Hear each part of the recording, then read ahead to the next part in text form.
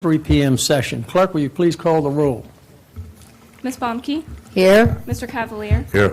Mr. Cohen? Here. Mr. Dudenheffer? Here. Mrs. Mauer? Here. Ms. Shelton? Here. Mr. Snellings? Here. Mr. Chairman, you have a Good quorum. afternoon, ladies and gentlemen. Welcome to the At December this time, 17th I would like to Stafford County Board of Stafford County Supervisors Sheriff's meeting, Office the 3 Master p.m. Detective session. Clerk, will you Benjamin please call P. the roll? Woodson to join Ms. Baumke? Mr. Cohen and I in the Mr. front. Cavalier? Here. Mr. Cohen? Here. Mr. Dudenheffer? Here. Mrs. Mauer? Here. Ms. Shelton? Here. Mr. Snellings? Here. Mr. Chairman, you have a Good quorum. afternoon, ladies and gentlemen. Welcome to the At this December time, I would like to Stafford County Board of Supervisors Sheriff's meeting, Office the 3 Master p.m. Detective session. Clerk, will you Benjamin please call P. the roll? Woodson to join Ms. Baumke? Mr. Cohen and I in the Mr. front. Cavalier? Here. Mr. Cohen? Here. Mr. Dudenheffer? Here. Mrs. Mauer? Here.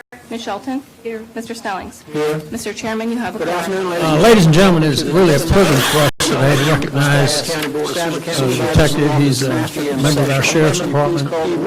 And as chairman of the board, I've asked Mr. Cohen to read the proclamation. He's chairman of the Public Safety Mr. Department Dudenheffer? Committee, Mrs. Mauer? because I'm suffering from a rather bad cold, as you may tell. Mr. Chairman, you have a quorum. But at any rate, I just want to take a moment to recognize our entire Sheriff's Department and all of our fire and rescue and public safety personnel. And as chairman of the board, I've asked Mr. I am appalled at what's going on in this country right now. Mr. Dudenheffer? We have people that are so disrespectful, as you may tell. Mr. Chairman, The you have people a that are quorum. actually trying to protect our lives. There's a coffee company, and I won't state the name of the company, it's based in Seattle, that is literally not allowing police officers to enter their establishment in this country. I told my wife, if she ever bought another cup of coffee from so disrespectful, I would divorce her.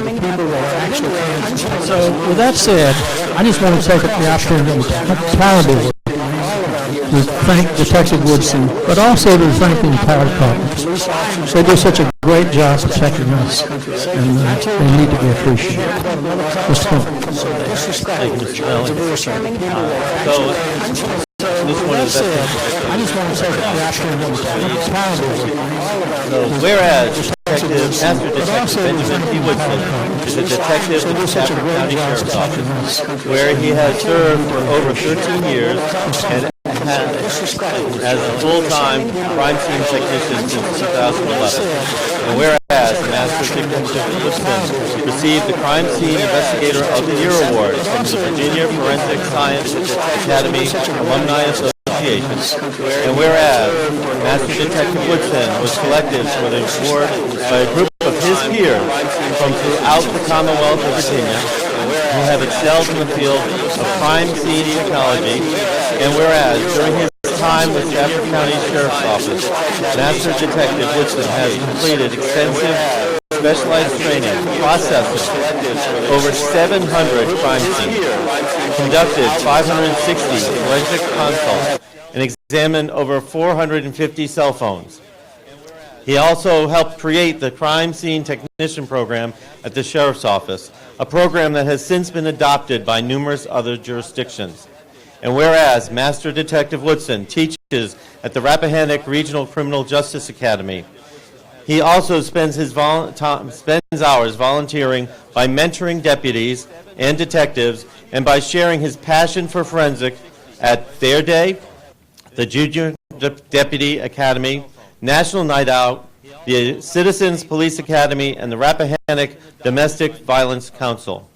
Now, therefore, be it proclaimed by the Stafford County Board of Supervisors on this, the 17th day of December, 2019, that it be and hereby does honor and recognize Master Detective Benjamin P. Woodson for receiving the Crime Scene Investigator of the Year Award for his excellent representation of Stafford County.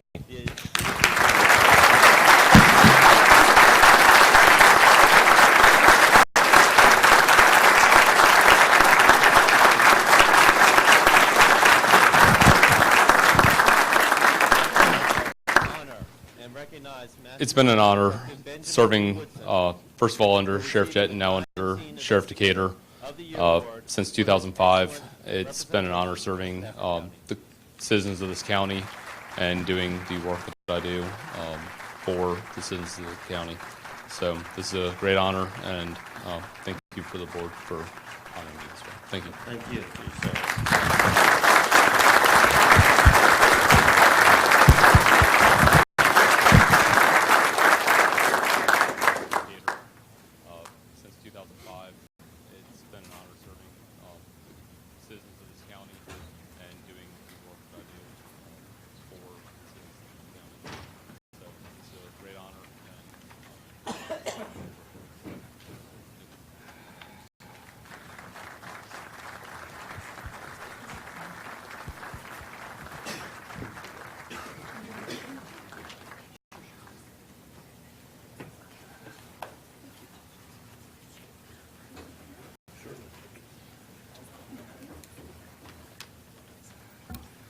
This time, we'll look at the agenda. We have additions and deletions. I believe we had one addition to the agenda. Is that correct, Mr. Foley?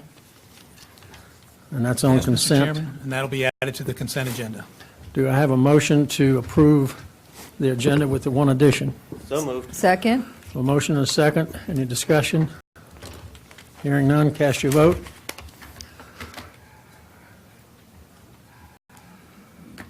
Tally the vote.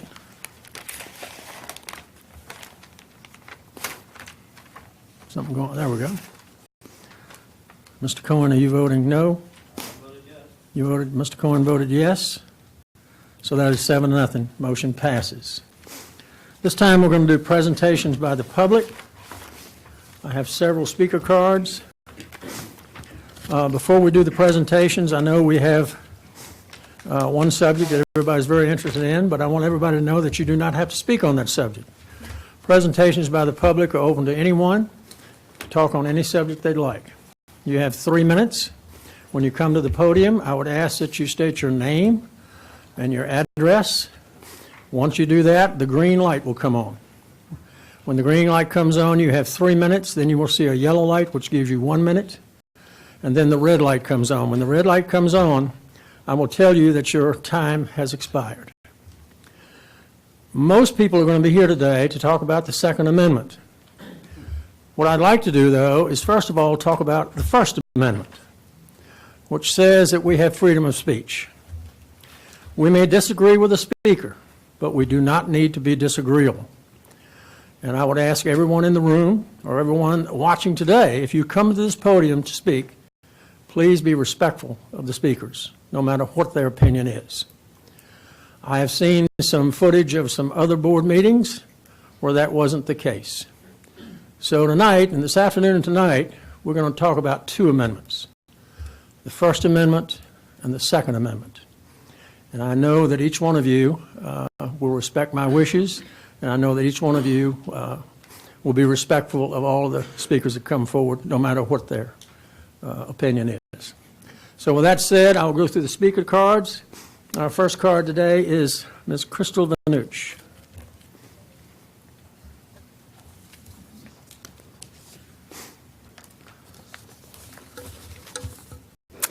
Good evening, Mr. Chairman, other members of the board. My name is Crystal Vanucci. I live at 1535 Garrisonville Road in the Rock Hill District. I know you all on the public safety pay scale, as have had many conversations with you all, but I feel compelled to show my support to our first responders here in Stafford County. I want them to know that they have my unwavering support on the public safety pay scale you'll be discussing this afternoon. I don't want there to be any question how I might feel about it, since it is an outgoing board vote and we'll be dealing with it in the budget next year. You have my unwavering support to pass this pay scale today with no phasing, straight on adoption. I will work with you in 2020 to prioritize this scale in the budget process for it to go into effect July of 2020.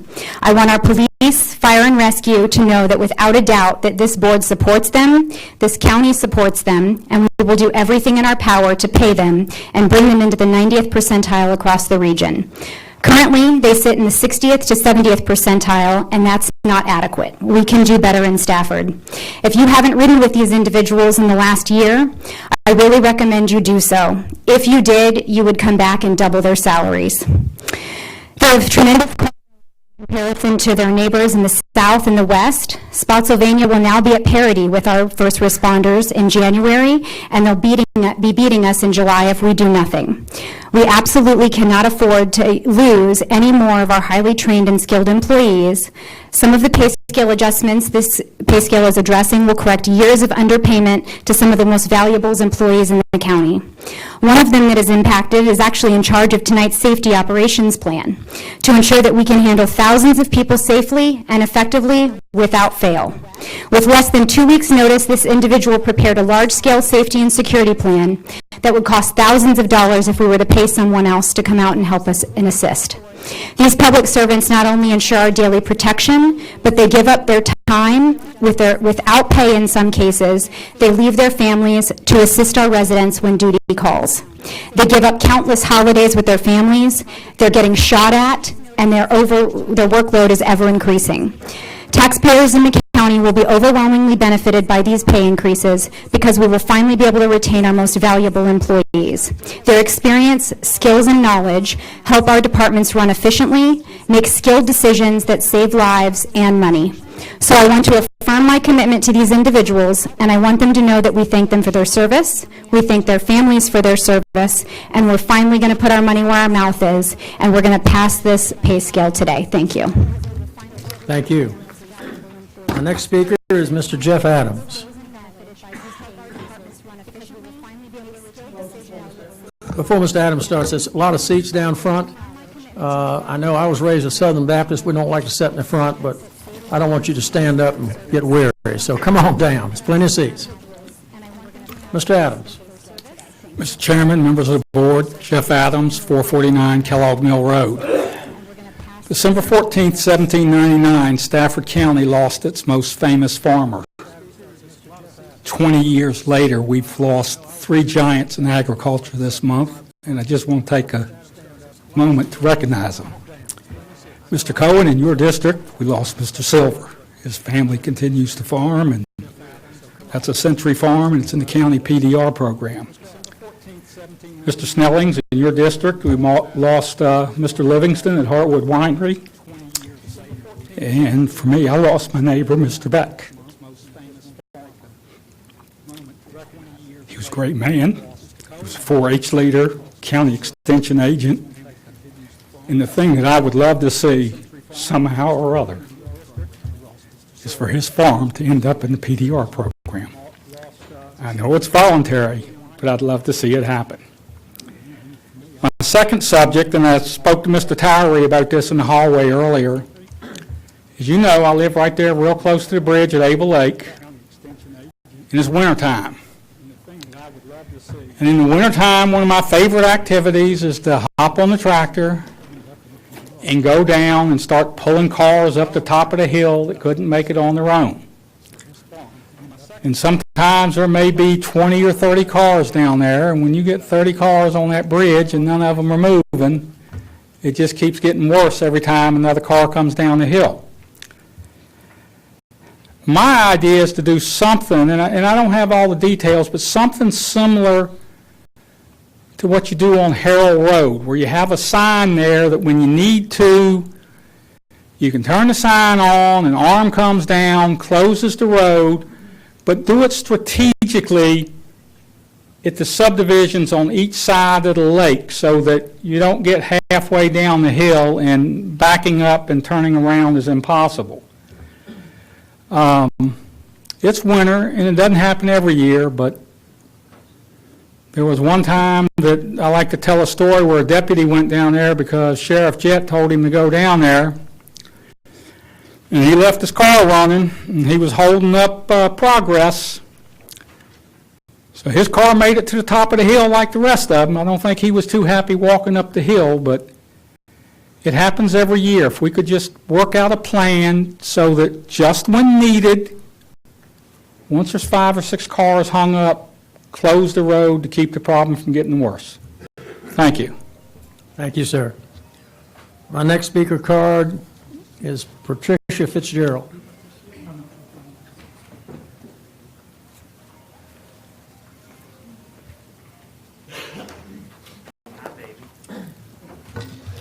I had no intention of speaking today till I walked in the building to find out what all the hoopla was about. Could you Most state, of my Ms. Fitzgerald? information. Ms. Fitzgerald, could you state Patricia A. Fitzgerald. And your address. 306 Carnaby Street, Stafford, Virginia. Thank you very much. You may proceed. Thank you for the reminder, sir.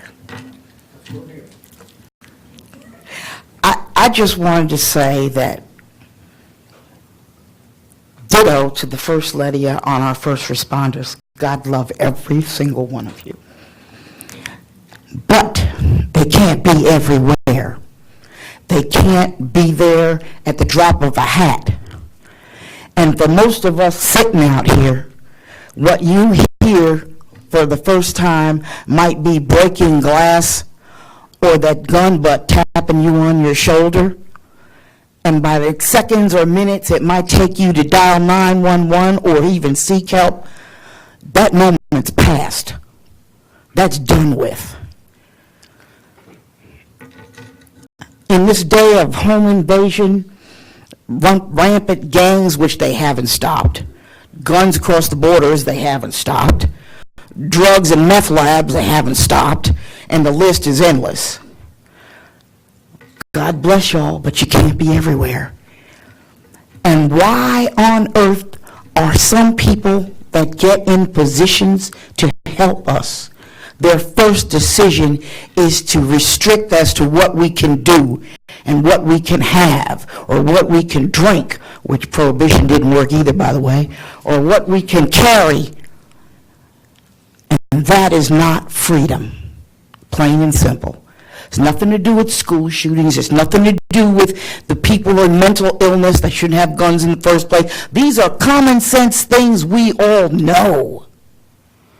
But for that man that goes hunting every winter, and that old lady living by herself that keeps a shotgun by the door, or that man that's just got 5 kids and he keeps his gun under lock and key because he's got common sense, doesn't restrict, they shouldn't be restricting all of us. You don't make an unarmed populace and make them sheep because you don't like something. Legislators should vote for all of us.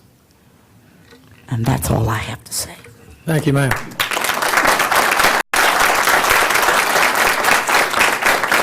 My next speaker card is Mr. Robert Colon.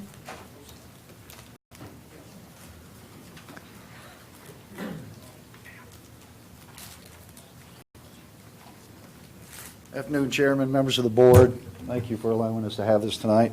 My name is Robert Colon. I live at 40 Johnson Mill Ridge, Fredericksburg, Virginia. That's Stafford County, in case you're wondering. Just got a few notes I want to read on the Second Amendment. And I want to thank you for bringing up the First Amendment. I'm a retired soldier, and I went to war for everybody's amendments, all of them. But I got to tell you, as a retired soldier and a law enforcement officer, I request that this board does everything in their power to protect my Second Amendment's rights as they are today. I spent over 20 years defending the rights of Stafford County, Virginia, and American citizens, even for rights that I do not agree with. We, the people, have certain rights guaranteed by the Constitution. That includes the right to bear arms. To hear our elected representatives threaten to take our guns away, and then threaten to send the military after us, flies in the face of everything I spent my life doing.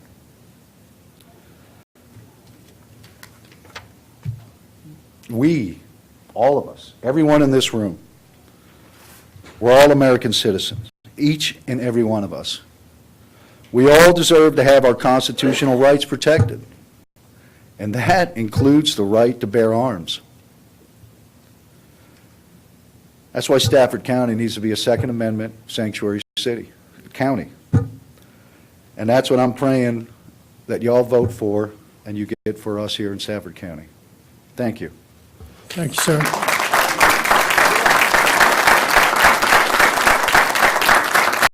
I want to apologize ahead of time if I mispronounce anyone's name. I just mispronounced his, and I apologize. That's why this evening the speaker cards will be numbered. So all I'll have to say is 1 through 10, 11 through 20. It'll be real easy. The next speaker card I had is Mr. Fred Klebacher.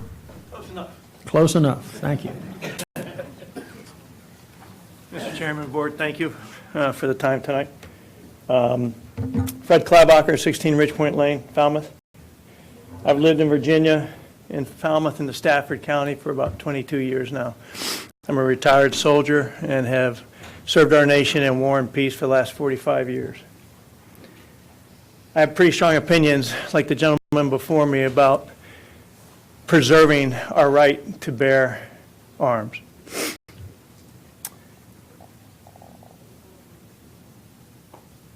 The proposed legislations in front of the Virginia Assembly next year, State Bills 16, 18, and 64, and probably others,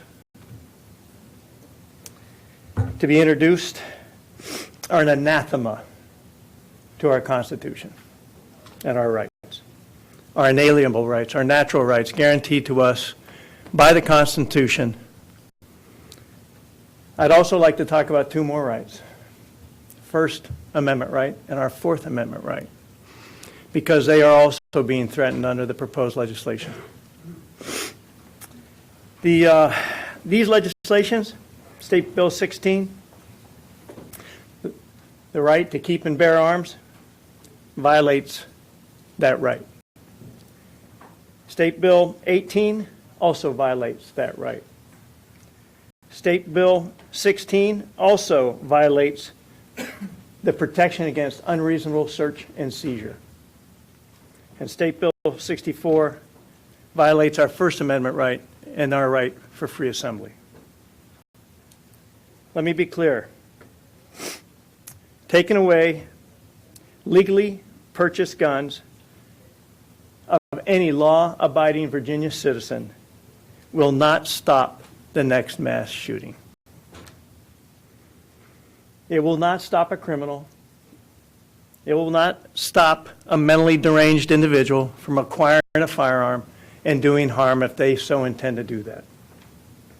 I implore the board to vote in favor of a sanctuary city, as the 80 other counties in Virginia have done so, and stand strong against what is only an effort through authoritarian rule and tyranny to take away our rights.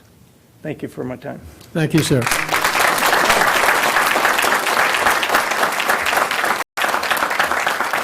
Next speaker card is Rob Hollister.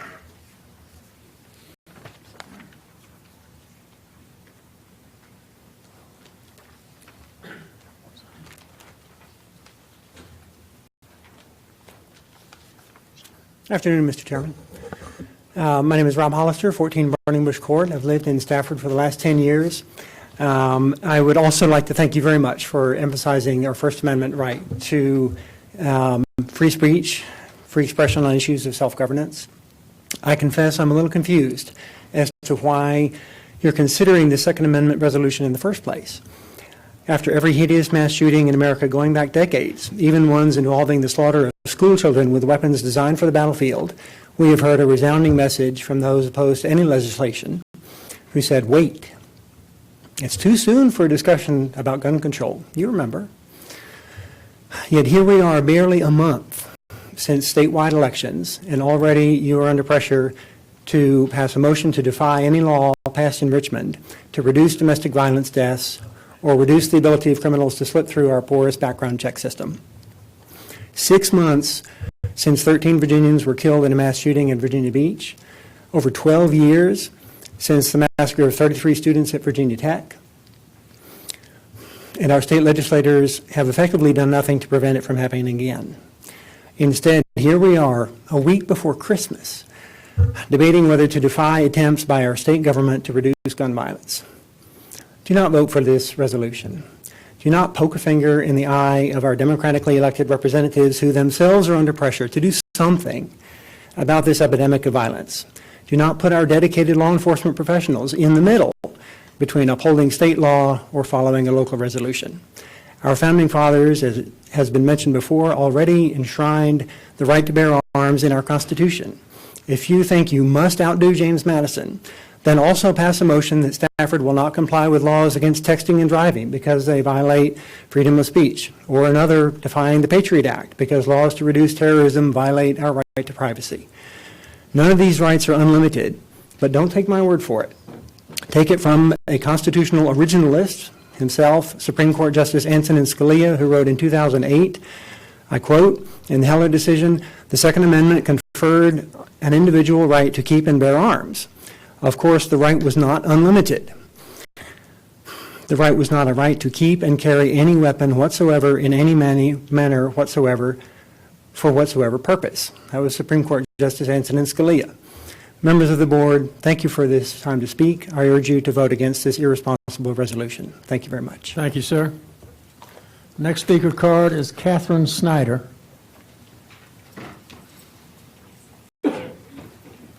Hi, Catherine Schneider, George Washington District. Obviously, I'm for you guys passing it.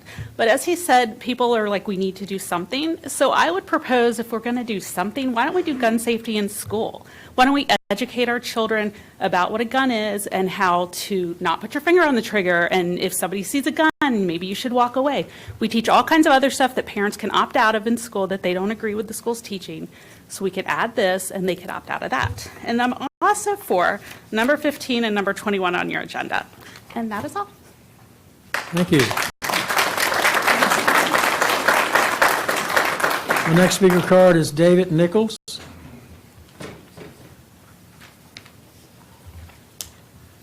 Thank you all for letting me come up here. My name is David C. Nichols, 104 Calvary Court, Stafford, Virginia.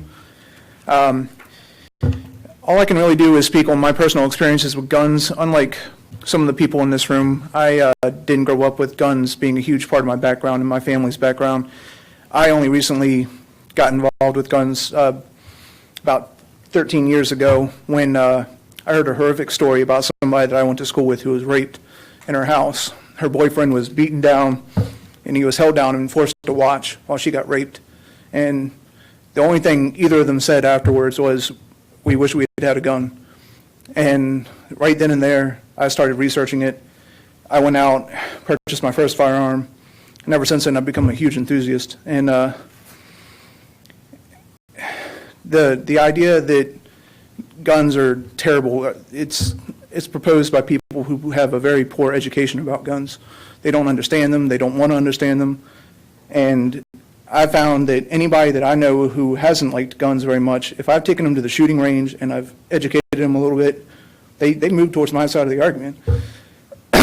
It's something to protect people. It's something that we as citizens here in the United States should have. It's common where anywhere where there's more guns, there's less crime. And you look at places like Chicago and Baltimore, Washington, D.C., all those places are pushing huge gun control, and they have huge crime problems, gang problems, people getting shot all the time. If the policies worked, then the results would show it. And I just feel like Stafford County should also step up and become a Second Amendment sanctuary. And I know that the Attorney General has said that legally that doesn't hold much, but I feel like there's over 90 counties now who have supported that, and that speaks a lot. Thank you. Thank you, sir.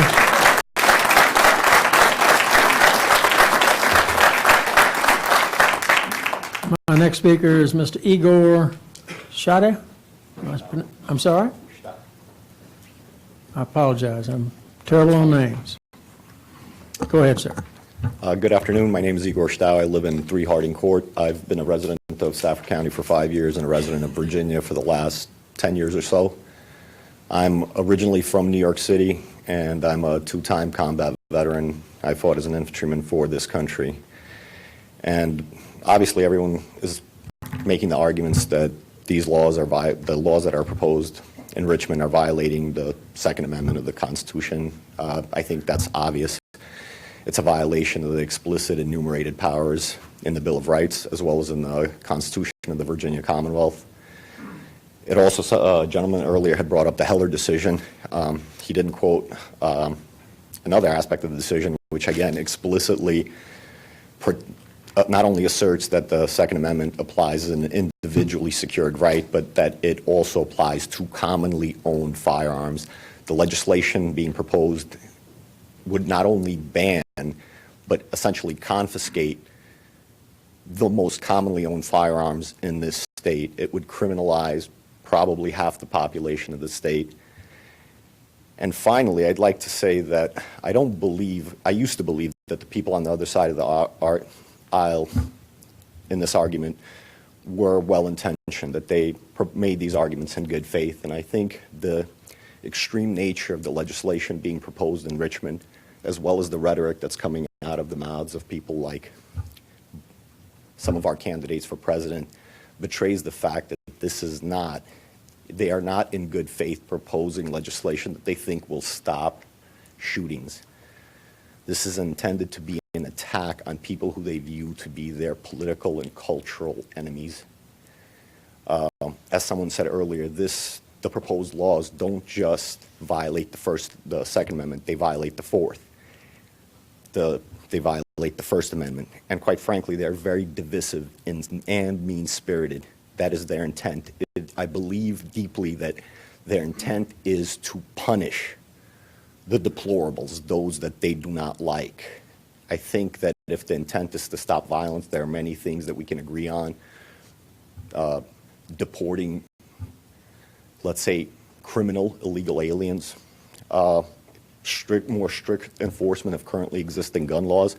Even perhaps, I can understand how somebody might make the argument for background checks, but even though I wouldn't agree with that, universal background checks, but the extreme nature of the legislation being proposed and the rhetoric that came in the wake of that, threatening to send in the National Guard, threatening to prosecute and fire sheriffs for essentially exercising discretion, I think it betrays their intent. And finally, I'd like to address the argument that any sanctuary is legal. I think that it is the first legal and moral duty of everyone serving on this board. Thank you, sir. Your time has expired. Thank you.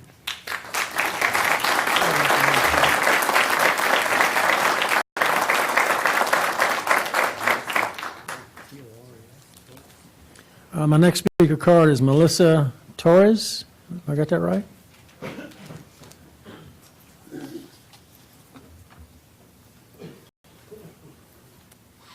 Good afternoon, Chairman. Good afternoon. Thank you for affording me this opportunity to advocate on behalf of my fellow Virginians who have chosen their constitutional right to bear arms. I am one of those individuals.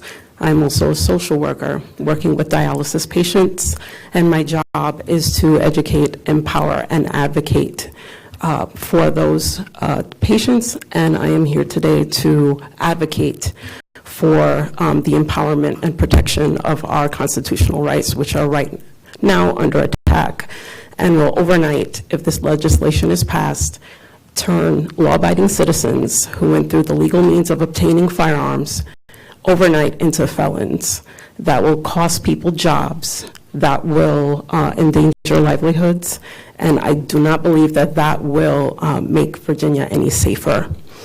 I come from New York City. I come from a state where gun law enforcement is very strict, and I can tell you from personal experience, the only people who will have those high-capacity magazines will be the criminals. So I ask you to please make this a sanctuary county and protect us from this vicious attack on our constitutional rights. Thank you. Thank you, ma'am.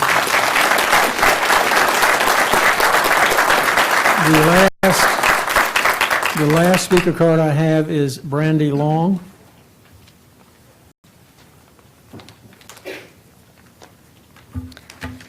Brandy Long, 205 Joshua Road.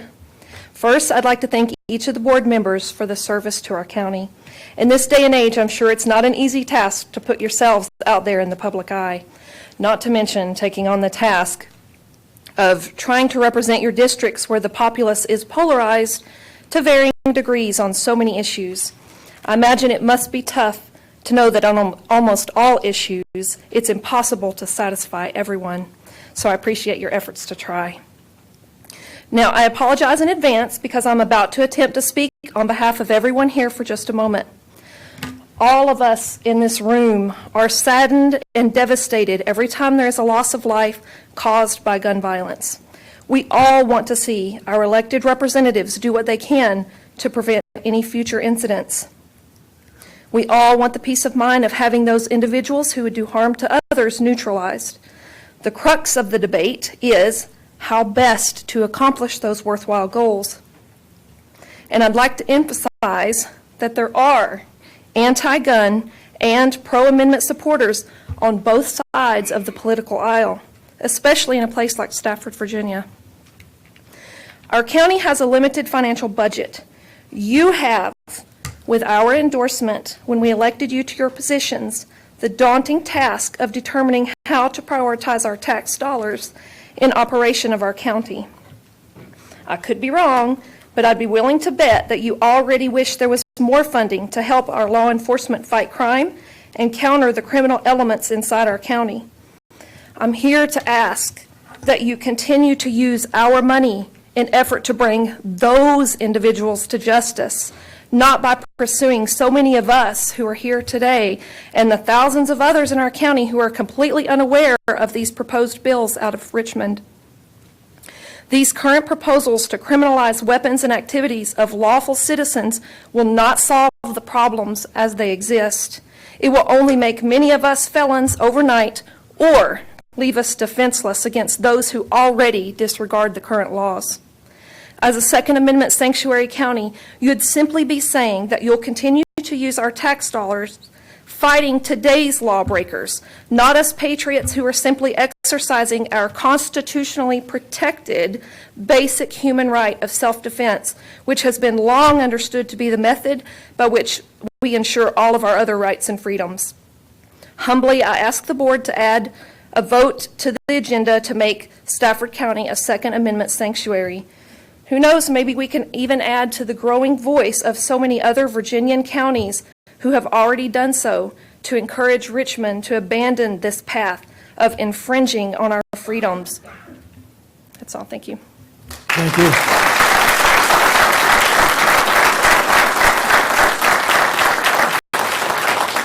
That is all the speaker cards I have. I will now open it up to the chamber. Anyone on my right wishing to address the board on any subject?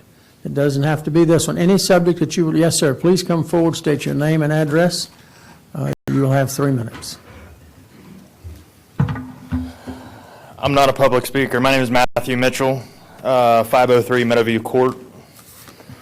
I'm a Stafford resident, and I work a full-time job in a neighboring town, and I own a small business here in Stafford called Mitchell's Armory. My business has grown quicker than I expected, and I was looking to expand it to a storefront. Now notice I said was. These proposed gun laws are not only trampling on the Second Amendment, they're trampling on small businesses like myself. I'll be forced to close up shop or move out of state, taking my sales tax revenue or my income tax revenue elsewhere. Now I've emailed you all on the board a petition that I started, and there's over 3,500 signatures on it right now. Now, I'm a God-fearing man, like many of the people behind me in this room with orange stickers on, they are too. And Luke 11:21 says, when a strong man, fully armed, guards his own palace, his goods are in peace. Now, with that being said, giving up my guns is against my religion.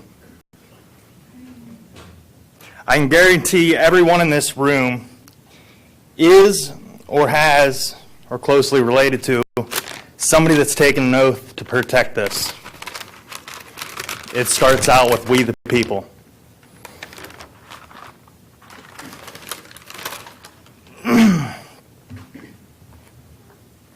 Now, the Second Amendment says a well-regulated militia being necessary to the security of a free state, the rights of the people to keep and bear arms shall not be infringed.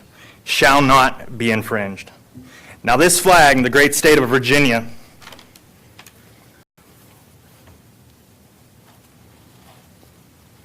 it shows virtue, standing on the chest of a tyrant, holding a spear. Underneath it says Sic Semper Tyrannis. Now that's our state flag. It means thus always to tyrants.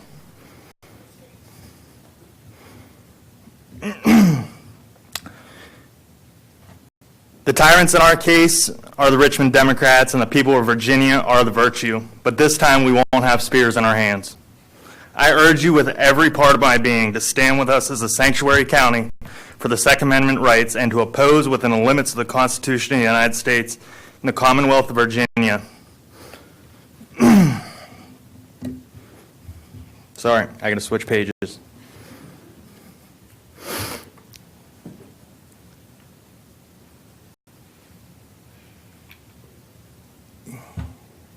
The third flag I brought with me today, although modernized, has great historic meaning. When the Redcoats demanded Fort Morris surrender through a written note to the American patriots, Colonel McIntosh defiantly wrote a response to the British and demanded the following line: as surrendering the fort, receive this reply: come and take it. The British backed down. I beg you to stand with us, your constituents, the ones that voted you into office, Thank you, sir. Your time has expired. to back down these modern-day red coats. Anyone else? Anyone? Now, folks, I will tell you, I know you're very excited, but we have a very limited time. So we're going to cut off public speaking at 4 o'clock because we have a lot of business to do. Then we'll resume this evening. So the more you clap, and that's great, but you're eating into that time. Is anyone else on my right that would like to address the board on any issue? Yes, sir, please come up.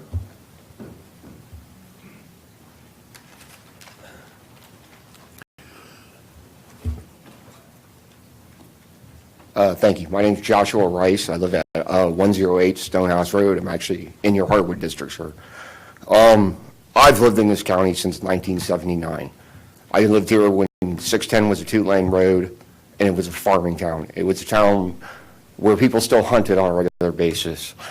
I personally didn't grow up in a gun culture, but after service in the military, learning responsibility, and being mentored by my father-in-law, who is one of the founders of the National Association of Gun Rights, I understand more than anything else that the Second Amendment defends all our other constitutional rights. The second you infringe on that, where does it stop? I stand here with people that are patriots, that served this country diligently and gave up all those rights for you and anybody else that never served. And to think that our elected officials would trample on those rights is just appalling to me. And I hope the county will stand with the rest of Virginia and back a 2A resolution. Thank you. Thank you, sir. Anyone else on my right like to address the board? Yes, please come up. If there's anyone else on the right that like to address the board after this gentleman, please come up and line up right behind him. That way we'll get more speakers in. Go ahead, sir. Thank you all for the opportunity to speak. My name is Richard Curran. I live at 72 Rock Hill Church Road, Stafford, Virginia, Ms. Morrow's district. I have written her a number of times on this subject. I'd like to hopefully change your thinking about what we're talking about today with the Second Amendment. As far as firearms go, firearms are tools. They are not some boogeyman. They are not something that has an inherent evil purpose. They're a tool just like the tools that you all have in front of you, which are microphones, or the tool which the governor have, which is a pen, and all legislators have. There are tools that can be used for good. There are tools that can be used for evil. Okay? The weapons are the people that pick them up, just like a hammer, just like a knife, just like a spear, or just like a firearm. This effort to take away our Second Amendment rights is against everything that America stands for. America stands for freedom. We won our freedom from the British. We've defended our freedom in war and peace. Legislators defend our freedom, or you're supposed to. And I truly, truly hope that you make the decision to make Stafford County a Second Amendment sanctuary. The Second Amendment sanctuary idea, it's truly a political one. As the Attorney General has stated, it probably holds little weight legally. However, the statement from the people is the statement that you should be paying attention to, not the statement from people that were not possibly elected by the people that you represent. I urge you to please pick up this idea and follow the will of the people, because we would not have 90-plus counties in this state looking for this sort of idea if it was not the will of the people. Thank you for your time. Thank you, sir. Anyone else on my right? Anyone on my left wishing, please come forward, sir.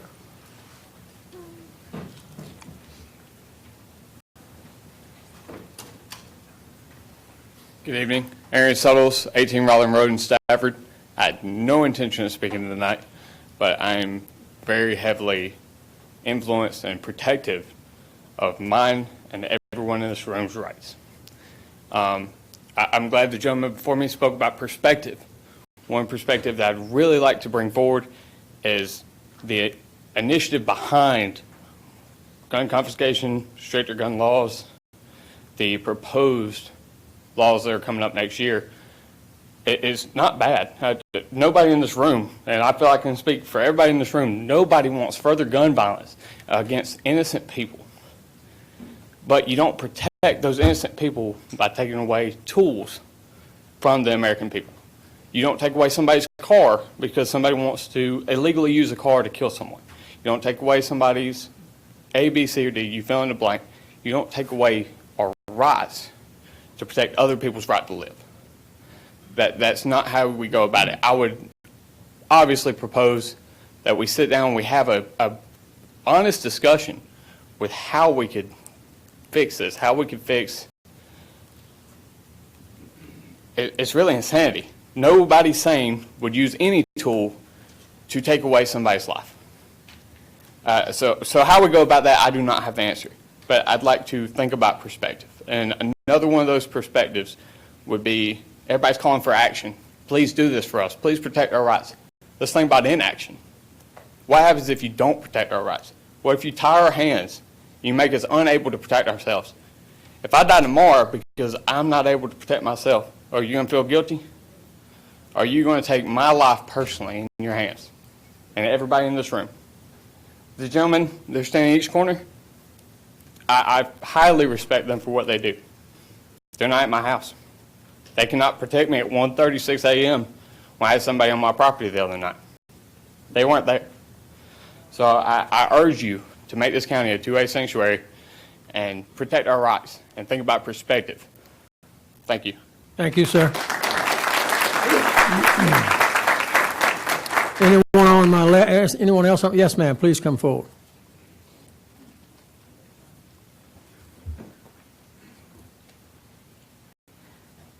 Okay, like him before me, I was not planning on doing this, but I'm here and I'm doing it. My name is Sarah Kirby. I'm at 201 Cold Spring Drive, and I've been in the county for 26 years. Prior to that, I was in Fairfax, and I was former law enforcement.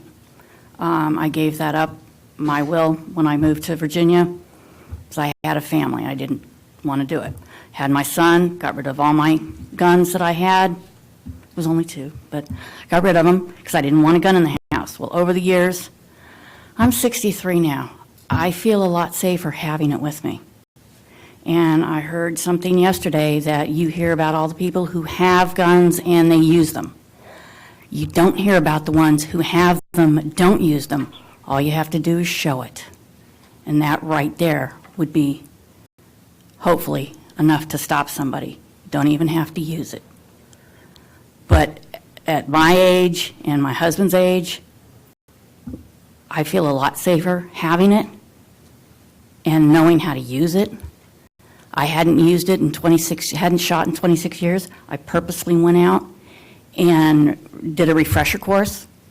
I got my concealed permit, and I'm proud of it. Don't take it away from me, please. Thank you. Thank you. Anyone else on my left wishing to address the board on any subject? Anyone else in the chamber wishing to address the board? With that, I bring it back to the board.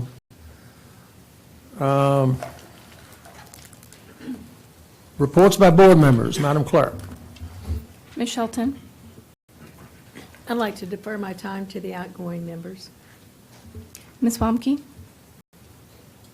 I too will defer my time. Mr. Cohen? I just have one quick thing, and then I'll defer my time. If you remember last 2 years, I brought up the idea of giving some type of tax relief for our elderly who are of an income level that is very low. And this past spring, we asked Mr. Majowski, as Commissioner of Revenue, to look into this.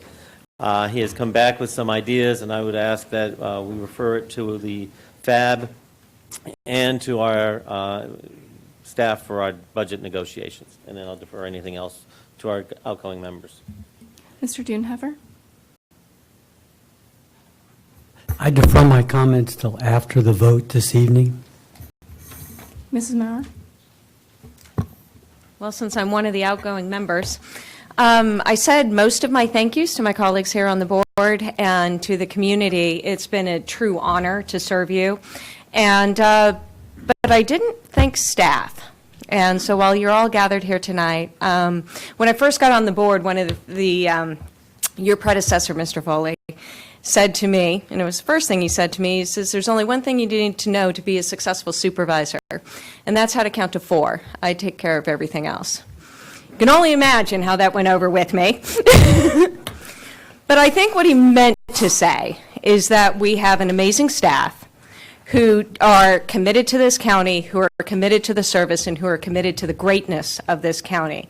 And the staff that serve both the constituents and these board members have upheld that ideal. And I want to thank you. And I want to thank all of you who have had to tolerate me for the last 4 years, because you have truly made my job a lot easier. And I've won some, and I've lost some, and I'm very proud of what I've done here for the last 4 years.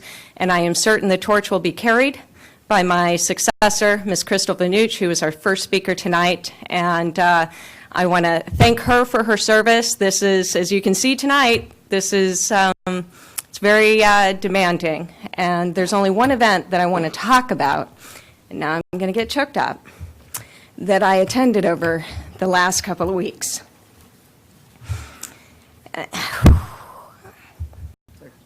Yeah. It was a viewing for Jameson Clark. Oh, wow. Another young man who died on our roads. He was 18, freshman at VMI, and another friend of my daughter's. And when she went to the funeral the next day, she sent me a photo of the dog tag. And in the photo behind it was the wristband of the other prince she had lost this year on her roads. Oh, wow, I swore I wasn't going to do this. So I hope we passed a $50 million road bond by 76%. And I want to thank all of you who were at the polls, because all of you helped that. I want to thank Mr. Dudenheffer for working on that project with me. I want to thank my colleagues for your support on that road bond referendum. We didn't think it would pass. It's not the first time we have done it. But I hope, and I know Crystal will carry it, that we stay committed to these roads, and we stay committed to ensuring that our kids are safe. And with that, I conclude my remarks. Again, thank you all. It's been an honor, an absolute honor to serve you. And thank you, Mr. Chairman.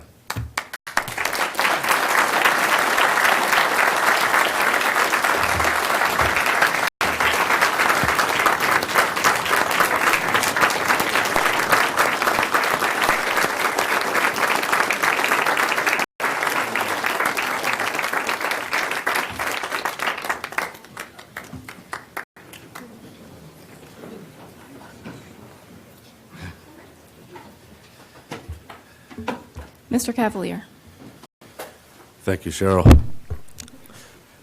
Well, this is my final report. It's been an honor and a privilege to serve the citizens of Stafford County over the last 20 years, 4 separate terms. I had a little break in between. And I'm going to do some more thanks tonight when I get a proclamation from Mr.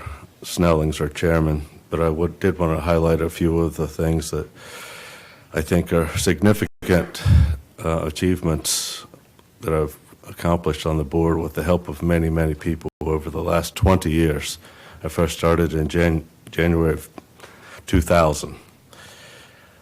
See the pictures on the wall beside you? I've served now with 23 different supervisors. And if it's not a record, I'm sure it's pretty close. Early on, a big part of my focus, because I was a lot younger then, was Parks and Rec activities. We had a real lack of facilities and fields, and it was really something that we needed to step up and change. We had a lot of complaints from almost every sport that there weren't enough fields, there wasn't enough pool space, there weren't enough facilities. Now, we've done a lot over the years, and we only have minor issues to deal with. We've done a good job there, and I thank everyone who's helped. And even though it's not a county facility, the addition of the Widewater State Park, I don't know if many of you have been there yet, but you should take an opportunity. It took 1,100 acres out of prime real estate in Widewater on the waterfronts, Potomac River and Aquia Creek. It provides the only public access in that part of the region here to the river and to the creek, and is undergoing lots of phases to build out and provide many more recreational activities for everyone. Of course, my baby all along was the Jeff Rouse Swim and Sports Center. It's an idea I first came up with in 1995 when I lost that election. It took 20 years for that to come to fruition, and even our great chairman, Mr. Snellings, who at first didn't think it was such a good idea, admits that now it's a really great facility, and it is. Sports tourism is now one of our biggest, fastest growing businesses here in Stafford County, and recreation is badly needed still here, and now that's here, and it's going to remain. It's a great, wonderful place, and we actually need another one. We hopefully in the process of building a field house, and I hope this board carries that torch next year and gets that done.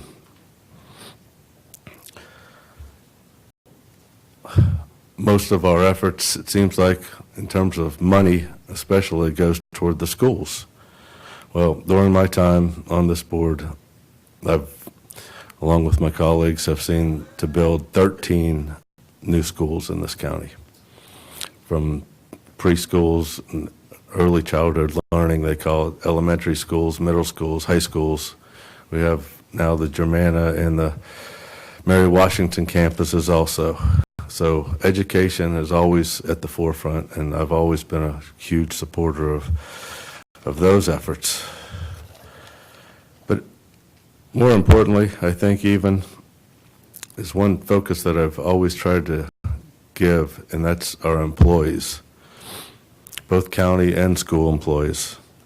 Maybe that comes from me being a retired Defense Department employee over the years, for 30 years. And that's what I don't want to lose, that legacy of this board continuing to support our employees, who I believe are our most valuable resource that we have. And like they say, everyone makes mistakes.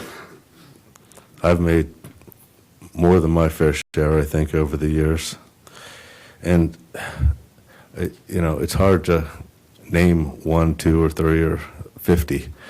But the fact, a general category of a mistake that I've made, I think, if I had to do it over again, I wouldn't, is passing too many onerous rules and regulations in general that restrict people's freedom of choice. And it's something that we need to work on here and give more, just make sure we give everyone the freedom to do what they think and we know is right, and let that just play out, because most of the times people are good in general and they will do the right thing, just like with this issue tonight that we're faced with. So unfinished business that I probably won't get to attend to now that I'm leaving is one of the things that we talked about a long time ago, were artificial turf fields for all the high schools. And we were able to put them at 3 of the high schools, but we still have 2 to go. I hope that can change, and I hope you all can work with the school board to make that happen. I go to church with the coach at Colonial Forge, Bill Brown, who's assistant now, but he's still there, and he reminds me of that all the time at church on Sunday mornings. But one of the things that I'm actually most proud of that I didn't do, and that's develop Widewater. Every place gets developed madly in this county. It seems like you've all seen it. It's why we have traffic. It's why we have crowded schools. But between the park in Widewater and standing in front of the developer who controls most of Widewater over the years is something that I've made a mission in my life. And yes, you can still hunt and fish and do things in Widewater that you can't do in other parts of the county. So I'd like to keep it that way for as long as possible, and I hope this board continues that same thought. And with that, that concludes my remarks, and I would like to pull item number 7 from the consent agenda. Mr. Chairman, thank you. Thank you, Mr. Cavalier.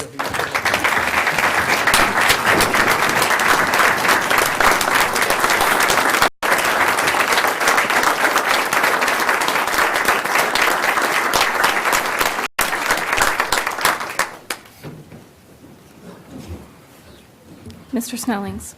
One of the good things about being chairman is that I get to speak last. And I'll be very brief. I know we have a long agenda. Being on a board, this board, is not an easy task. Most people think that we are here for 2 meetings a month, and we are. But in reality, during that same month, we'll have 15 to 20 other meetings. It takes a special type of person to serve on a local governing body. Most people don't really know how to get in touch with their congressman. They don't know how to get in touch with their state legislature in many cases, but I can guarantee you one thing. They know how to get in touch with each one of us. And we know that coming into it. We accept that. We don't get paid a lot of money. We don't ask for a lot of money. I often tell people we get $20,000 a year and all the chicken we can eat, because we'll go to a lot of dinners and barbecues and that type of stuff. And I tell you that today because we're losing 2 members that have done a yeoman's job for this county. And we should all be very, very grateful to them. So I've served with Ms. Maurer for 4 years. She has one of the sharpest minds of anybody I know. She is the calculator. She asks questions that I never think of. And in her last year, and this year as chairman, she has continuously kicked me in the shin bone saying, you forgot this, do that. Then there's Mr. Cavalier. I've served with Mr. Cavalier for 12 years. And he is tenacious on certain things. And one of the things he was tenacious on was the swim center. He brought it up during my first term in the early 2000s. I quite frankly laughed at him. Where are we going to come with $35 million? He brought it up again when I came back on the board in 2010, and as he said, I voted against it. But I found out that after it was opened and up and running, that I had made a mistake. I pulled the wrong lever, and he was right. So I've gotten to know him quite well, as I have Ms. Maurer, and I just want to take this opportunity to thank each one of them for their service and their dedication to this county. God bless you.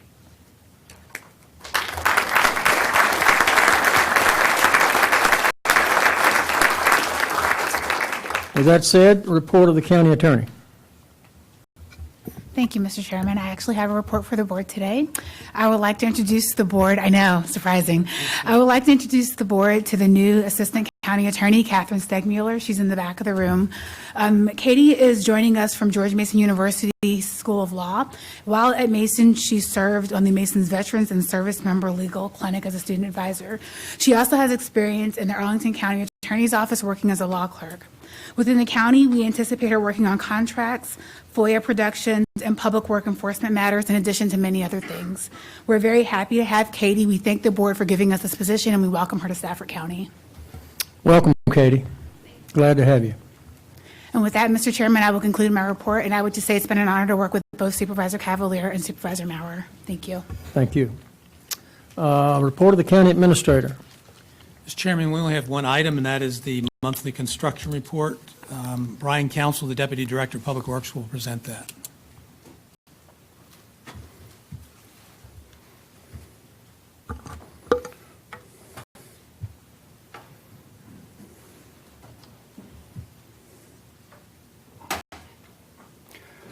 Mr. Chairman, members of the board, my name is Brian Council, Deputy Director of Public Works in charge of capital infrastructure. Provided to you tonight is an update of some of the more projects of note that are going on in the county. First off is the new Fire Station 14. We've been talking about this for a while. As you know, it is past its completion date. I'm happy to inform you that it looks like this month we will get a temporary occupancy permit, which will allow the fire department to start their installation of their alerting system that they use to make sure everybody knows what's going on in the building when there is a call. Hopefully they're going to start that very soon, but we look at turning that building over to them sometime this month. Brook Road safety improvements, as you're all aware, the road is open to traffic. The project is now substantially complete. Even in my report when I wrote this, it was still at 95. The contractors completed some of the last remaining items of work for substantial completion. And what you'll see now is cleanup and demobilization. Berea Church road safety improvements between Route 17 and Truslow Road. This project is on schedule. It's tracking well with schedule and budget.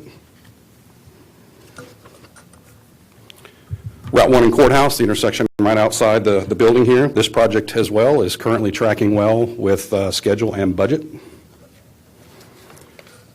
Route 1 Telegraph Road at Woodstock Lane, this roadway improvement project as well. As you guys know, these things can be lengthy, time-consuming processes with lengthy design, VDOT review, so sometimes these are repetitive from month to month. But this project is also tracking well with schedule and budget. Ferry Farm to Belmont Trail, Phase 6. This was 30% plans were submitted to VDOT last month. Excuse me, Brian. Yes, sir. Your slides are not keeping up with your message. Thank you. There, now we're caught up. Thank you. 30% design was submitted to VDOT last month, and it is still in their review period. We don't have any preliminary comments back from this yet, although we don't really anticipate any issues with this. Embry Mill Athletic Fields, which is right near the Jeff Rouse Center. That last phase of the park is complete, and you should see the contractor, if you drive by there, you should see him starting to clean up and demobilize.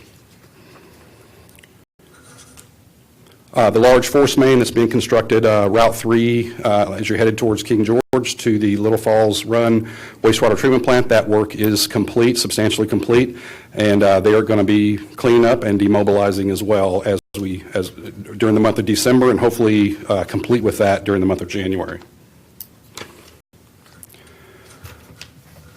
We call this the Lower Accokeek project. It's the pump station and force main and gravity line that's going to support the new or the courthouse area and the potential redevelopment of the courthouse area.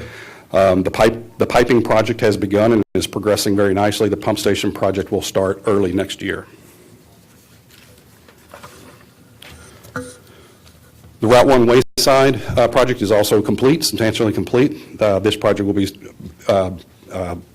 begin the cleanup process and demobilization as well. With that, I just want to make a few remarks that some of these projects are going to drop off for the next report, as you've heard that they're complete. We'll be adding a new menu of projects that we understand that there's an interest in making sure they're updated on once a month, such as the courthouse. We are right on the cusp of selecting an architect for that process. We hope to have negotiations with our top selected firm to start second week of January, and there'll be a few roadway projects that will pop up on the report, as well as some more utilities projects. I'd be happy to take any of your questions. Any questions for Mr. Council? Ms. Baumke. I don't have a question, I just have a comment. I want to thank you guys for what you did out on Potomac Creek with the new left-hand turn lane there going down Route 1. It has made things very smooth for those people that want to turn left there, and I appreciate all your efforts. Huge improvement. Anyone else? Quick question. Yes, sir. The Truslow Road Bridge over I-95, this may be an unfair question. I believe it's closing next month for 9 months. I heard today it was January the 6th. Is that a... I'm not sure the exact date. I thought it was more like the 20th, but it could be the 6th. I'm just going off of a quick memory there, but I'm not exactly sure the date. I can respond to you with that date really quickly. Okay, thank you. Ms. Baumke, Ms. Baumke's got or the maybe Ms. Baumke can. Well, They did a classic VDOT. There's no date. There's no date. Mr. Dudenhofer. Just quickly, I think it's pretty common knowledge that the interchange right up the street here opened a couple weeks ago, and it's, first time I drove on, it was like, oh, I'm on the wrong side of the road. But it's a great success, and VDOT was in charge of that project. But what most people don't know is it was Stafford County money that paid for the widening of Courthouse Road West out past Raymond Church Road. And it's opened all about the same time, too. And for those of us who drive at the intersection of Winding Creek and Courthouse Road, Raymond Church, that area that got lined up, and several of the other major improvements, I mean, on this corridor, we are seeing some major improvements that are out there. And for all the work you guys did, it's been a long time coming, but I appreciate everything we've done there. The Route 630 widening was leveraged with revenue sharing as well as a lot of county involvement to push that project, to apply for those funds and get that project approved. So the board's supported to that as well. Any other questions from Mr. Council? Thank you, Brian. Appreciate that. Next, the consent agenda. Mr. Cavalier has asked that item number 7 be pulled. Do I have a motion for the consent less item 7? Yep. Excuse me, Mr. Chairman. Yes. I did make a mistake. The item that is on Enon Road, I would actually like to pull that as well. What item is that? Is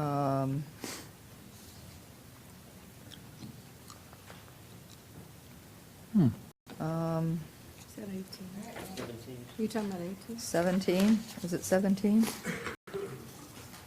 about the Trestle Road? No. Oh, it's 18. I'm sorry. Oh, okay, Truslow Road closure. Okay. Okay, do I have a motion for the consent agenda less item 7 and 18? I have a motion and a second. Cast your vote. Tally the vote. Motion passes 7-0. Item number 7. Do I have a motion for item number 7? Mr. Chairman, I just wanted to note that I will be abstaining from that since it's my proclamation. Understand. So moved. Second. I have a motion and a second. Please cast your vote. Tally the vote. 6 yea and 1 abstention. Item number 18, Ms. Bomke. Yes, so the reason I pulled this item is I want the public to know and that there was an article in the Freelance Star this past Sunday regarding the closing of the Truslow Bridge because of the express lanes coming down. And if people haven't followed this, it's a shock to them. I want you to know that the Board of Supervisors approved a resolution 2 months ago asking VDOT to put up a temporary traffic signal at the intersection of Truslow and Route 1. We did receive word about 2 weeks ago that they will not do that.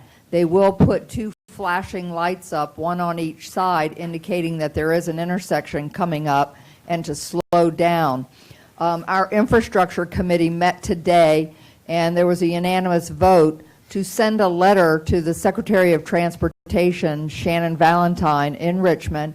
That is on our agenda. I hope I have support from the board, but I want you to know that we are taking this to another level because we were denied by VDOT, because the traffic counts and the warrants are not sufficient to put in a temporary light. Our concern is basic safety. If you're coming from Truslow Road and you're making a left-hand turn, you do not have sufficient visibility for the cars that are moving at a pretty fast clip. While the speed limit is 35, as VDOT indicated today, people don't drive 35. So I just want to let people know that we asked for this resolution. It's on the agenda. We're going to be voting on it in a nanosecond, but we are sending this to the Secretary of Transportation because we feel that we've got to look at this from a common sense approach and not just the warrants. Thank you. Is that a motion, Ms. Baumke? Yes, that is a motion to approve. I have a motion and a second. Cast your vote. Tally the vote.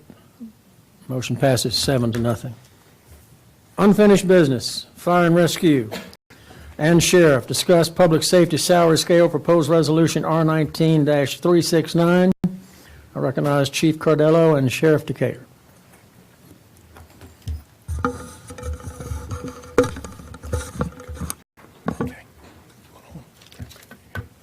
Good afternoon, Mr. Chairman, members of the board, Joe Cardello, County Fire Chief. We're here to talk to you today because back in July, we were directed to work together and with the county administrator and his office to create a public safety pay scale. So this is a little different than what we got. It's the wrong one. Yeah. Keep going. We actually did two presentations that we presented to the board, and we're just trying to find the most current one here. Well, we'll go without it then. We don't have it. Just turn it over. Back in September and early October, the Public Safety Committee and this board considered the background and principles for the new public safety pay plan in the form of a grade and step system. Today, we're asking you to consider the approval, adoption, and implementation of the new public pay system. A number of suggested changes were made to the current pay system to produce the proposed grade and step system for public safety. To review, a grade and step system is a pay structure where grades define the levels of responsibility and authority. Typical movement among grades is vertical, based on promotion or career development. Steps define increments of pay within a grade. Movement is horizontal, based on time and/or performance. If an individual remains in the same role or pay grade, upward salary movement continues along the steps for that grade, usually at the rate of 1 step per year. So as you all know, we have been before you a couple times with the presentation of our public safety pay scale. And what we're trying to do is give you a quick abbreviated version of something we've already presented to you. But we want to thank you, first off. I know I'm stopping in the middle of this presentation, but thank you for your support to public safety. We truly appreciate it. There's been so much work that's gone into it, and a huge partnership with the county, as I mentioned in a number of meetings. We're grateful with the partnership we have with the fire department and then what we've done with Mr. Foley and all the folks that have come together to make this happen. And Mr. Cavalier and Mrs. Maurer, thank you too for all the great work through public safety. The School Protection Officers Program, you really went to bat on that, and that's been a huge success. We appreciate that. And also, Mrs. Maurer, all the things you've done for public safety. And I know we've talked about, I just got to go back to your conversation earlier, talking about the tragic events that happen, especially with our youth on the roads when they're involved in these horrific accidents. And I often call you to tell you about it, and that's one of the things I know you're not going to miss. So thank you. I know, because it's very sad, and we love our community, and it's very hard. But thank you for those heartfelt words. Now, going back to what we're talking about here, how we constructed our proposed pay scale, we took the great work that was done. We had the compensation pay scale, or the pay plan that was implemented in July, and we took all that great work the county did, and we did working in concert, and we worked from that. We were able to take the grades from that were already created and normalize the grades. And looking at our comparative jurisdictions, we were able to normalize the pay grades.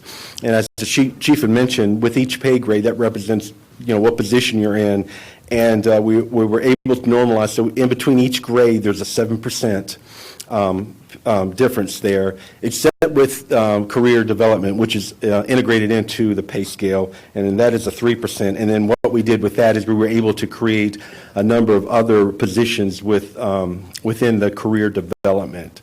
And so that's going to be very beneficial for our folks as well. And then it's a 3% difference with each step you take until you get to midpoint, and then it's a 2.5%. And then, as I mentioned, with our career development, which is a huge asset for our organization, because it helps us to make sure that our people are continuing with their training, but they're also being compensated with it, and now having that integrated into our pay is so important.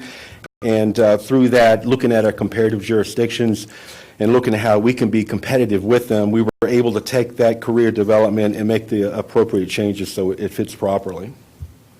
The probationary firefighter grade was removed, and the recruit firefighter grade was adjusted to become more competitive in the region. The advanced life support incentive pay will be transitioned to a stipend-based program, and it will take about 10 years to fully transition that. And then the sheriff's pay grade, so we had to make some adjustments with that from the sheriff, sergeant field operations through a major. We had to look at our comparative jurisdictions, and they were repositioned one grade higher, so it made us more competitive with our comparable jurisdictions. And then with the sheriff, fire, and rescue and emergency communications, they're represented on the pay scale. And what we did is we I presented you earlier with a working pay scale, which allows more clarity for you to look at where people are placed. And then we have a justified pay scale that was presented to you as well.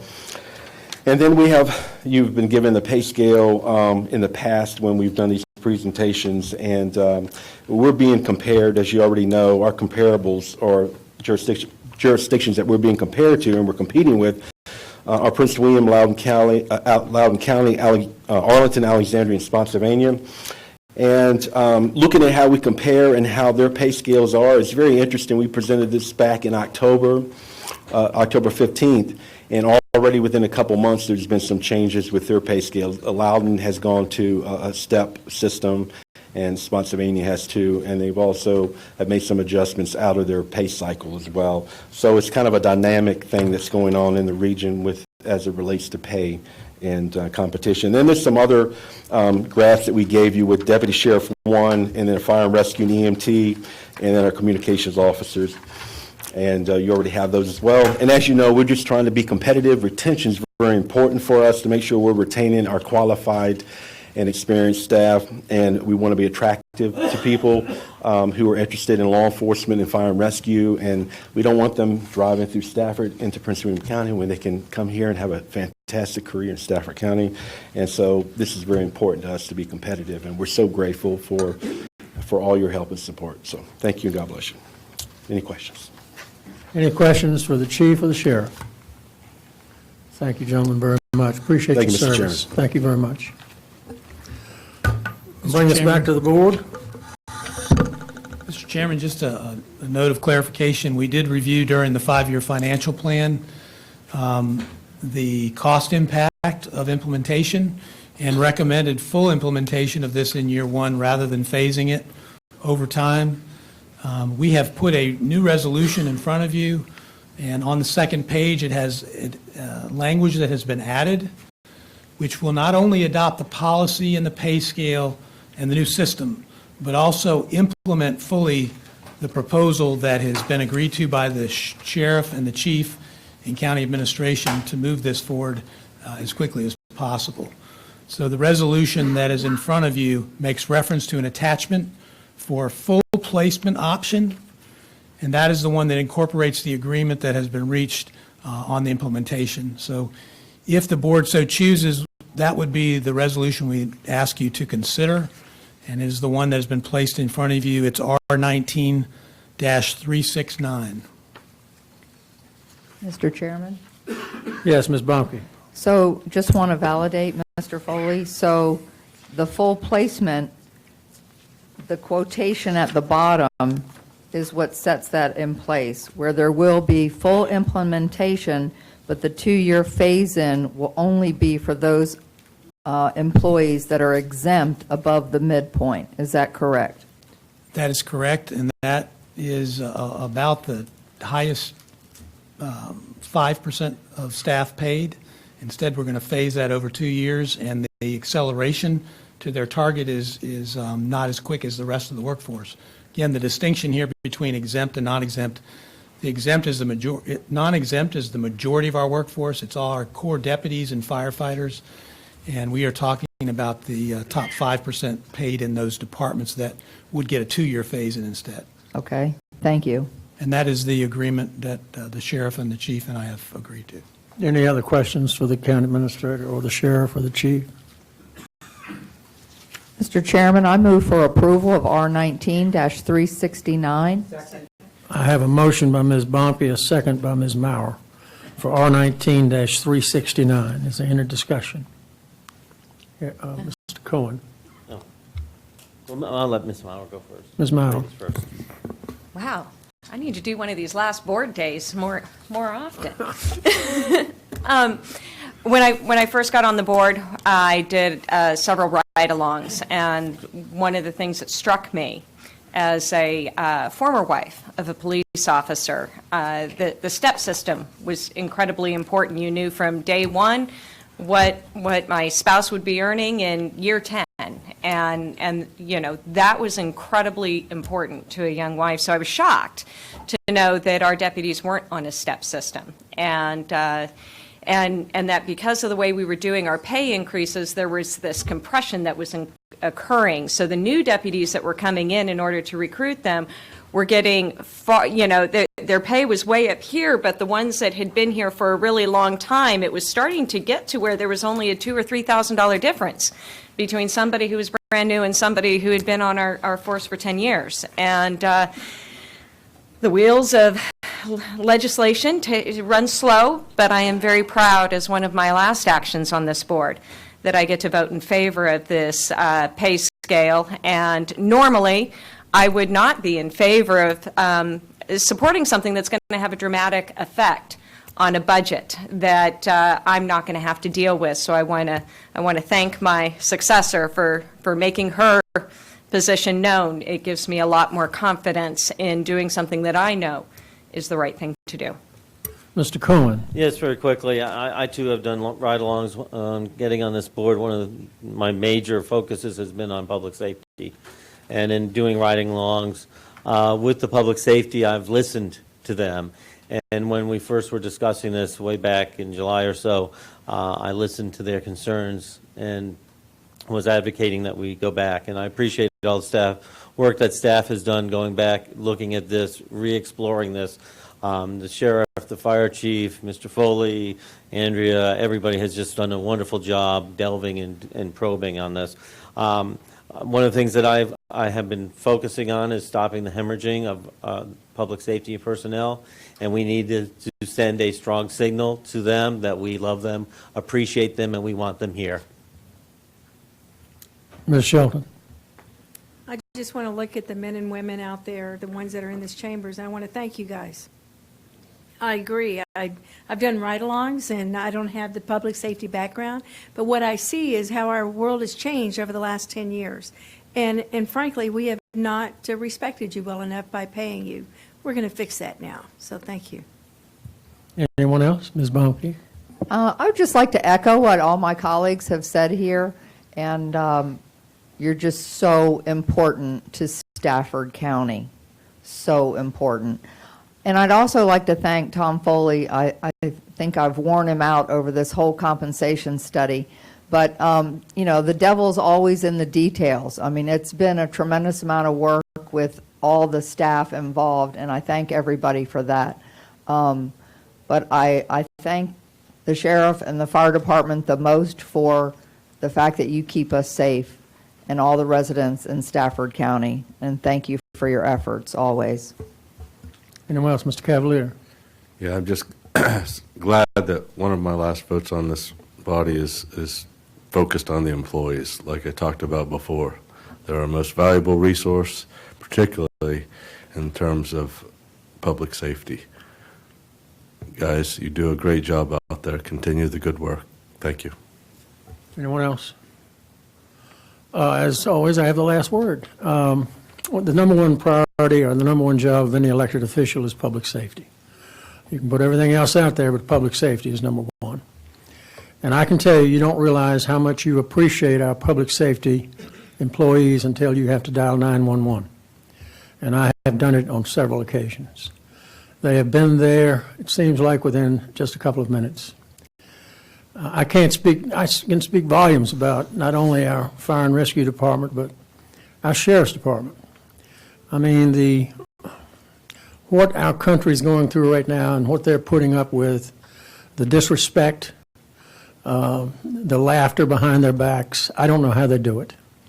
As I said earlier when I was up front, I mean, we've even got a major company, a major retail company in this country that sells coffee for $3 a cup that is now refusing in some locations to allow police officers to walk in the door.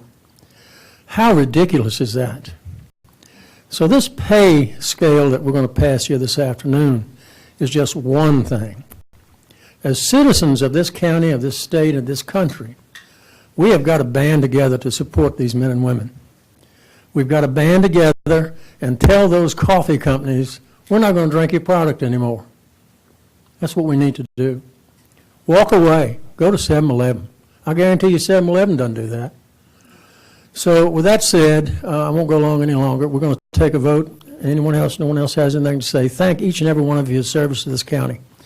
And I hope this shows that we do respect you and want you to stay. Cast your votes. Tally the vote. Motion carries 7-0.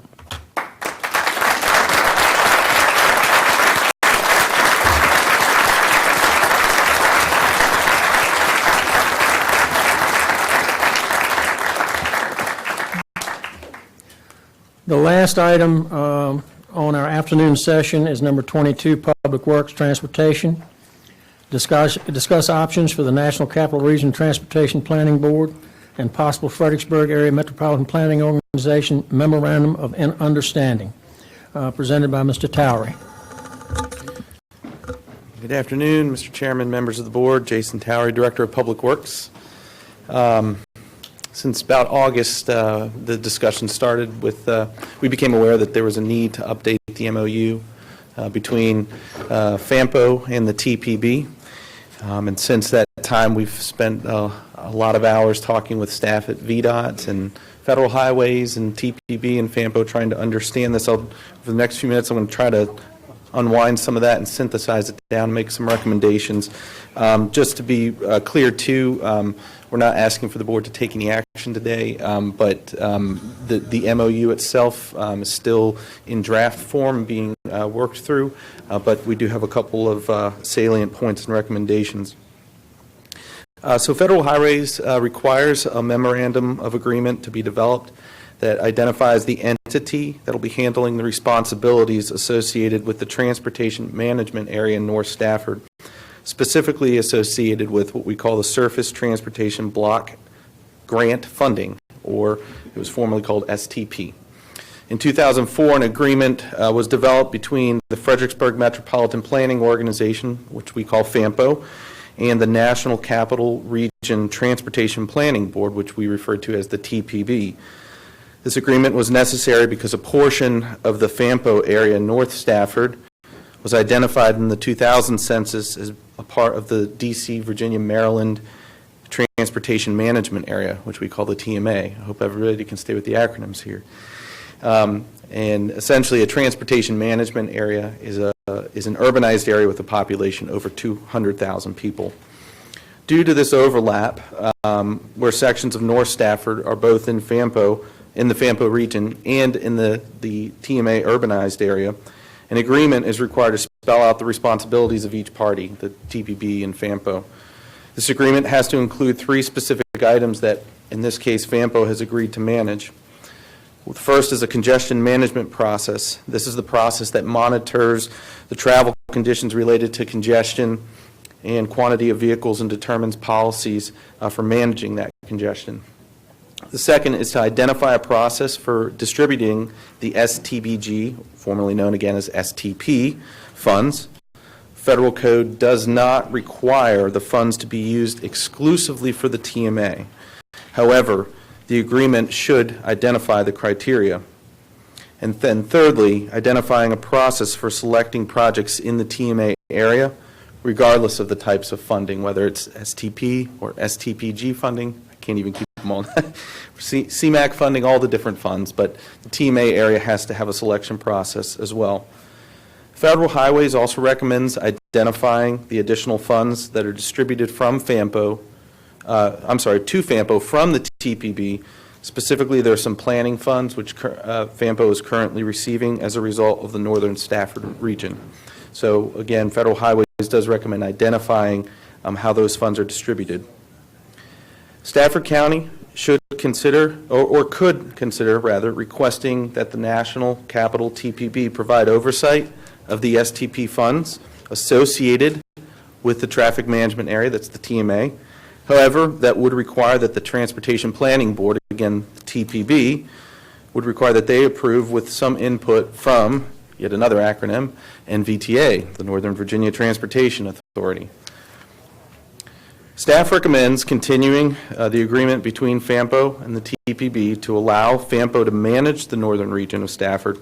However, staff also recommends that the Stafford FAMPO Policy Committee members strongly suggest the agreement identify the distribution of future STBG funds, which are generated solely from the northern region of Stafford, and that they be weighted in such a way that the projects selected would be benefiting to the northern region of Stafford, and that those projects would be favored over other projects.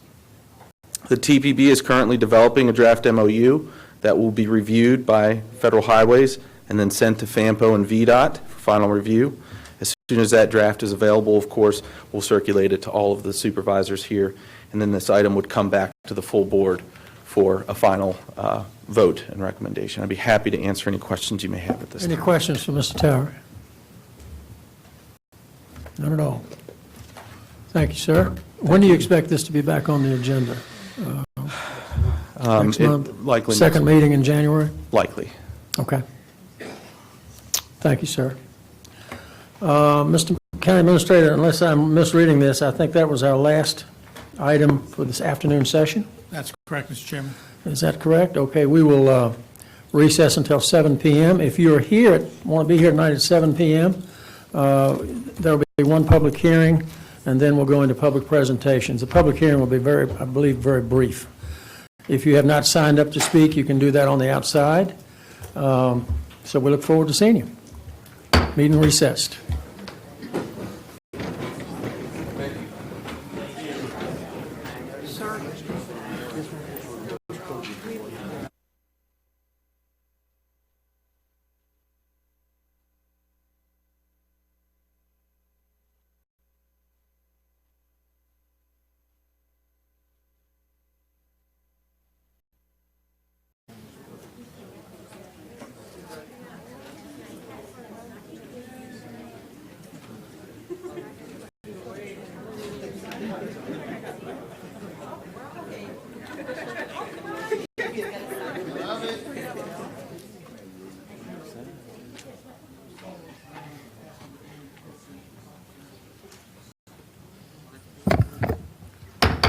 Good evening, ladies and gentlemen, and welcome to the 7 o'clock session of the Stafford County Board of Supervisors. At this time, I would like you to stand while Ms. Maurer leads us in prayer, and remain standing while I lead the pledge. Bow your heads, please. Dear Lord, thank you for the opportunity to come together and exercise our freedoms that this great country and its founding doctrines offer all of us. Please guide our hearts and minds as we deliberate on these critical issues that face our country and Commonwealth. Please watch over the family and friends of Jamison Clark as he was called home far too soon. And as always, watch over our public safety personnel as they serve our Stafford citizens daily, and watch over the men and women in service, near and far, who protect this great country and the freedoms we celebrate today. In all these great things, we pray to you. Amen. Amen. I pledge allegiance to the flag of the United States of America and to the republic for which it stands, one nation, under God, indivisible, with liberty and justice for all.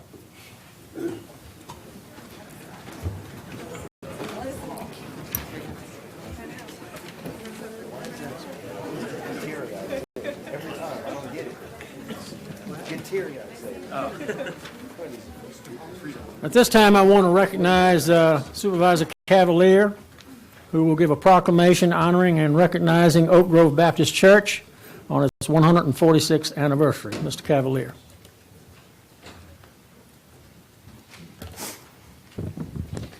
Hello. Nice to see you all. Hey, Jimmy. How are you? Good to see you, sir. Glad you made it in from the cold.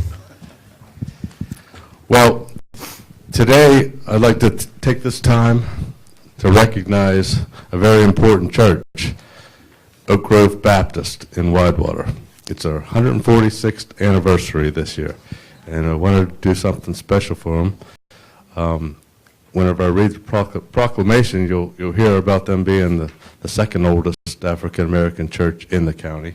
But more so, the proclamation, while it's for the church, we all know the church is really the people in the church. And what I've come to find out over the years here is there's a lot of very special people in this congregation. Many of you standing here before us. Some others that who couldn't make it here, I know, that I want to briefly mention, like the Pondexters, Percy and Elnora, God rest her soul, were pillars of the community.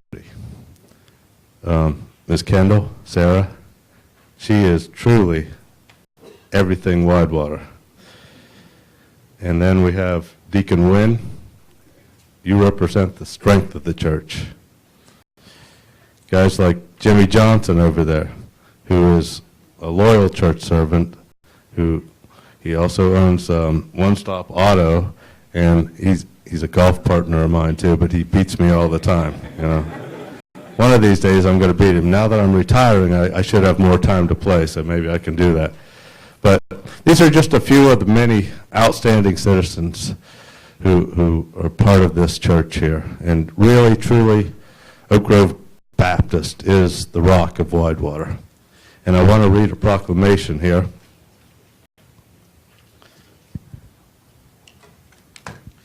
And it goes, whereas Oak Grove Baptist Church, originally named St. Ross Baptist Church, was founded in a log cabin in 1873 and is the second oldest African American church in Stafford County. And whereas this year the congregation of Oak Grove Baptist Church and their pastor, Pastor Martin L. Smith, will celebrate their 146th anniversary. Whereas over the last 146 years, the church has served Stafford's community tirelessly and continuously through their many missions, ministries, and activities for members. And whereas Oak Grove Baptist Church was the church home of one of Stafford's most renowned citizens, Palmer Hayden, a Harlem Renaissance artist.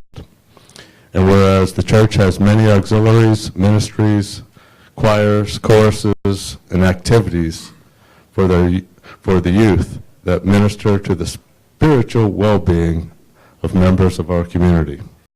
Whereas the motto of the church is, believe God and trust the process. Now, therefore, be it proclaimed by the Stafford County Board of Supervisors on the 17th day of December 2019 that it be and hereby does honor and recognize Oak Grove Baptist Church on the occasion of its 146th anniversary.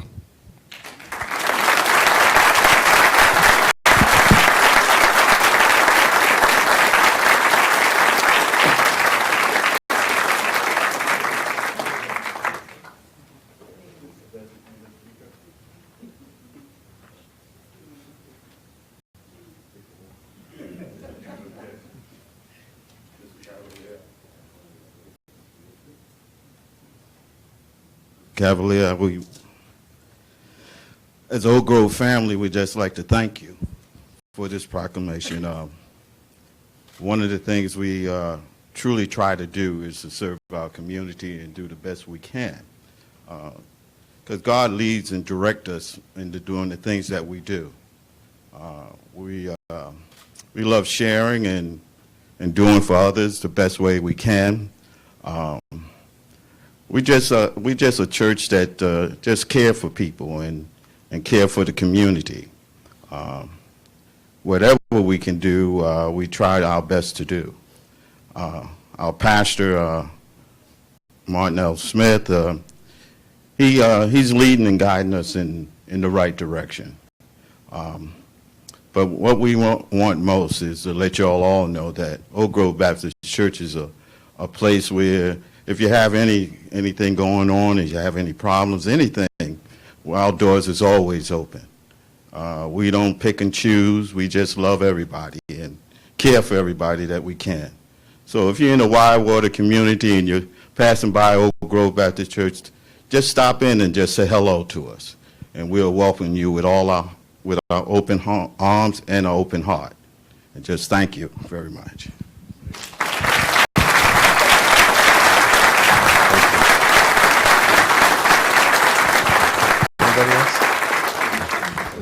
thanks everybody for coming out tonight. I know it was tough tonight. Big crowd tonight, so you got a lot of recognition here. So again, thank you very much for all you do for our community.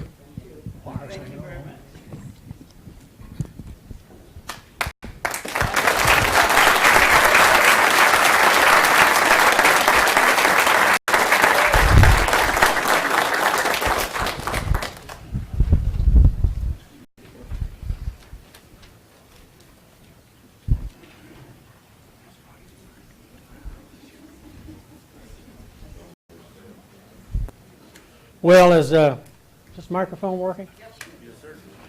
As most of you know, this is Jack's last meeting. And I have the bittersweet honor of presenting him with a proclamation from the board. And it's bittersweet, bitter because I hate to see him go, and sweet because I know that at the next board meeting, Jack's going to be playing golf, and I'm going to be up here. Did you ever think you'd have 1,500 people at your last meeting? Biggest meeting we've ever had. Well, Jack knows that I don't do these very well. I don't read well. So I'm going to paraphrase a little bit, throw a few things in. And I've got a little bit of a cough, so if I cough, please excuse me. But let's take a moment to honor Jack Cavalier. Whereas Jack Cavalier represented the citizens of Whitewater District on the Board of Supervisors for 4 terms. He was elected first to the board in 1999. And as I did in 2005, he lost an election, but had the tenacity and the will to want to serve the community. And he came back, was reelected, and served 3 more terms. During that time, he was chairman of the board in 2004, 2007, and 2014. In 2014, we celebrated our 350th anniversary in Stafford County. Jack was chairman, and let me tell you, he did a yeoman's job leading us through that very, very important year in our county, and I'll never forget that. He graduated from the University of West Virginia University with a Bachelor of Science in Engineering of Mines. I've never been into a mine, but it's a big thing for Jack. And while on the Board of Supervisors, he served on the Finance and Budget Committee, Public Safety Committee, Infrastructure Committee, Community and Economic Development Committee, and the Joint Schools Committee. Now let me tell you something, folks. Everybody thinks that being on this board is 2 meetings a month. Nothing could be further from the truth. Each one of us up here, all 7 of us, our predecessors, we're in meetings 4 or 5 times a week. Every year I sit down at the end of the year and count out how many meetings and events that I attended.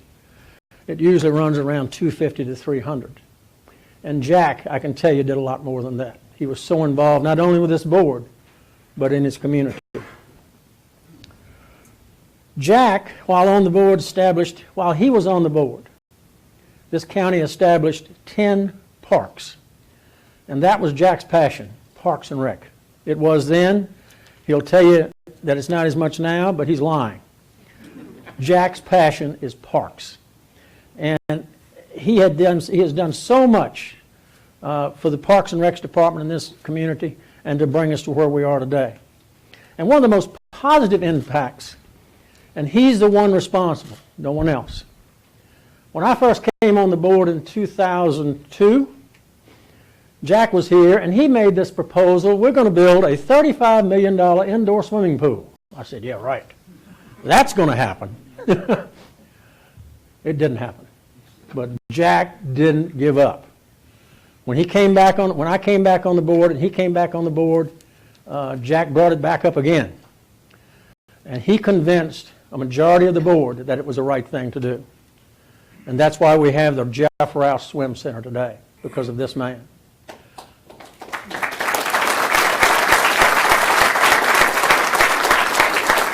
And Jack, when you leave this earth, I'll do what I can to put your name on it.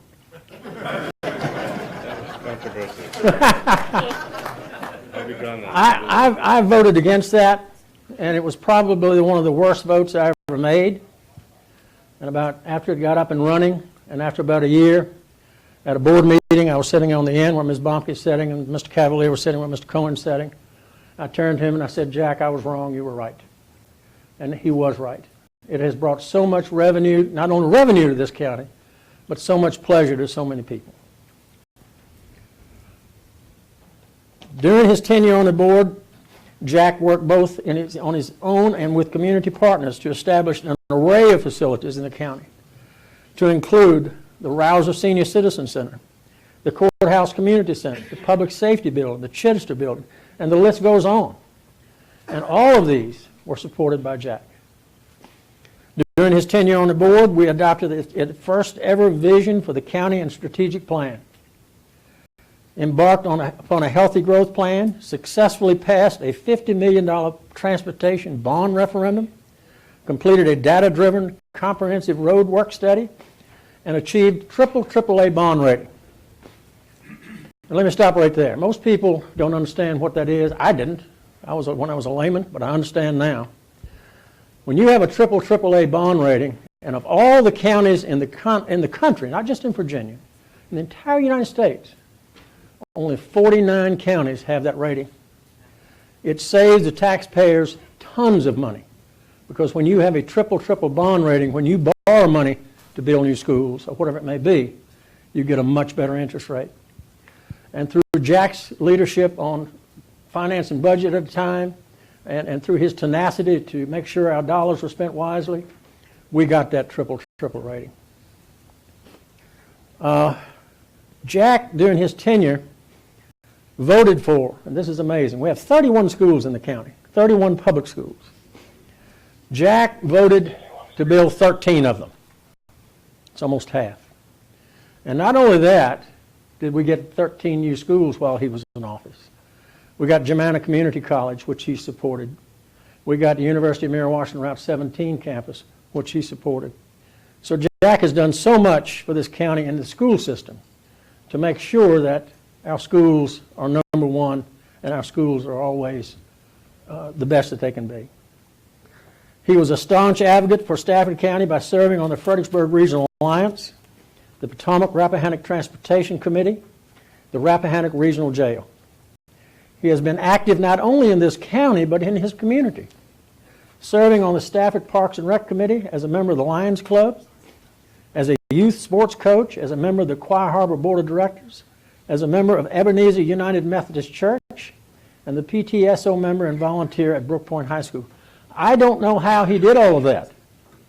Maybe I'm too old to get involved in that much stuff. I don't know. But this guy has done so much, not only for this county, but for this community. There's one thing that I forgot that I got to go back and read when I think it's unbelievable.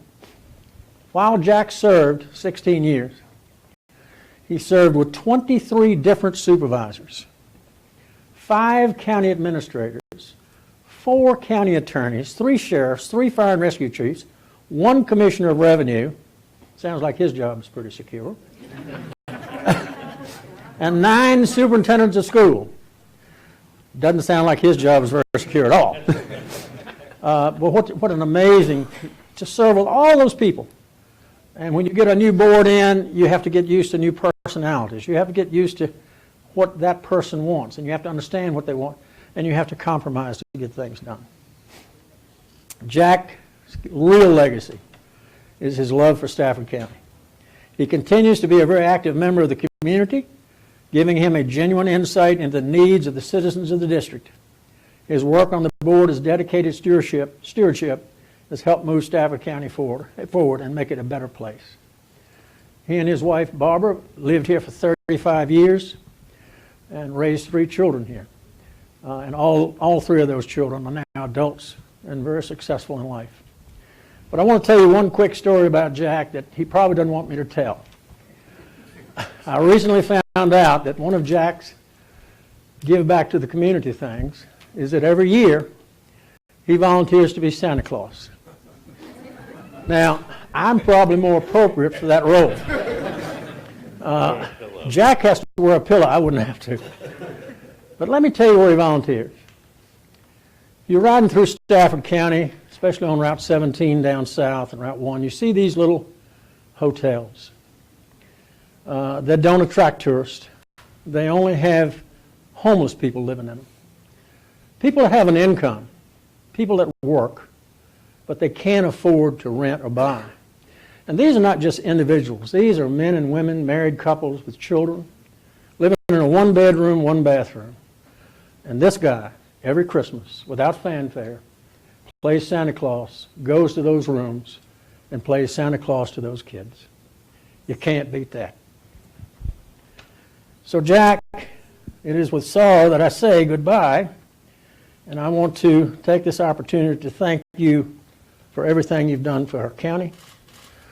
You've been a true champion, buddy.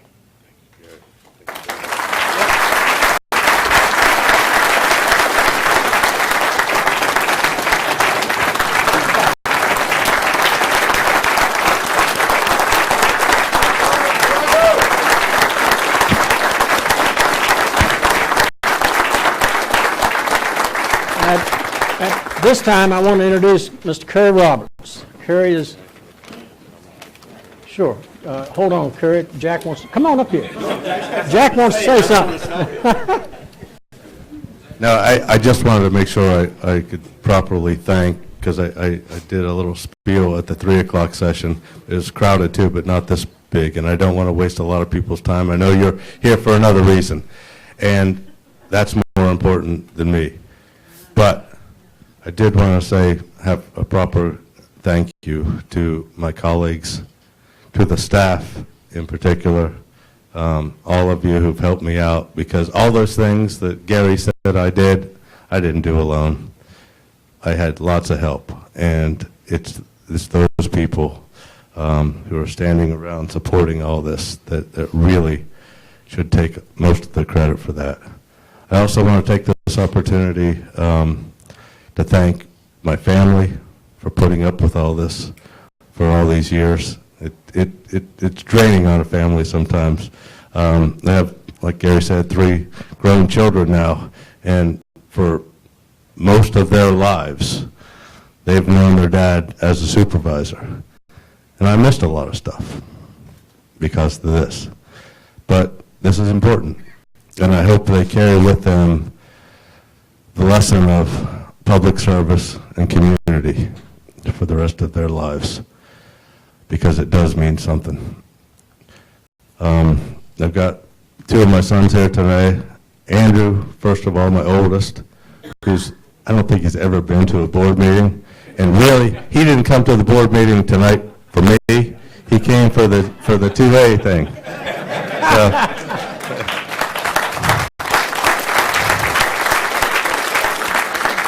and then I've got my other son, Matt, here. He actually used to show up here on Student Government Day when he was in high school.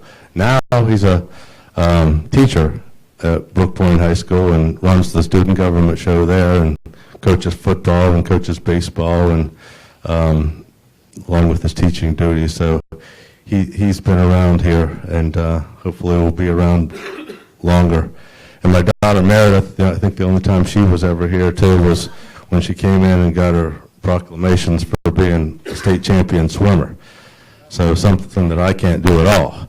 But, you know, it really is the family. And last but not least, I want to thank my wife, Barb, because she's had to put up with this for a long time.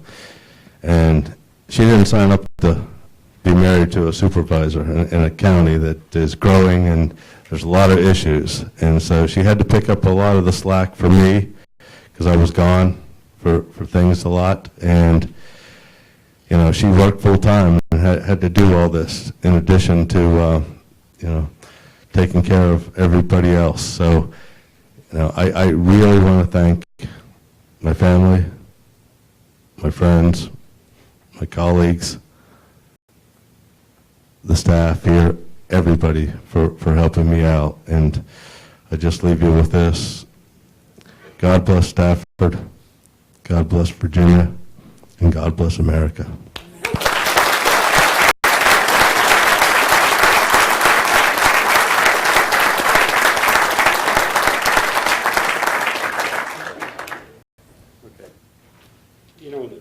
When the chairman was running through all of that turnover that you've seen since you've been on the board, it was starting to sound like the 12 days of Christmas. Jack Cavalier, as the chairman mentioned, has meant a lot outside of Stafford County representing you all. He was a founding member of the Fredericksburg Regional Alliance 20 years ago, and he has served on our board for a total of 15 years.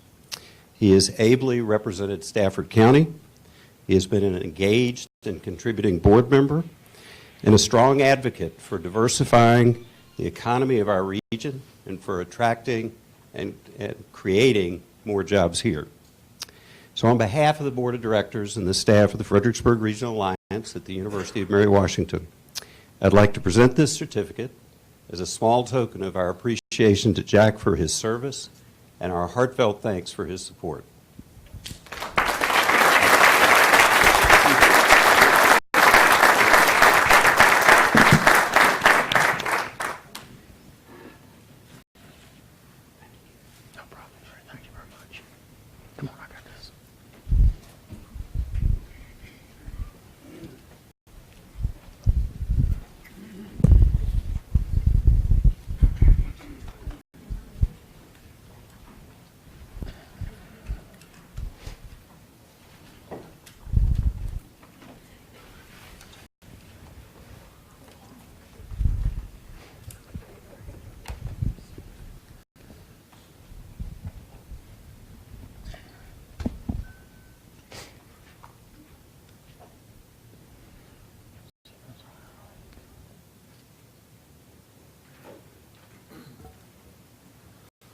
Okay.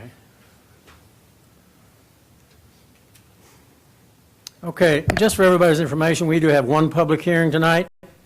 We're going to do that first. A little bit of change in what we normally do. We want to do that first because we want to make sure that the rest of the meeting is dedicated to our resolution on the Second Amendment.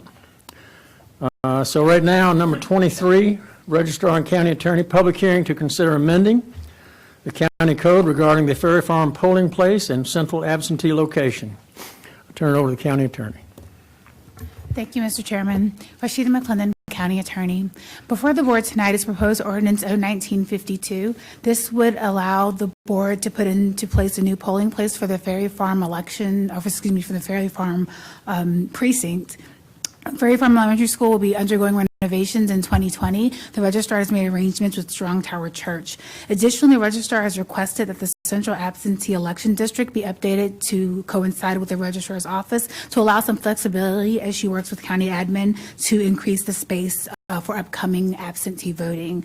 The resolution, the ordinance in front of you reflects both of these changes. This is time sensitive because the registrar needs time to provide notice to the folks in the election district of this particular change. I'd be happy to answer any questions the board may have on proposed ordinance 01952. Does the board have any questions? Hearing none, no questions. At this time, I will open the public hearing. Anyone wishing to come forward and speak for or against this issue, please come to the microphone, state your name and address. You will have 3 minutes to address the board. When the green light comes on, you start. Yellow light means you have a 1 minute left. Red light means it's time to wrap up. With that said, is anyone in the chamber that would like to come forward and address this issue, speak for or against? Yes, sir. Yes, sir. Please come up. I have a number, it's 3. Number 1, 2. We're on the public hearing now. We haven't gotten to that yet. That's okay. Believe me, I've been more confused today than I have in my life. And the night's not over yet. Anyone want to speak for or against this? Hearing none, I'll bring it back to the board. What's the pleasure of the board? Mr. Chairman, I move for 019-52. Second. I have a motion and a second. Any discussion? Cast your votes. Tally the votes. Motion passes 7-0.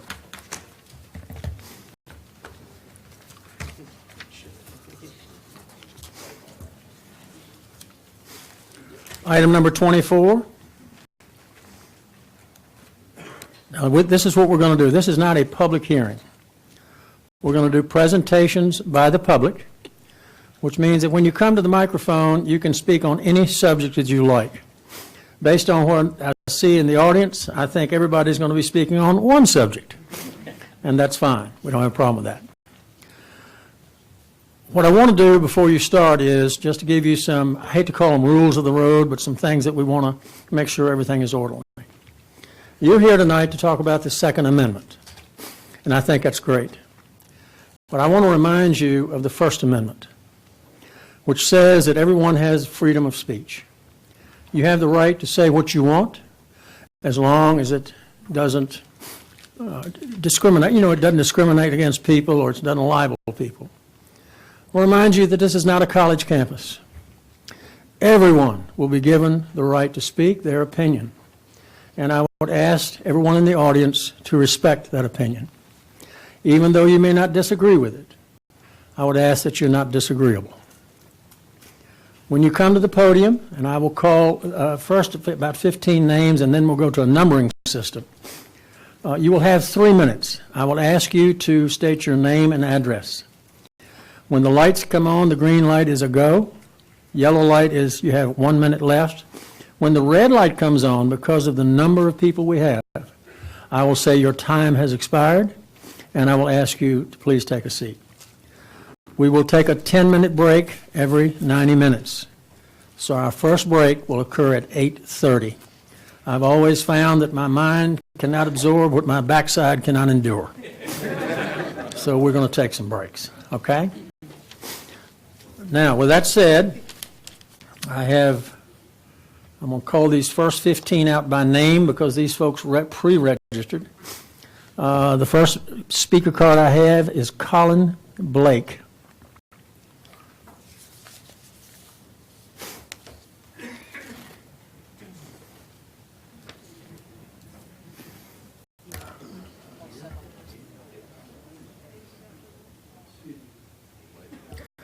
I apologize, I got the wrong stack. I told you it was going to be a confusing night. Ms. Krause back there, the lady that briefed me on this, is just giving me the evil eye right now. The first speaker I have is Mr. Rem Hammond. Is he in the audience? He may be upstairs, so we'll give him some time to come down. So I'm going to call about 5, and I want you to come down and line up. Tom Suit, Matthew Sargent, Ryan Pancredic, Aaron McAllisey. So please come to the microphone. You don't have to wait for anybody, just go ahead and speak.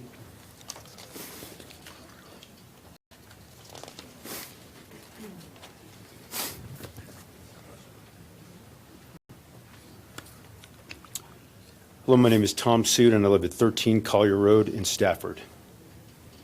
I'd like to thank the Board of Supervisors for taking time to hear my concerns over the loss of my Second Amendment rights under proposed legislation.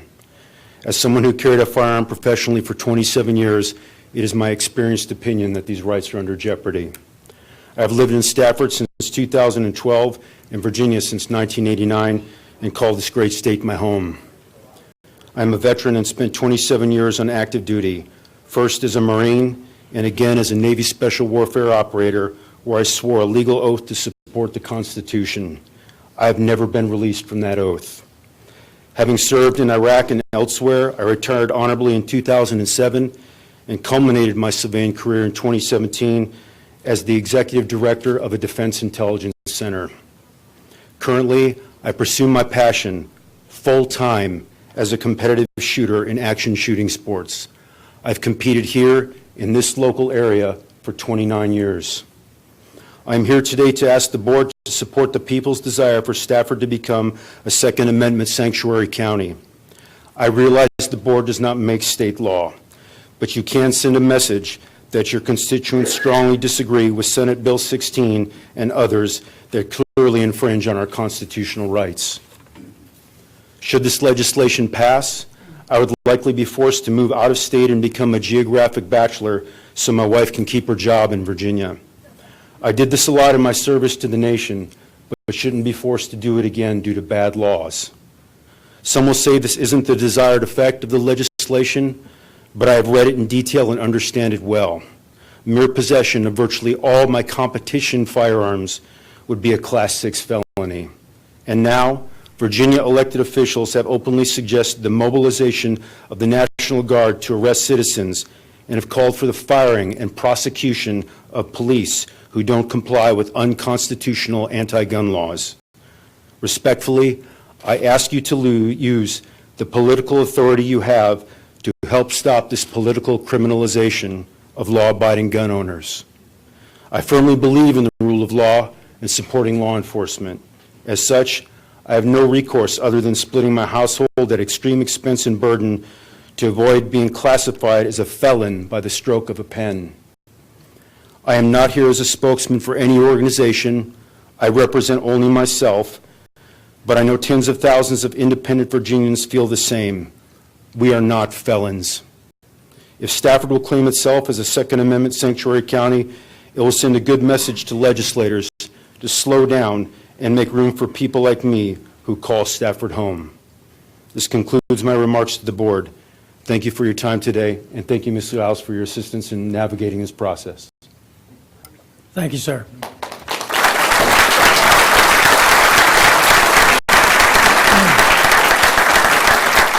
Please state your name and address. Good evening. Ryan Pangredic, 3 Klein Court. Thank you, ladies and gentlemen of the board. After earning the title Marine, I had the privilege of serving the Stafford citizens here with the Stafford County Sheriff's Office for 11.5 years. I took an oath to defend this country as United States Marine, and I echoed that oath as a deputy sheriff here in the courthouse of Stafford County. I continue my law enforcement service, and I have just now completed my 20th year serving citizens locally and in our nation's capital. It's been of the highest honor to protect and the safeguards of our Constitution and the citizens' rights to their life and their property. Since taking the step on those yellow footprints, I've since taken that oath 3 times. I finished each oath with "So help me God." Now I want to speak to you as a law enforcement perspective, where my statements are not as of official capacity, but more from a humble servant's position, where I've attended 17 police funerals, 9 of which I've broken bread with, trained with, or served with. I have deep concern for my fellow deputies, troopers, and law-abiding citizens. The pre-filed bills are clearly in violation of the U.S. Constitution, the Virginia Constitution, and take an aggressive smack in the face of the First, Second, Fourth Amendments and our due process under Section 1, Article 11 of the Constitution. For those who don't know, Marbury v. Madison clearly stated that any law repugnant to the Constitution is null and void. I simply cannot imagine one of my fellow brother or sisters in uniform behind the badge, who we honored and discussed today, being thrown into harm's way under unconstitutional laws. Those same citizens that we took an oath to protect would be forced into a no-win situation, forced potential violent outcome, injury, or death to both. Any of that outcome is unconscionable.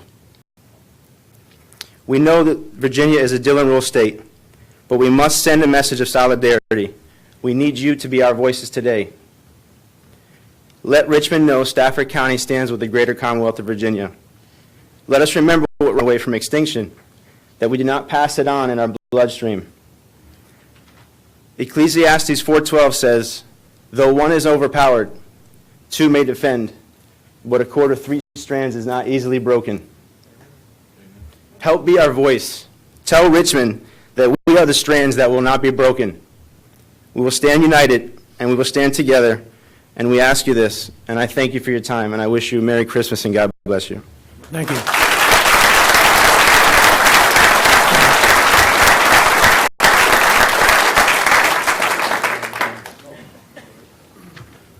Matthew Sargent, 19 Newberry Drive. Esteemed board members, thank you for hearing out the people of Stafford County on this issue of our Second Amendment rights. I'm not a professor, I'm not a mathematician, I'm not a lawyer, so I'm going to stay away from statistics and legal jargon and constitutional interpretation. However, I like to say I'm a history nerd, so I'm going to stick with what works for me. There is an event in our history during the Revolutionary War that is mostly overshadowed by the founding of our country, and that is the start of the Revolutionary War itself. In response to open dissent by the American colonists, the British government declared the colony of Massachusetts to be an open rebellion. On April 14, 1775, General Gage of the British received instructions to disarm the rebels in the area by seizing reported arms caches at Lexington and Concord. He sent his subordinates out to do so, and on April 19, 1775, the first shots of the American Revolution were fired at the Battle of Lexington and Concord. American colonists, Minutemen, the militia, were willing to take on the mightiest world superpower of the time with the largest and most advanced military known to man at that time to fight for their right to bear arms. Our country has had its beginnings in the defending of its right to bear arms. So who are we to trample the blood of the generations of Minutemen, militia, soldiers, sailors, and civilians who have fought for this right and other rights in order to keep America free? We are doing this by allowing ourselves to be disarmed by the very politicians this amendment in our Constitution was created to defend against. To echo a pop culture reference from the movie The Patriot, we did not trade one tyrant 3,000 miles away for 3,000 tyrants 1 mile away. I'll end with a quote from Martin Luther King, in which he said, "A right delayed is a right denied." Please do not deny our Second Amendment rights by enforcing these delay tactics from Richmond. Let's send them a message that Stafford stands with its people. No more compromise. Thank you. Thank you. Sir, before you start speaking, I'd like to call 5 more speakers to come forward. Heather Lukes. And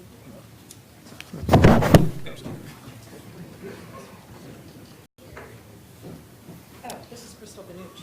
oh, couldn't read her first name. Crystal Vanucci, Ryan Long,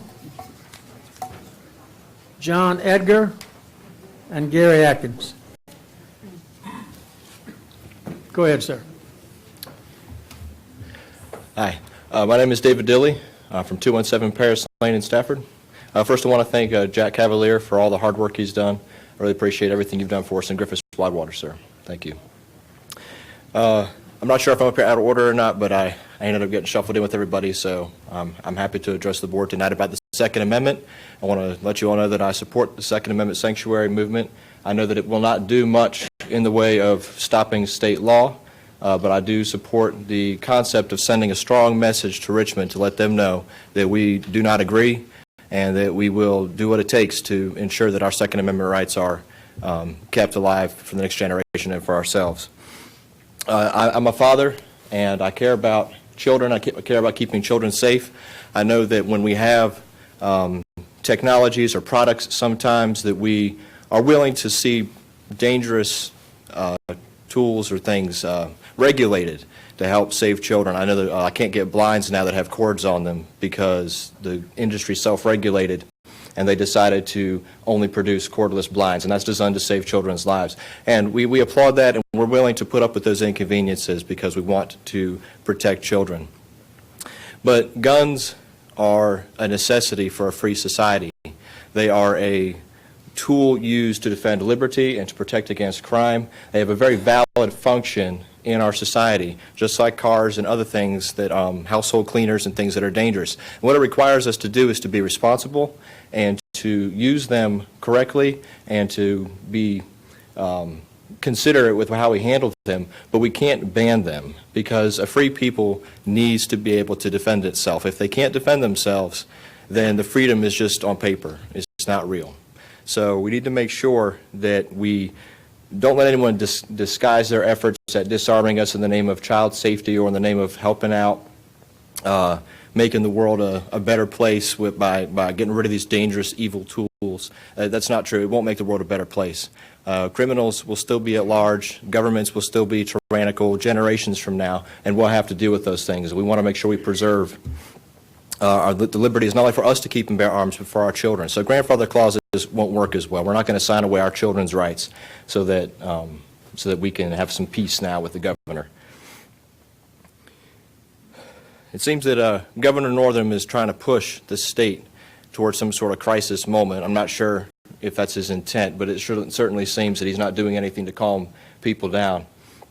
And that makes me concerned because these kinds of things can lead to all kinds of difficulties and things we would like to avoid. So I would plead with the governor, but I'd also hope that our Second Amendment sanctuary movement in the state of Virginia would plead with him as well to back away from these terrible laws, and that everyone down in Richmond would listen very carefully to what we're saying here.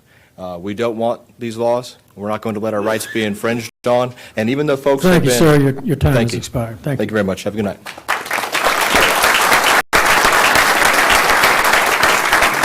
Come on down, sir.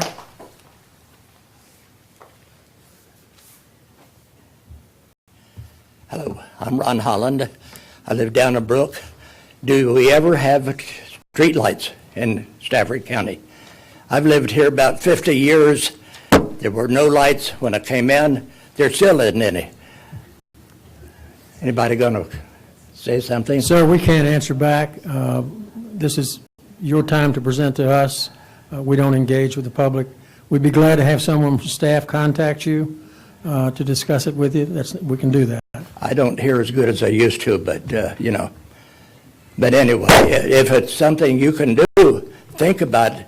Starting out at the intersections, you don't have to do it every intersection. Route 1 and 10 would be a good place to start. What district do you live in, sir? What? What district do you live in? What district do you live in? Where do you live? What district? I'm sorry, I just can't hear you. Could I ask the My county internet administrator doesn't to have somebody get with him? Okay. Thank you. Anyway, if you could think about it, start getting plans on it. All this new subdivision coming in, putting in streets, why not put it in a street light when they get them? Okay? Okay, thank you, sir. That's good, thank you.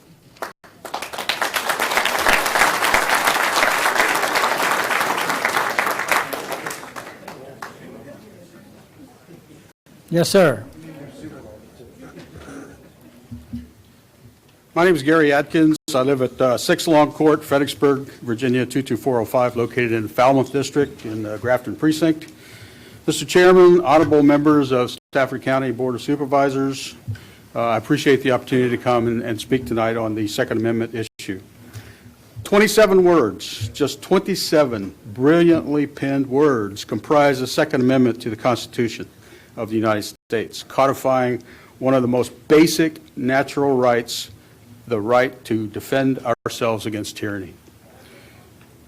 A well-regulated militia being necessary to the security of a free state, the right of the people to keep and bear arms shall not be infringed. There are those who want to ascribe various ambiguous, self-serving interpretations to these words, but they are crystal clear. They say exactly what they mean, and they mean exactly what they say. There is no further need for interpretation. We also know that the Constitution of Virginia amplifies the intent of this Second Amendment. And it tells us that all power is vested in and derived from the people. Political representatives are their trustees and servants, and at all times amenable to them. Our elected officials work for us, not the other way around. A well-regulated militia is the proper and safe defense of a free state. Therefore, the right of the people to keep and bear arms, and here it is again, shall not be infringed. To me, it is utterly bizarre that supposedly intelligent people cannot seem to understand simple English language. One really has to wonder what part of shall not be infringed they don't understand. The published intentions of the new General Assembly under the far-left governor are against Virginia's own laws as well as against those of the United States of America. Make no mistake, the leftists fully intend to strip us of our rights by restricting ownership and ultimately confiscating our arms, thus rendering the citizens, us, defenseless against the tyrannical rule. The vast array of upcoming pre-filed legislation is directly in violation of the U.S. Constitution and the Constitution of Virginia and is deadly serious. I submit to you there can be no compromise. So I am here tonight, ladies and gentlemen, to ask you to urge you to adopt a resolution declaring Stafford County a Second Amendment sanctuary city. Join with us in this movement, and let's send a loud and clear signal to the number of, to Richmond. Join the vast number of Virginia counties, municipalities, and courageous law enforcement officials across Virginia who are vowing to uphold the Constitution, refusing to enforce any unconstitutional legislation coming from Richmond. Make it happen tonight. Join with us, we the people, shoulder to shoulder, as we stand resolute Thank in you, sir. defense Your of the time pro-American your time values has and expired. principles. Thank you.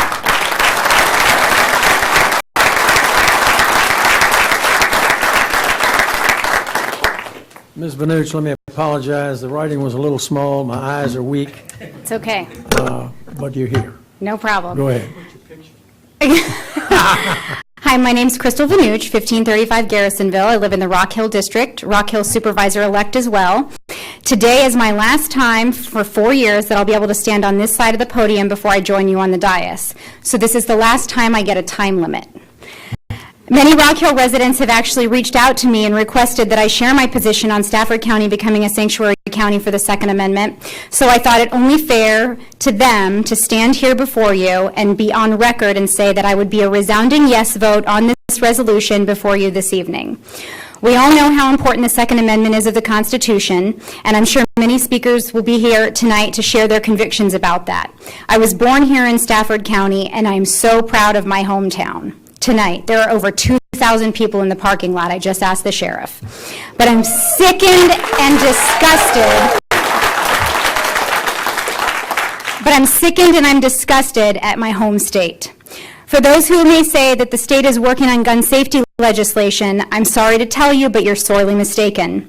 The bills being proposed are designed to confiscate everyday weapons that thousands of Stafford residents commonly have in their homes, and for that, they want to now call you a felon. And if our police don't want to enforce this crazy legislation, that's okay. They have a law now to propose legislation to fire them.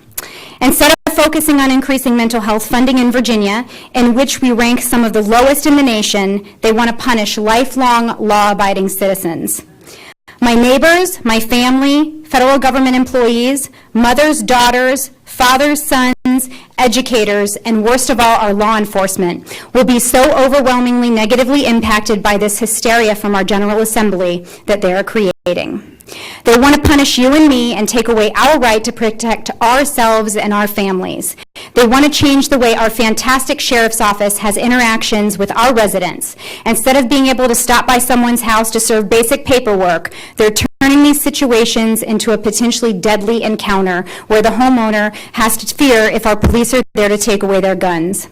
This resolution meets the criteria of being time-sensitive and should be moved to action. Is it incumbent upon you all today to ease this hysteria in our local community? So I stand before you to tell you today is the start, and I support the passage of this resolution, but the fight must continue, and I will be right there beside you because the next step is crafting an ordinance that will be legally binding to restrict our taxpayer funds from allowing confiscation of legally purchased firearms if Virginia passes these laws. As long as I am on the board with you, we will partner with the sheriff, Sheriff Decatur, who's in the audience, and make sure that his men and women are protected and that Stafford residents never, ever have to worry about our police going to their door to confiscate their weapons of good, honest, law-abiding citizens. And to those of you here tonight, we can't stop here. We need to go to Richmond, and we need you guys all to be involved in the local upcoming elections. So I have 3 seconds. I leave you with this thought. When any government mistrusts its citizens with guns, it's sending a clear message. It no longer trusts citizens because the government has evil plans.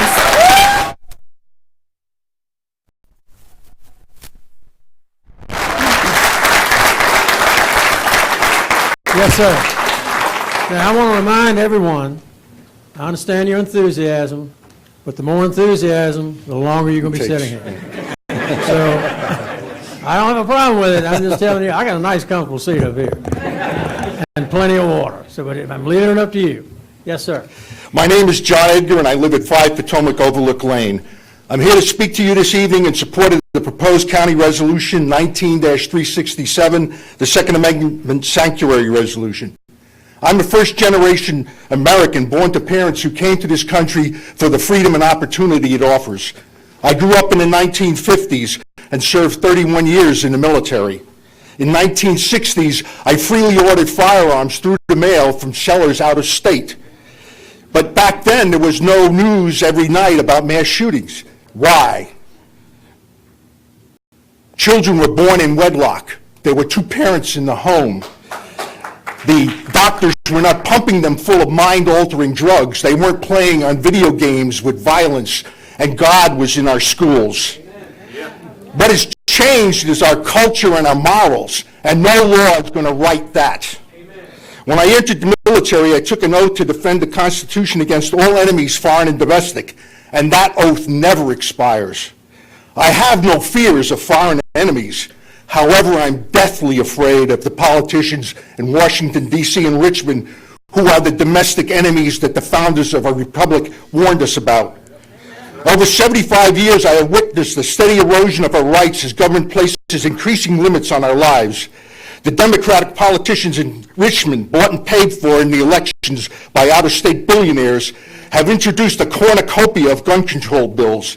It's the same old failed agenda of assault, weapon, and large-capacity magazine bans, universal background checks, one handguns a month, red flag laws, you name it. They claim that this is all in the name of preventing crime and violence. When was the last time a criminal obeyed any law? The reality is that power-seeking politicians know that they can't impose their rule over armed citizens. No, these measures are about civilian disarmament. Once you can no longer effectively oppose government, you become a subject of the state. Is Governor Northam so delusional to believe that hundreds of thousands of Virginia citizens will meekly bow down to these unconstitutional laws? Or does he plan on sending state police SWAT teams house to house to confiscate firearms? God forbid he pit neighbor against neighbor by using state National Guardsmen or local sheriff's deputies to enforce these laws. It was just such an ill-conceived event that sparked the first American Revolution. So I stand here to pose this question to you. Do you have the guts to stand with your fellow citizens and the other counties that have passed Second Amendment sanctuary resolutions, or will you kneel to the dictators in Richmond? In closing, Benjamin Franklin said at the founding of our republic, rebellion to tyrants is obedience to God. Sic semper tyrannis.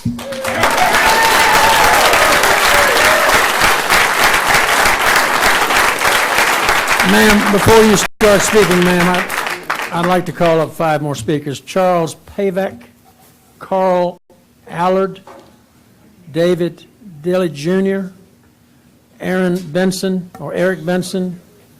and Will Neundorfer. Those folks would come up. Go ahead. Good evening. My name is Heather Lukes, and I reside in the Rock Hill Church District of Stafford County.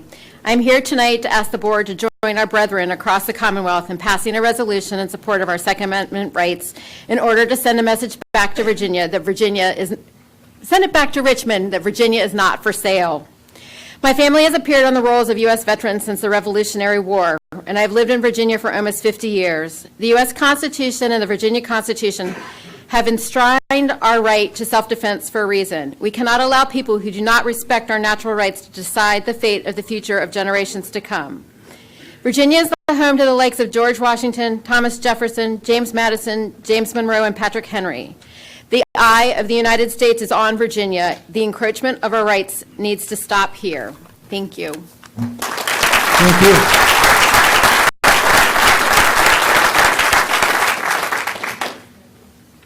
My name is Eric Benson. I live at 61 Brittany Lane. Mr. Chairman, ladies and gentlemen of the board, I've never spoken before an elected board before. I'm not an activist. I've never been a member of any gun organizations. I'm a concerned citizen.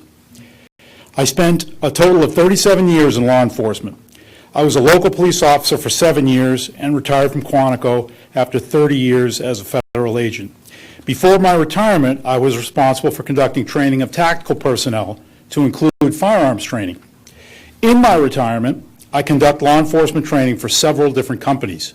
Some of the training I'm involved in is firearms training, during which I utilize weapons that I legally possess under federal and Virginia law. Based on what I have read in the local media, There are proposals under consideration by the incoming legislature which would, if enacted, render me a criminal. This after I have devoted my life to the protection of others and retired with a spotless record. I understand that what I am reading are currently only proposals, and the 2020 legislature has yet to convene. My hope is that the incoming legislature and the governor are paying attention and listening to the lawful concerns of many fellow Virginians, taxpayers, and voters. As reported last week in the Freelance Star, a Democratic state legislator recently requested a legal opinion of the Virginia Attorney General's office on the ramifications of recently established gun sanctuary localities elsewhere in Virginia, in my opinion, a reasonable request. After an inquiry from the Roanoke Times about this request, a spokeswoman for the Attorney General, although advising her office would not comment on pending opinions, stated, quote, "If the General Assembly passes new gun safety laws, as Virginia voters demanded just a few weeks ago, we expect that everyone will follow the law and keep their citizens safe." By the way, she also rendered a personal opinion on the agenda of a pro-gun group. First, I do not recall a referendum on gun laws on the November ballot. Second, this did not sound like a professional response from an office responsible for protecting the rights of all citizens and consumers of the Commonwealth and rendering sound legal opinions. As a retired law enforcement officer, I support common sense changes to firearms laws. However, I have a serious concern that the weapons that I legally possess will be unnecessarily criminalized and jeopardize my ability to help provide for my family. I know I'm not alone in this with our proximity to D.C., the large number of large metropolitan law enforcement agencies, not even to mention the enormous numbers of military personnel, both active and retired. I thank you for the opportunity to speak to you. I obviously support the resolution, and I wish you all a Merry Christmas. Thank you. Thank you, sir.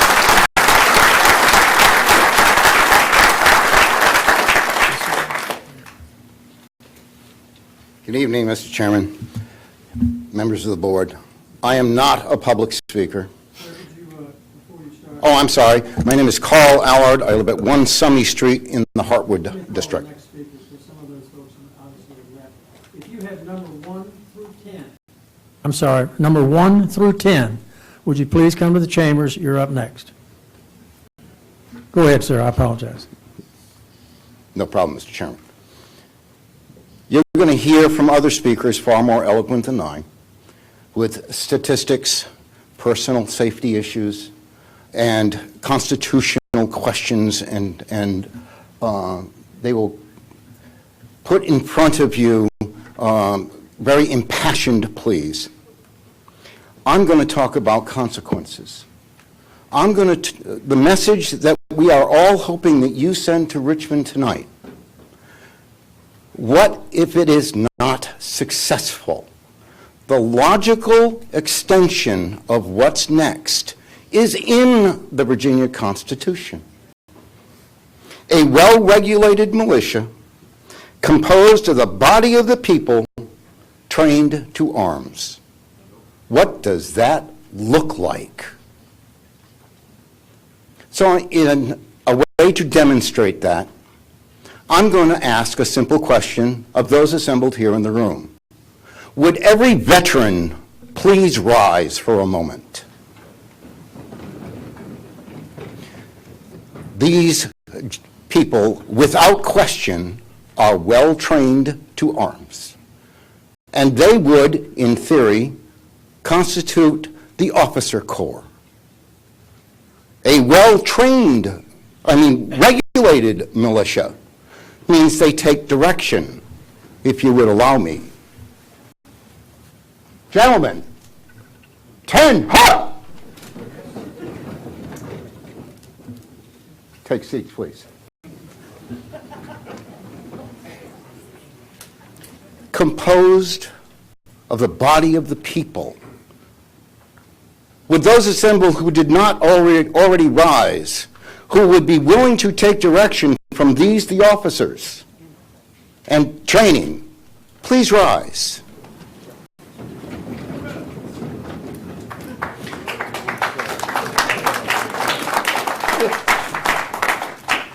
tell Richmond that I do not want to do this again. Thank you, sir.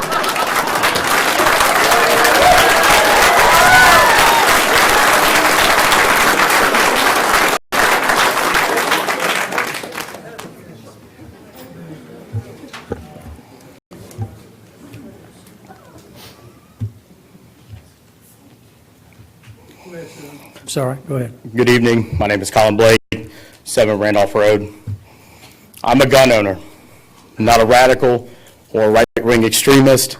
I'm certainly not a backward survivalist barricaded behind my door with rifles at the ready. What I am is a 6-year United States Marine Corps veteran, a graduate of the Virginia Military Institute, class of 2014, a law-abiding citizen, a taxpayer, and a Virginian. In 1,000 years, I never expected Virginia to be like this. Law-abiding citizens have been smeared, blackmailed, and threatened. Virginia has always been at the forefront of fighting for freedom and against tyranny. But who is more radical? The citizens of this state who are doing their democratic duty passing these resolutions, or the administration who has threatened to mobilize the National Guard and threatened consequences to the counties who pass these resolutions? Stafford claims the greatest American of all, George Washington, who stood up when called upon to defend this idea of liberty and a country that stands for those unalienable rights that we are all guaranteed. It's not the purpose of government in this country to take away rights, but to uphold those rights. Talk to Republicans, Democrats, independents, people who don't own guns, people who do own guns. We even talk to 3 Democratic socialists. All agree that this is wrong. I hope you do the right thing and uphold your oaths that you all took voluntarily to defend the United States and Virginia constitutions. We all know that this sanctuary status will not shield us from state-passed laws. But over 90 counties and cities in Virginia that have passed such resolutions have shown Richmond that law-abiding gun owners will not go quietly into the night, and we will not sit idly by as we watch the governor subvert a government of the people, by the people, and for the people. All we're asking of this body is to not use our taxpayer money and our taxpayer-funded resources to enforce any unconstitutional gun laws that do nothing but strip fundamental rights away from law-abiding citizens. I've heard enough bills and anecdotes that make law-abiding criminals, or law-abiding citizens criminals. I've almost heard nothing that holds criminals accountable. And the next question I think we all need to ask ourselves is, after 231 years of the right to bear arms for Virginians, what's next? I know someone already used the Patriot quote, but I'll say it again.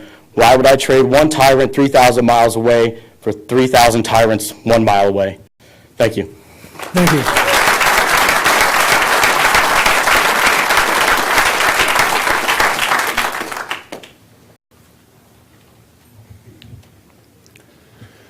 Mr. Chairman and board members, I want to thank you for the opportunity to speak with you this evening. My name is Dan Dutzman, live at 211 Old Landing Court. I also want to thank everyone for coming out here tonight to exercise your First Amendment right, which we need to recognize is protected by our Second Amendment right. I'm a Marine Corps veteran, and I volunteer for a nonprofit organization that connects ill, injured, and wounded veterans with the outdoors. I'm the program director for Camp Valley Outdoors Competitive Shooting Program. We operate our program here in Virginia, and we compete in matches here in Virginia as well as other states across the country. One thing that nearly all veterans have in common is using various firearms during our military career. We bring these veterans together and train them for competitive marksmanship. This therapeutic activity builds camaraderie within the goal of preventing veteran suicides. We provide an environment for veterans to reconnect and focus on some things that take their minds off their disabilities. The wounds, injuries, and illnesses of veterans experience can be debilitating in everyday life. We strive to help them overcome those disabilities and enjoy marksmanship together on the range. This proposed legislation will shut down this program in Virginia. We, the people of Stafford County, would like our voices to be heard regarding these issues. We're here tonight. We want to strongly encourage that the Board of Supervisors to support the citizens of Virginia by not submitting any sort of legislature in a legislative package that is to be submitted to the General Assembly that would compromise the citizens' right under the Second Amendment. SB 16 and 64 will make hundreds of thousands of gun owners in the state of Virginia felons. Upon seeing counties in Virginia voting to become Second Amendment sanctuaries, Governor Northam had stated that if we have constitutional laws on the books and law enforcement officers are not enforcing these laws on the books, then there's going to be some consequences. But he'll get around to that if the time comes. This was followed by a representative from Richmond stating that Virginia National Guard may have to get involved. This is a direct threat to gun owners. The Democratic Party is inciting fear into gun owners in Virginia as well as potentially inciting violence. The Virginia Constitution states, as we all know, that a well-regulated militia composed of the body of the people trained to arms is the proper, natural, and safe defense of a free state. Therefore, the right of the people to keep and bear arms shall not be infringed. That standing armies in time of peace should be avoided as a dangerous to liberty, and that in all cases the military should be under strict, subordinate to, and governed by the civil power. I propose that Stafford County coordinate with Tazewell County as well as other counties within the state of Virginia to establish a militia as per the state of Virginia's Constitution to protect the people of Virginia from the very government which is now proposing to enact such tyrannical laws by taking away the very rights in which our forefathers fought for. These constitutional laws and bills of rights were established for a very specific reason. Thank you. Thank you, sir.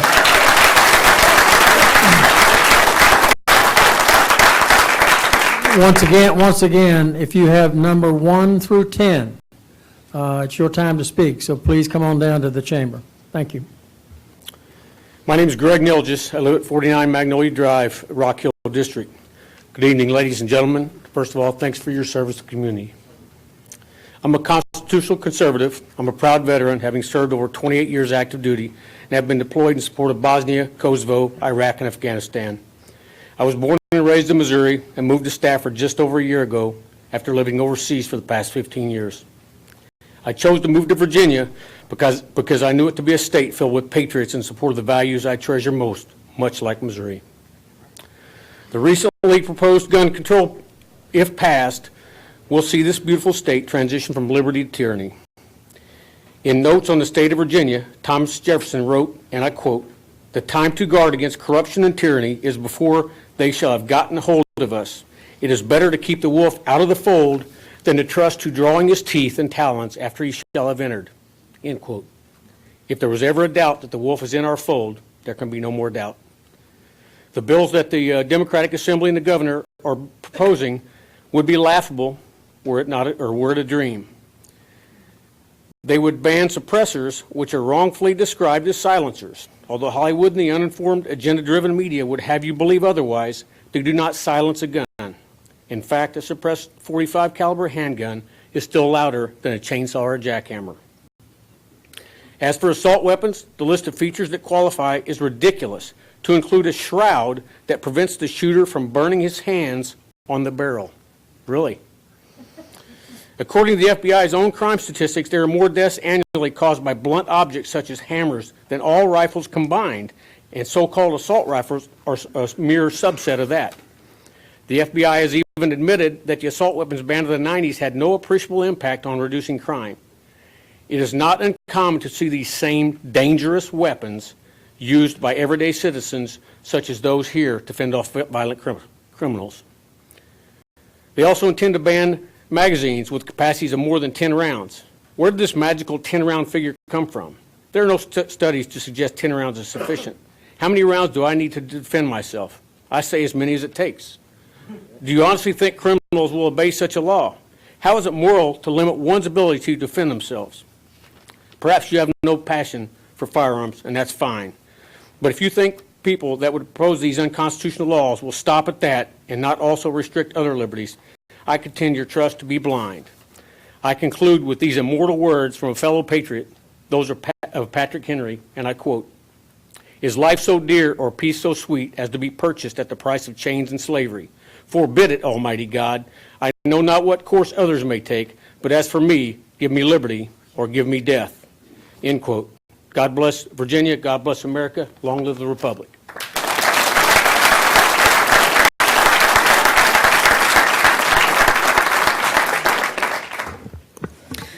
Good evening. My name is Adela Bertoldi. I live at 10 Kingsley Court. I am here tonight for myself, but also as the chairman of the Stafford County Republican Committee. And I urge the Board of Supervisors to adopt a resolution tonight that demands that the Virginia General Assembly secure and not infringe on a citizen's right to keep and bear arms. Indeed, any law drafted by the General Assembly and signed by the governor which infringes on this right is unconstitutional. The right to protect oneself is a natural right. The Declaration of Independence speaks directly on this point, and it says that all men are created equal and that they are endowed by their Creator with certain unalienable rights, such as life, liberty, and the pursuit of happiness. Liberty includes our right to keep and bear arms. Benjamin Franklin, one of the signers of the Declaration of Independence, said it best when he said, "Democracy is two wolves and a lamb voting on what to have for lunch.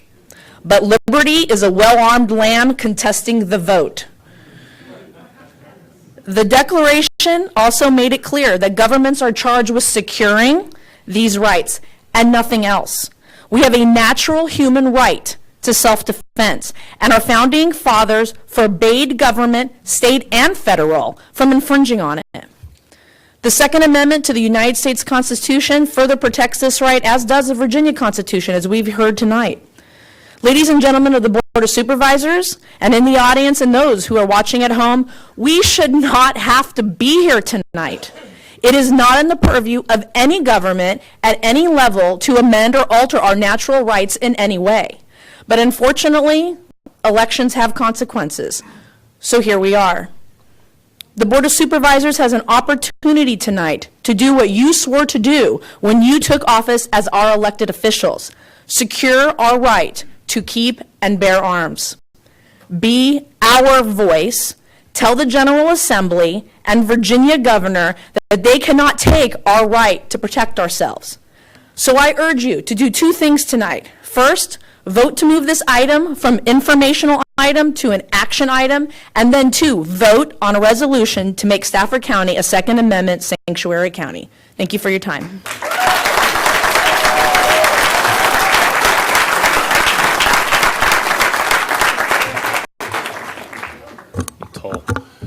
Good evening, Mr. Chairman, ladies and gentlemen of the board. My name is James Freeman. I live at 2000 Sierra Drive in the George Washington District. Mr. Cohen's my representative.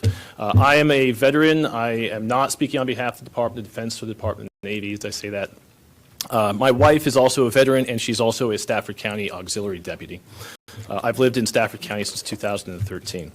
I want to address a few of the issues that I see in terms of our security posture, particularly in Garrisonville. So a lot of us in this audience, a lot of us waiting outside, all work for the Department of Defense or within the Washington establishment area. We all carry security clearances, all of which, the moment that we are declared felons by our own legislature, will be compromised. We won't be able to speak honestly to our duties on behalf of the people of this nation or our own Commonwealth. Secondly, I want to bring to the attention my thing that I've always told those who have worked for me in any capacity is rights only exist so far as you are both willing and able to assert them. I think tonight Stafford County ought to assert our rights. To that end, I think we should also be joining those other counties who surround us, King George, Prince William, Culpeper, who all have in their own ways shown how they're going to assert their rights. And I think that in order to do that, I urge you to not simply vote for a resolution, but as many others have suggested, we ought to vote for an ordinance that has teeth, that can show to the people of Virginia, let alone those around our Commonwealth who are watching, that we mean what we mean. What we need for teeth means that, one, we must provide that Stafford County will not provide any funds to the enforcement of these type of laws, no matter how simple or egregious they be. Second is that we need to direct or at least point to Stafford County Sheriff's Office that they should not be the ones enforcing this, nor should they be enabling or supporting the enforcement of these type of laws. Third is we should point to Dillon's rule to establish the fact that, if necessary, Stafford County Sheriff's Office can exclude the Virginia State Police or any other enforcement body who seeks to come and terrorize our people in our county. In this, I think that we ought to challenge our Commonwealth's government, our current government at least, to instruct them that they represent us, that they do not rule us. Free men will not be ruled. For that, thank you very much.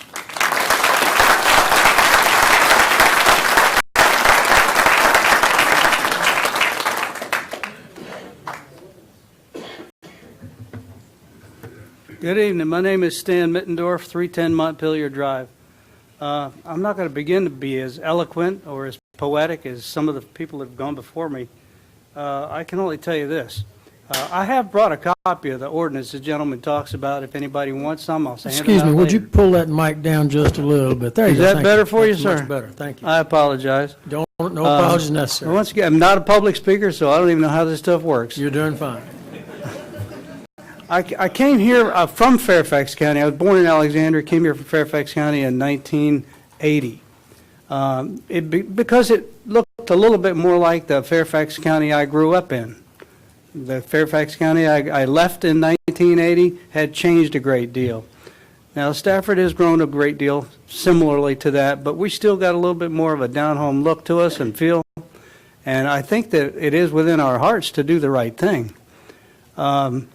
I think it is God's will that, the first law of nature is self-preservation. And the Second Amendment wasn't a gift from the government to the people. It was just an affirmation that that law exists and you have a right to defend yourself. There are those that would say, oh, yeah, but that was with a musket.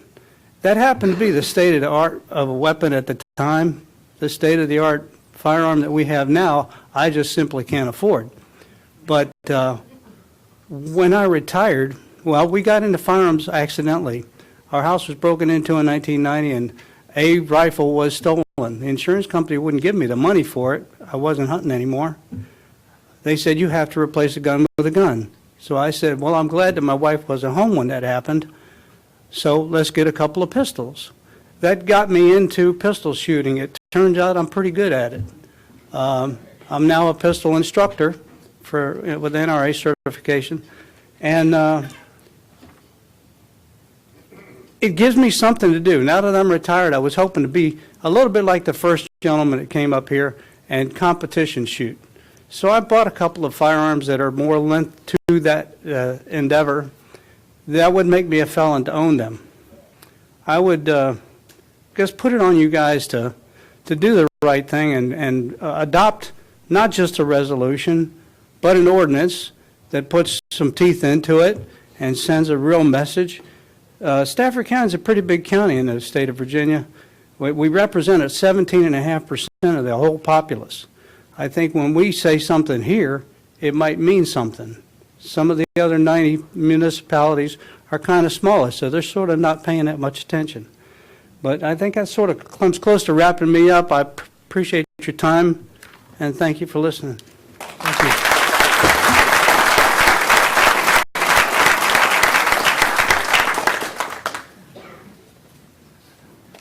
Thank you, Mr. Chairman.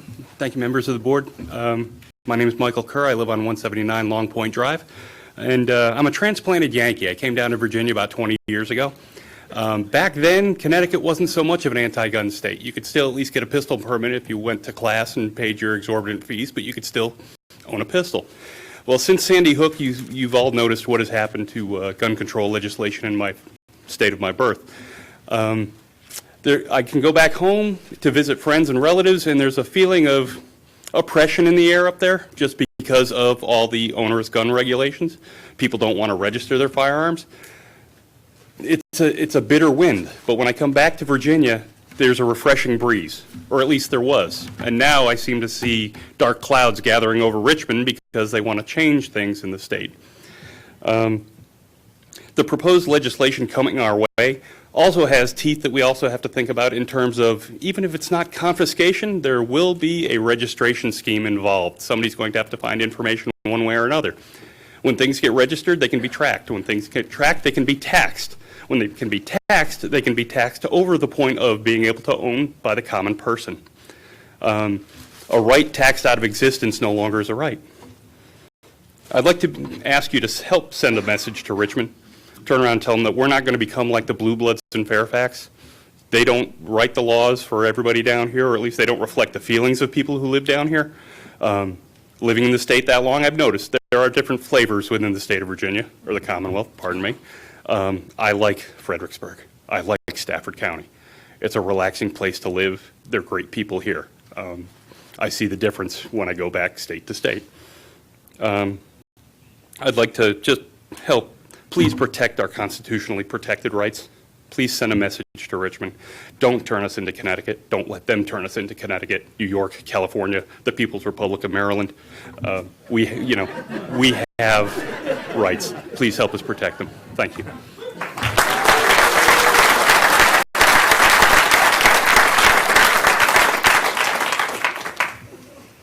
Hi, my name is Philip Cole. I live 2070 Aquia Drive in Griffiths Widewater District. I know my time is short, so I'll be brief. A lot of people have talked about the legislation that's coming our way, making anybody who owns a weapon with more than 10 rounds of ammunition felons overnight. But I want to talk about one other law that hasn't been talked about, which is the red flag law. The red flag law is pre-crime. Pre-crime. Under this, if you give the wrong hand symbol, you say the wrong thing to the wrong person, you give a wrong look to somebody, you dress the wrong way, they could report you, and then under the red flag ordinances, have an unreasonable search and seizure. That's the Fourth Amendment. It violates the First Amendment because, if you say the wrong thing, you can be violated under that. Without a trial, without a jury, your right to keep and bear arms will be seized and taken away from you. This is scary to anybody. Now, the police and the cops, I've worked with DCJS for quite some time, and I will tell you that the cops that I've talked to aren't going to enforce this. It's unconstitutional. It's pre-crime. Okay? But here's the thing. Virginia Democrats in Richmond have a solution for that. They want to mobilize the National Guard to go door to door and take people's weapons. They want to organize an army, the domestic army, to come door to door and take people's rights away. I say that when you became members of the Board of Supervisors, you swore an oath to uphold the Constitution and the rights of the citizens that you represent. And now you have an opportunity to make good on that oath and to show the people of Stafford that you're going to protect their rights. Thank you.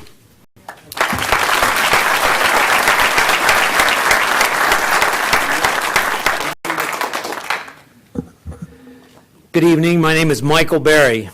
I live at 10321 Antietam Court, and I am the chairman of the Fredericksburg, Virginia Patriots. Good evening, supervisors. Good evening, Mr. Chairman. I thank you for having this hearing. What you're not seeing right now is you're not seeing the probably 2,000 citizens who on their own have come out here at night to declare the sacrosanct rights which they were born with. They were granted by God. They are protected by the Constitution of the United States, a sacred document that we have all sworn oaths to. Now, just as a little bit of background, my members, of which we cover Spotsylvania, Fredericksburg, we cover Stafford County, the great county that we're in right now. We cover a wide swath of people, but we are all patriots. My seventh cousin was a guy named George Washington, once removed. If you got our sticker says, we can't all be Washingtons, but we can all be patriots. We are patriots. This is a grassroots thing. Our Facebook account has gone up 5,500% because our members are tired and threatened and scared that they're going to become criminals just because they happen to own a firearm, a right that they have been born with, been granted to us. So, ladies and gentlemen of the board, I urge you to pass the sanctuary, the Second Amendment sanctuary resolution, and I agree it should be an ordinance. And I agree that it should go one step further, and we should adopt the same ordinance that was picked up by Tazewell County, which actually formulates a militia. because we have a long history in this part of the country, in this sacred part of Virginia, of being patriots. And mostly on our flag, on our national flag, are the words "Sic semper tyrannis," thus always to tyrants. Thank you.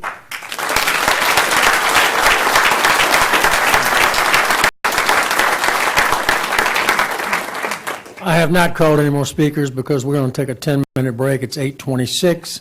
I would ask, though, any speaker with the number 11 through 20, when we get back from break, you'll be up. 10 minutes.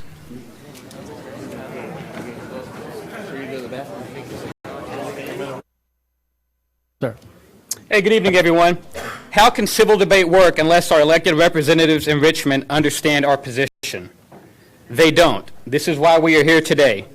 Gun control advocates, including our governor and attorney general, make quick mention of hunting and sport shooting when discussing the Second Amendment. I hear, I support the Second Amendment, but.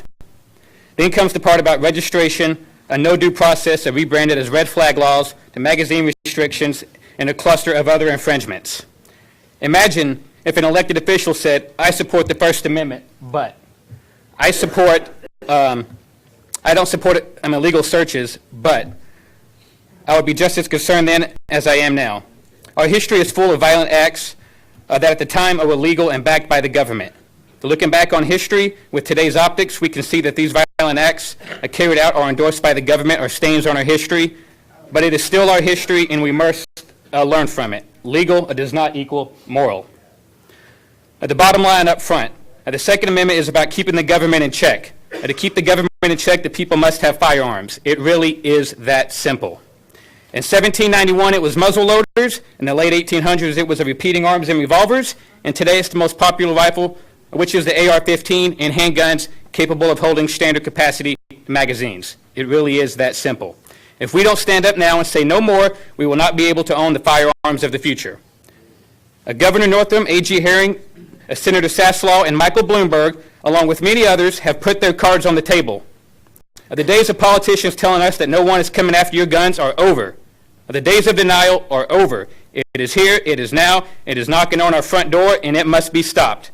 Well, our cards are on the table too. We will not comply. We will not surrender. Our civil rights and liberties will not be taken away for future generations to take up the fight because we were cowards and failed to do so. Will not happen, not on my watch. By the way, if you're wondering what it's like for an unarmed population to resist a tyrannical government, turn on your TV. Look what's happening in Hong Kong right now. Homemade bows and arrows and Molotov cocktails can only take you so far against a government that is determined to control its people. In closing, I want to say what happens here in Virginia will set the tone for the rest of the nation. This is bigger than guns. The irony that Richmond is triggering the very circumstance that we have the Second Amendment for is not going unnoticed.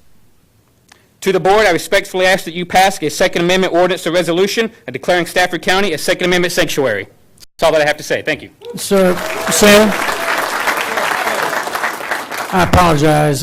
Even though everybody's on a numbering system, I will still ask you to give your name and address. That's fine. I didn't get your name. Matthew Barnett, 117 Centerwood Terrace, George Washington District. Great. Thank you very much. All right, thank you.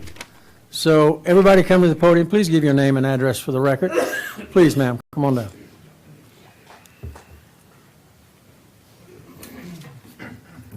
Hi, my name is Doreen Widener. I live at 12 Barrington Woods Boulevard. I'm here today to ask you to please vote yes to making Stafford County a Second Amendment sanctuary county. The new proposed gun laws will make 90% of all guns illegal. Every single time the public is unarmed, armed criminals create violent crimes such as murders, rapes, home invasions, and muggings increase dramatically. I've lived in Stafford County since 1988. I would like to see it kept to be a wonderful place as it is. Approximately 80% of Virginia is now a Second Amendment sanctuary county or city. One would think the governor would understand this bill is not what Virginians want. However, with no concern for our safety or Second Amendment rights, he has chosen to threaten us with National Guard troops. The President of the United States has the authority to nationalize the National Guards and take away the governor's authority. I have faith that President Trump will do this since he is very pro-Second Amendment. One example of when this was done was in 1957, when the governor of Arkansas used the National Guard to stop black students from attending a white high school in Little Rock. President Eisenhower nationalized the Guard and ordered them to leave. My husband, who's a retired FBI agent, and my son own the gun shop First Strike Munitions here in Stafford. We have noticed the largest growing demographics for first-time gun owners are women. They choose to defend themselves and not be a victim. In case you're wondering why I have this, the Democrats would prefer they had a whistle to defend themselves. Okay, got that? It's funny, I don't see the governor's security detail carrying whistles. I see them all carrying guns.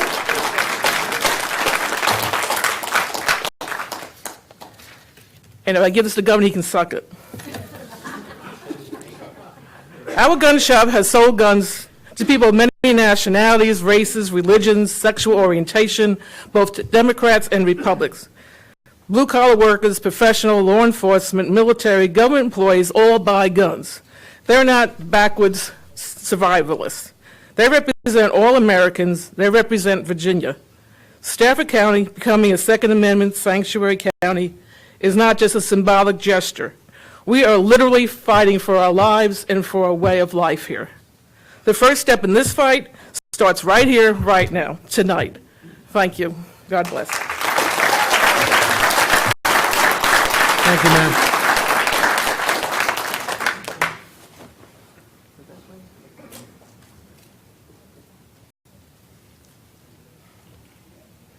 Come on down, sir.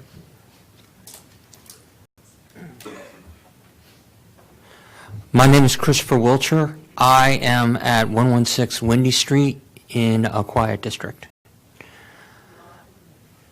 I like to say that basically government here is brave for taking up such an amendment, considering that the backlash in which Richmond is willing to do, because they, quite frankly, been bought out by billionaires that are not even a part of our state. That is tyranny. That is, you are the level of government that answers directly to the people, and everyone here is scared, terrified, or angry in some capacity because they know that their God-given right is about to be taken away. And every person is saying the same thing, and I'll be the guy to say it because I'm a plain speaker. None of us are turning in any magazines. None of us are turning in any guns. None of us are turning jack crap to Ralph Northam. I don't care what he passes.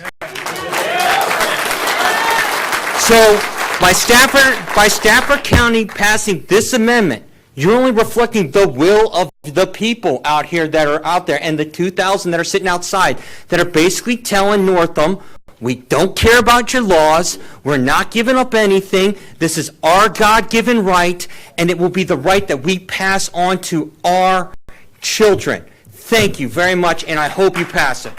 Thank you, sir.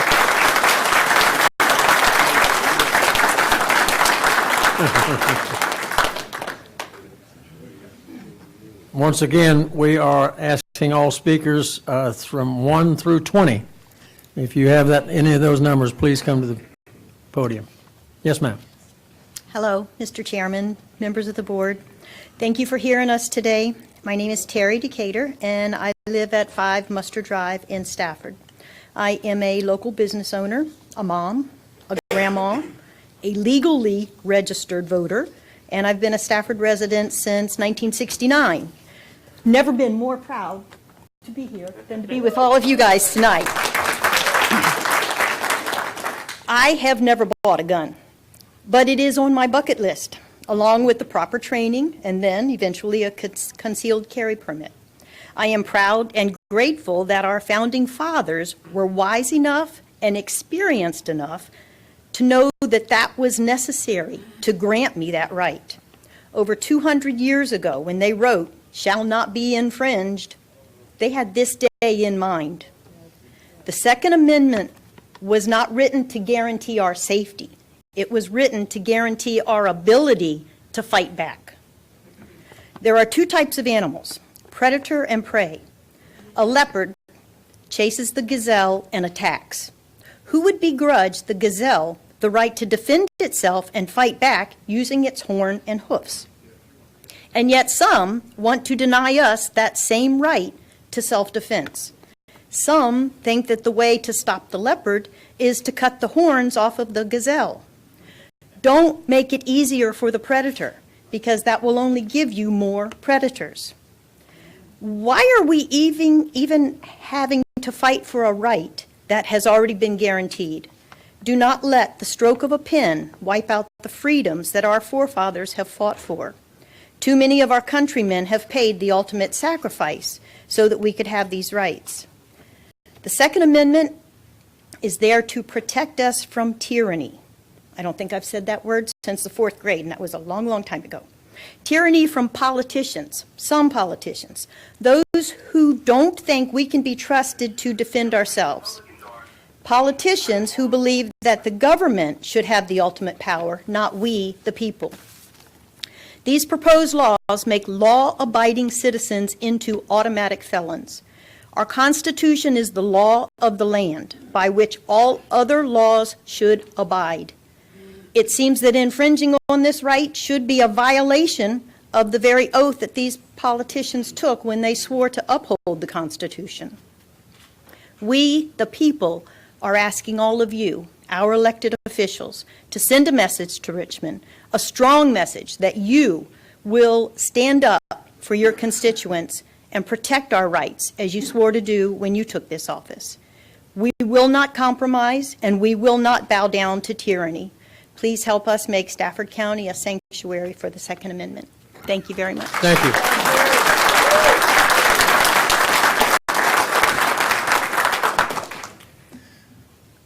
Ken Kirk, I'm from 54 Crab Lane, Heathfield, Virginia, and I'm representing the Virginia Hunters Coalition. I stand before you, raise that microphone up. I stand before you representing over almost 11,000 hunters within the state. That is the largest standing army in the state. There's almost 1 million hunters, registered hunters, just in the Commonwealth of Virginia. These hunters run the risk of losing their rights to teach firearm safety to their children. They run the risk of becoming felons because of they step away from a tree stand that they've put their well-trained 16-year-old son in to harvest a deer. And that, believe it or not, that does happen all the time. So I'm here to represent them. I want to take a real quick, I want to tell you a little story. I'm a almost 21-year Marine Corps vet, 20 years, 7 months, 29 days, 30 minutes, but I wasn't counting at all when I got out. So I've been all around the world. I've seen tyranny firsthand. I've looked at tyrants in the face. I've seen what it's done to societies. I've seen this type of stuff all over the world. And it brings to mind to me about the refugees. So we talk about the Syrian refugees, we talk about Cuban refugees, and I remember growing up in the 70s, I remember the Vietnamese refugees. They called them the boat people, right? So everybody remembers that. There's one refugee I've never heard of, and that's an American refugee. Two reasons. One, we have nowhere to go. We are the last beacon of hope.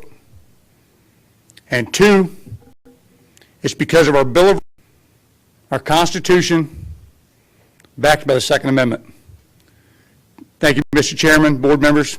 I encourage Stafford to pass this resolution. God bless. Thank you.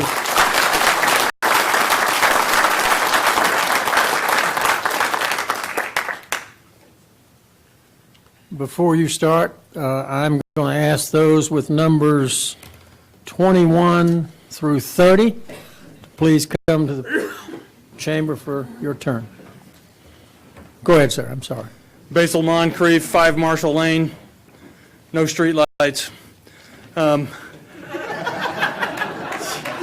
I'm gonna go off script because the people before me have been so eloquent. I'm just gonna get to the point of what I came here to say. And that is, I'm enjoining the Board of Supervisors to pass a resolution making Stafford County a Second Amendment sanctuary.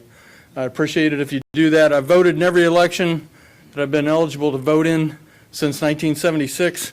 That includes 8 years in the Navy, 5 years on sea duty. I voted in every election. I'll continue to vote in every election. And anybody that can hear my voice and did not vote on 5 November, you better get your heads on straight and vote on everyone from now on. Thank you. Thank you.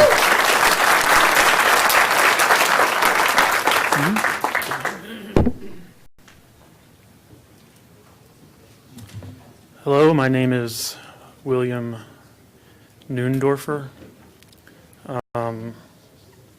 Didn't prepare a speech, but I felt it was necessary as a citizen of Stafford County to come speak. We moved here in '89. I bought my first home here, which I still live in. I forgot to tell you that I'm at 431 Hartwood Road, out in Hartwood. And I don't own firearms because I can't sleep at night. I don't support the Second Amendment because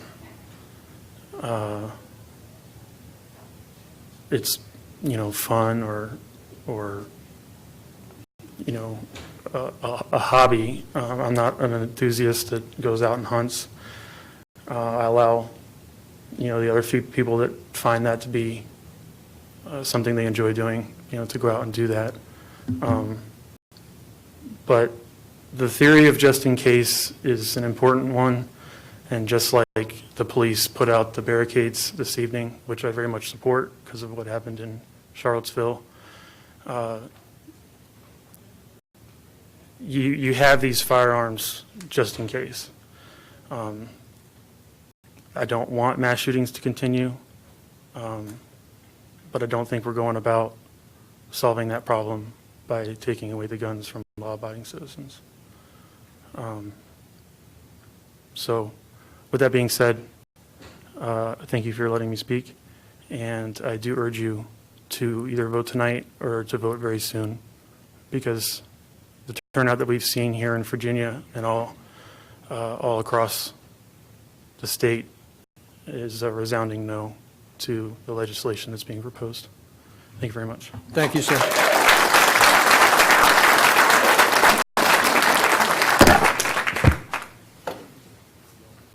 Good evening. My name is Charles Salser. I'm at 16 Patrick Henry Street, Fredericksburg, Virginia, Ferry Farm. And it's interesting that that's where I live because I'm not a person that has had many heroes in my life. But I do have to tell you that George Washington fills that bill. And I've always cherished what Washington did for this country. And one of the things Washington did for this country is made sure that we had the right as citizens to bear arms and that right would not be infringed on. You've probably heard that term a lot tonight, infringe. I'd like to use it in another application that I think you will understand even more fully than that. You have rules governing the way you run your meetings. And if I do not go by those rules, you're going to call me out for infringing on your rules, and rightly so. And rightly so. That's why we have rules. And they are not to be infringed on. So why, folks, are we here tonight asking that somebody not infringe on our rights to bear arms? Now, I don't own a gun. I come from a very violent background where I lived at when I grew up and have chosen not to have a firearm. My wife packs, and she will defend herself. Now, am I proud of that? I don't know if I'm proud of it. I'm glad she can defend herself. But I can tell you what I'm not proud of. When I think of what George Washington did to contribute to the success of this country, and one of the things he said, and I'm paraphrasing, but he said that the government that thinks they have the right to disarm the citizens must in turn realize that the citizens have the right to take that government out. And that's what we will do. We are not going to tolerate this. Nobody has the right, whether it's locally here, whether it's state or federal, to infringe on our rights to bear arms. What part of that are we having trouble comprehending? And again, I'll say to you, if I were to infringe on the rights of this committee, you'd call me on a dime. Ladies and gentlemen, we're asking you to let Richmond know that we are saying the same thing to them in kind. And I'd like to say this too. Patrick Henry happened to be another person that I cherish, and it turns out that not only do I live in Ferry Farm, but I live on Patrick Henry Street. And I want to end with this. Give me liberty or give me death. You're not taking my rights away. Thank you. Thank you, sir.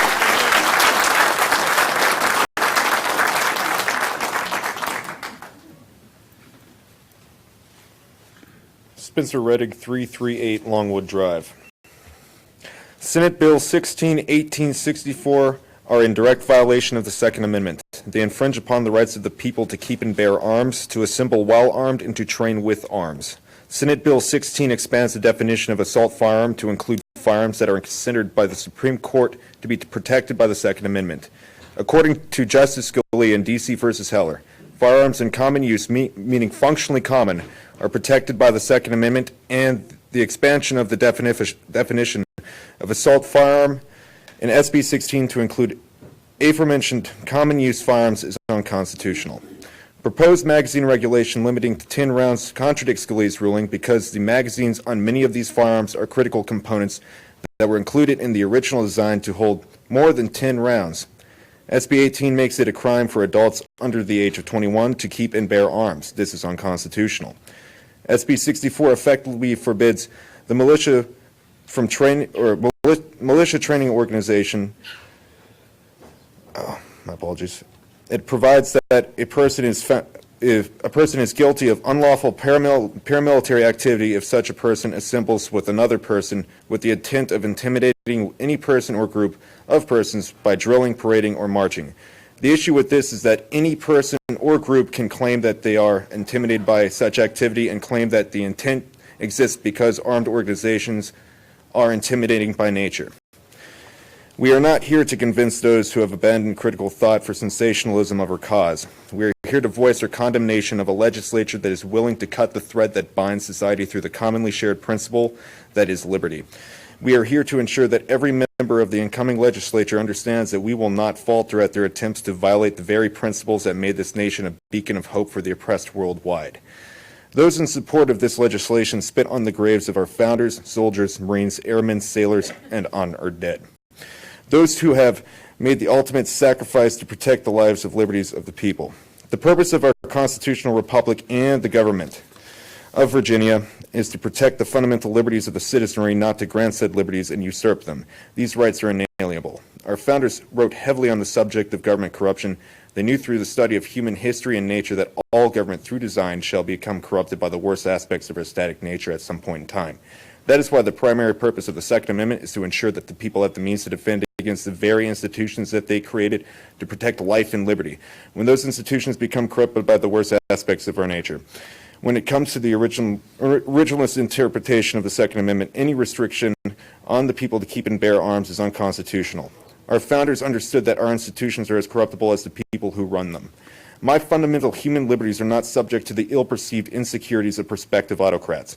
My life is not dear enough, nor is peace sweet enough to abandon liberty for false security. Those who willingly misinterpret the Constitution to disarm Thank you, sir. Your time has expired.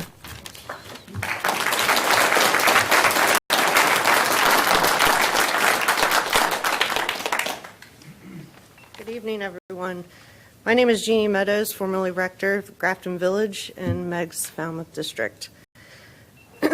I'm sure tonight you've heard and will hear again that the Virginia Constitution laid the groundwork for our current United States constitutional rights, which all are defended by the ability provided to us in the Second Amendment.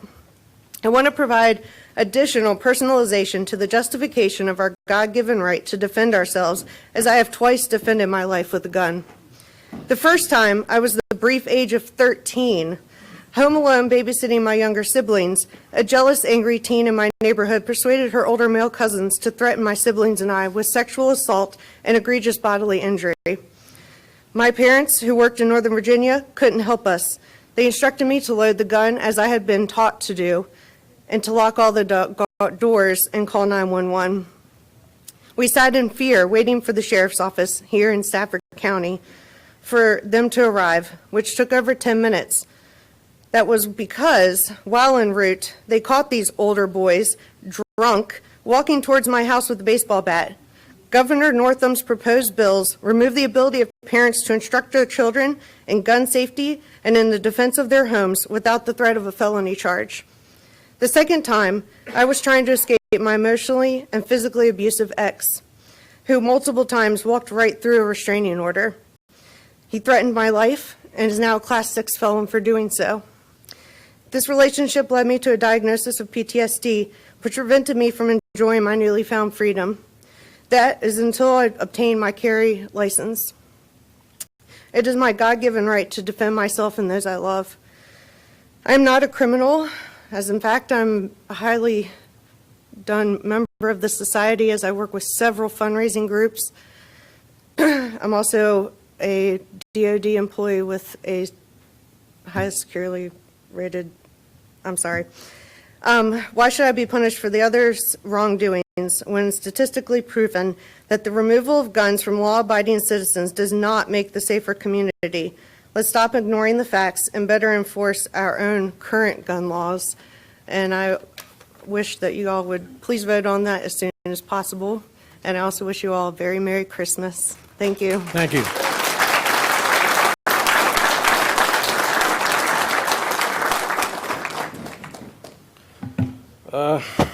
My name is Chris Wagner, Stafford.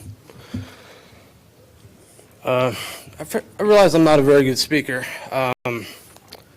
My thoughts are that I'm not a big fan of a Democratic Party. I think my neighbors are good people. The people at work are good people, but I think the party itself rules by trickery and things like that.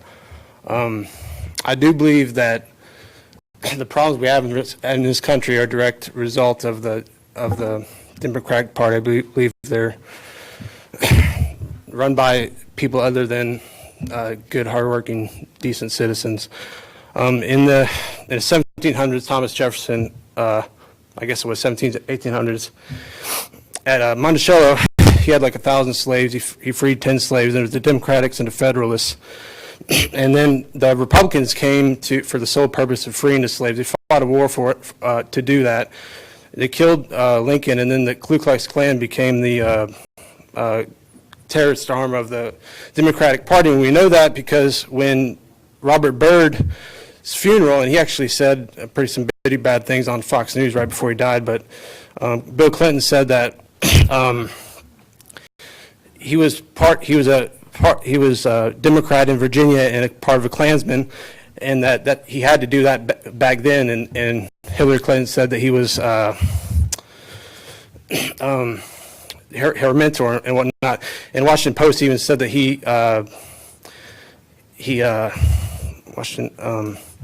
recruited a lot of people for the Klan. And so now they're trying to, if you see what happened in Chicago and in Baltimore, they're disarming a lot of black population into where they can't legally defend themselves, and if they do carry a gun, then they get arrested and things like that. And Governor Northam has been caught with Klans uniforms and things like that. I think he's like I just think it's bad times. I don't think it's good. And let's see what else. And let me think.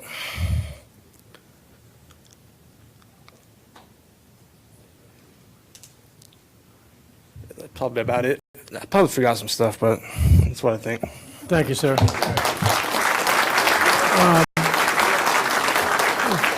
I could ask county staff, we've got about 15 empty seats. If we have people standing outside, they're welcome to come in. I hate to see anybody stand outside in the cold when they can sit in here in the warm. Yes, sir, go ahead. My name is Travoy Madden, 251 Olympic Drive. I'm a veteran. I come from a long line of veterans and outdoorsmen. I moved here in 2014 from Washington State. It's a sportsman's paradise. I'm old enough to have had civics in school, and because of that, I have a deep-seated love and respect for the country and our Constitution.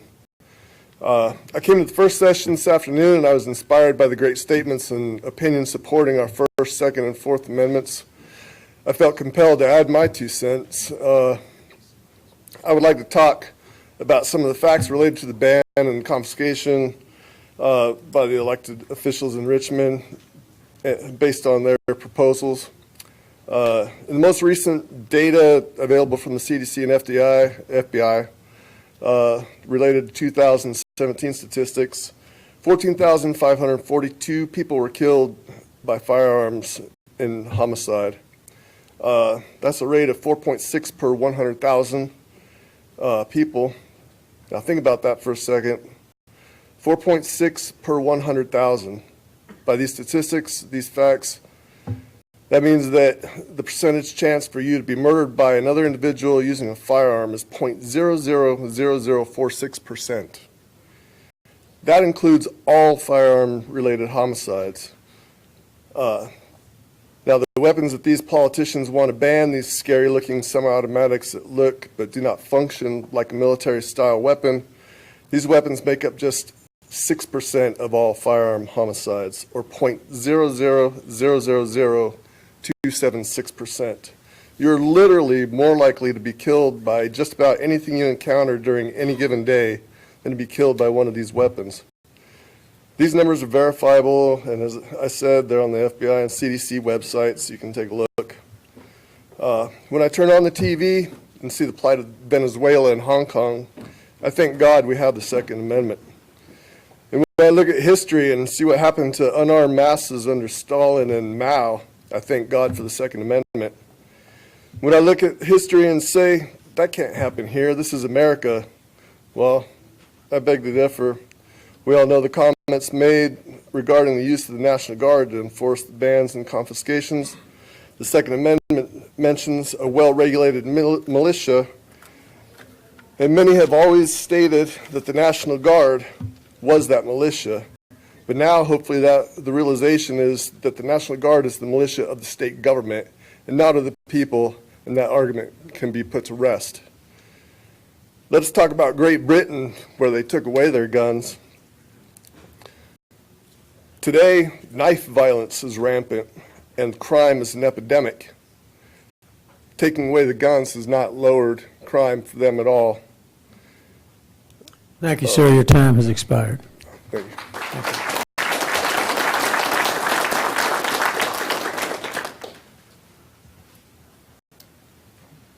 Hello, my name is Steven Souza. I live in 275 Crown Manor Drive.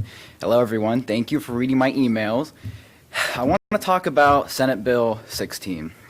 Senate Bill 16 is a bill that's willing to expand firearms. Firearms that, if you go to a gun store, you would see that if this bill passes, this bill would pretty much empty out 70, maybe 80% of all firearms in gun stores. Under this bill, it's willing to ban cosmetic features. Cosmetic features that have no bearing on the functionality of a firearm whatsoever. In this bill, it make a Class 6 felony to own an assault weapon, but it redefines it. But if you once legally owned a firearm and then somehow miraculously becomes an assault weapon, it's not an assault weapon, they're just redefining things so you can't have it. And then for each magazine you possess that holds more than 10 rounds, it is a Class 1 misdemeanor. In this bill right here, it even says there will be a Class 1 misdemeanor for every magazine that you own. Now, what is a Class 6 felony? Most people don't know. Well, we all know felonies to be bad, but with felonies, it's a term of imprisonment of not less than 1 year nor more than 5 years. But why should you go to prison for 5 years for something that you once legally owned? I'm worried about our citizens within Virginia, our residents, but what does it say? What is a percentage of the population that owns firearms? Well, according to 2017 by CBS, 29.3% of Virginians own firearms. But let's just say after this bill passes, and if it passes, let's say 15% of the total population of Virginia owns a reclassified assault weapon. We have 8.518 million citizens, residents in Virginia. If we take 15% of that, 1.2777 million Virginian residents will be classified as Class 6 felons, and they might pick up a misdemeanor charge.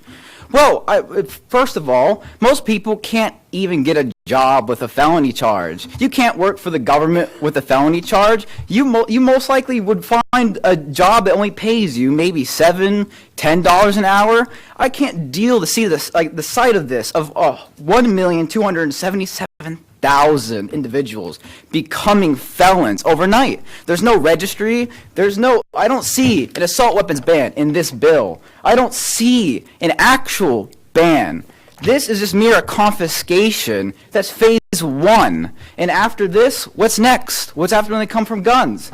I'm afraid the First Amendment will be attacked. So this is why I support the Second Amendment sanctuary movement. And I urge you to pass this tonight. Thank you. Thank you, sir.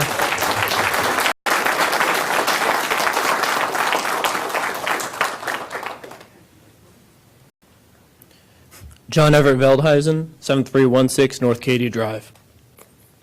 Ladies and gentlemen, I'm here to lay forth several reasons why you should uphold and pass this resolution, reasons that I find compelling. The efforts of this state's government to strip us of arms are both illegal and immoral, and I will use my time to demonstrate why. Both our state and federal constitutions make it abundantly clear that this recent slew of legislation is completely unconstitutional. Both guarantee that the right of the people to keep and bear arms is not to be infringed, making this recent legislation nothing more than an attempt on our civil liberties. Unlike some others, I will not deign to speak on behalf of the Almighty. If he is out there, he can speak for himself. Rather, I choose to lay forth my case as an appeal to reason, as that is the only lamp that guides my feet. I exist. Since I don't need anyone's permission to exist, I have a fundamental right to exist. If you embrace the premise that human beings have this right to live, so too must you embrace its corollary, that we have the right to take actions necessary to preserve our lives. This is the moral justification for the right to keep and bear arms. Ultimately, since the state is neither omnipresent nor omnipotent, it cannot protect against imminent lethal threats. I suspect, however, that the omnipresent and omniscient state is the goal of the proponents of this legislation. This underscores the perverse nature of disarmament. It is nothing more than an attempt to make people more susceptible to compulsion by force. It is an attempt to reduce the likelihood of resistance from the populace upon whom they dream of imposing more laws by which to strip us of our freedom. After our arms have been taken from us, what is to stop them from robbing us of our right to speak, under the guise of preventing hate speech? Once the second falls, what stops them from ignoring the first? If you value anything, whether it be rights, loved ones, life's work, or liberty, then you must be willing to arm yourself for their defense. As such, it is in your interest to vote yes for this resolution. As for me, I shall do whatever is in my power to frustrate the efforts of those who seek to disarm me. If legal means fail, then I will have no other recourse but to wager my own flesh and blood for the cause of liberty. Sic semper tyrannis. Thank you, sir. Come on down, sir. Just real quick, we are now, anyone with a speaker with a number of 21 through 30. 21 through 30, please come to the chamber. Go ahead, sir. My name is Joshua Herndon. I live at 2191 Courthouse Road.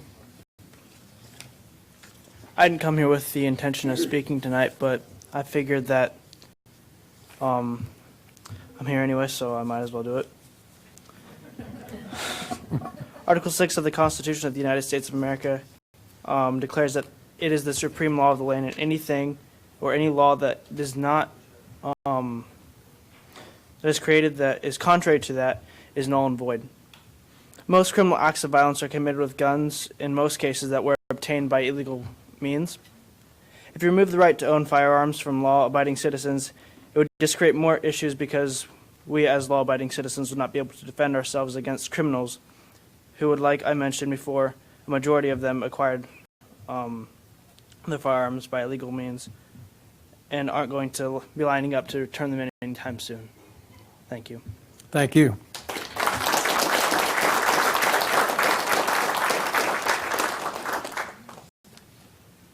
Thank you, members of the board.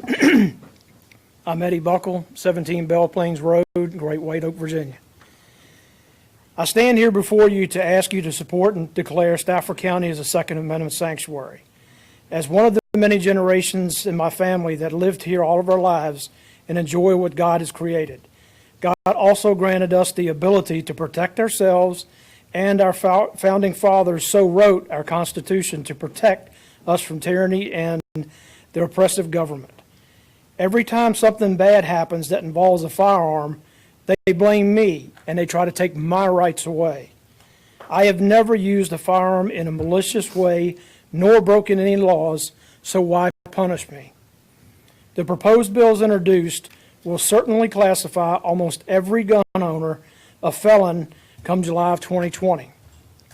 How is this right that my grandfather's tubular feed 22 squirrel rifle is classified as an assault gun? I have a 20 gauge shotgun for my daughter that has a thumb hole stock that enables her to use as a steadier grip. That would be classified as an assault weapon. Right here, this tells you that our legislatures have no clue what they're talking about. You ever wonder why Stafford County is such a safe place to live? Well, these are some numbers. Of course, they're internet, so take it for what it's worth. One of the numbers I found was Stafford County had approximately 14,000 concealed carry permits in this county. Sheriff Decatur has a great police force, and with 14,000 people with concealed carry, we have a safe county. I would, excuse me, I would not want to confront someone in Stafford County knowing that we've got that many concealed carry plus our law enforcement here. And that's probably why our crime rate is so low. You start enacting some of these laws that are proposed, we are now going to become Chicago, Baltimore, and Washington, D.C. I normally am not an outspoken person, but here's an article in the 2017 Virginia Wildlife Magazine that was done on my family, and it says passing on our outdoor traditions. They passed some of these laws, and that little young lady sitting right there and myself will become a felon. And even though I have taught her since she was born firearm safety, at 14, 15 years old, I do not have a problem putting my child out there on the stand by themselves with me hunting. This will ruin that for my family and generations to come. Thank you. Thank you, sir.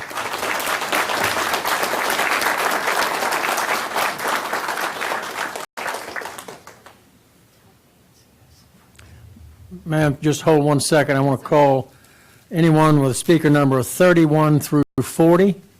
31 through 40, please come to the chamber.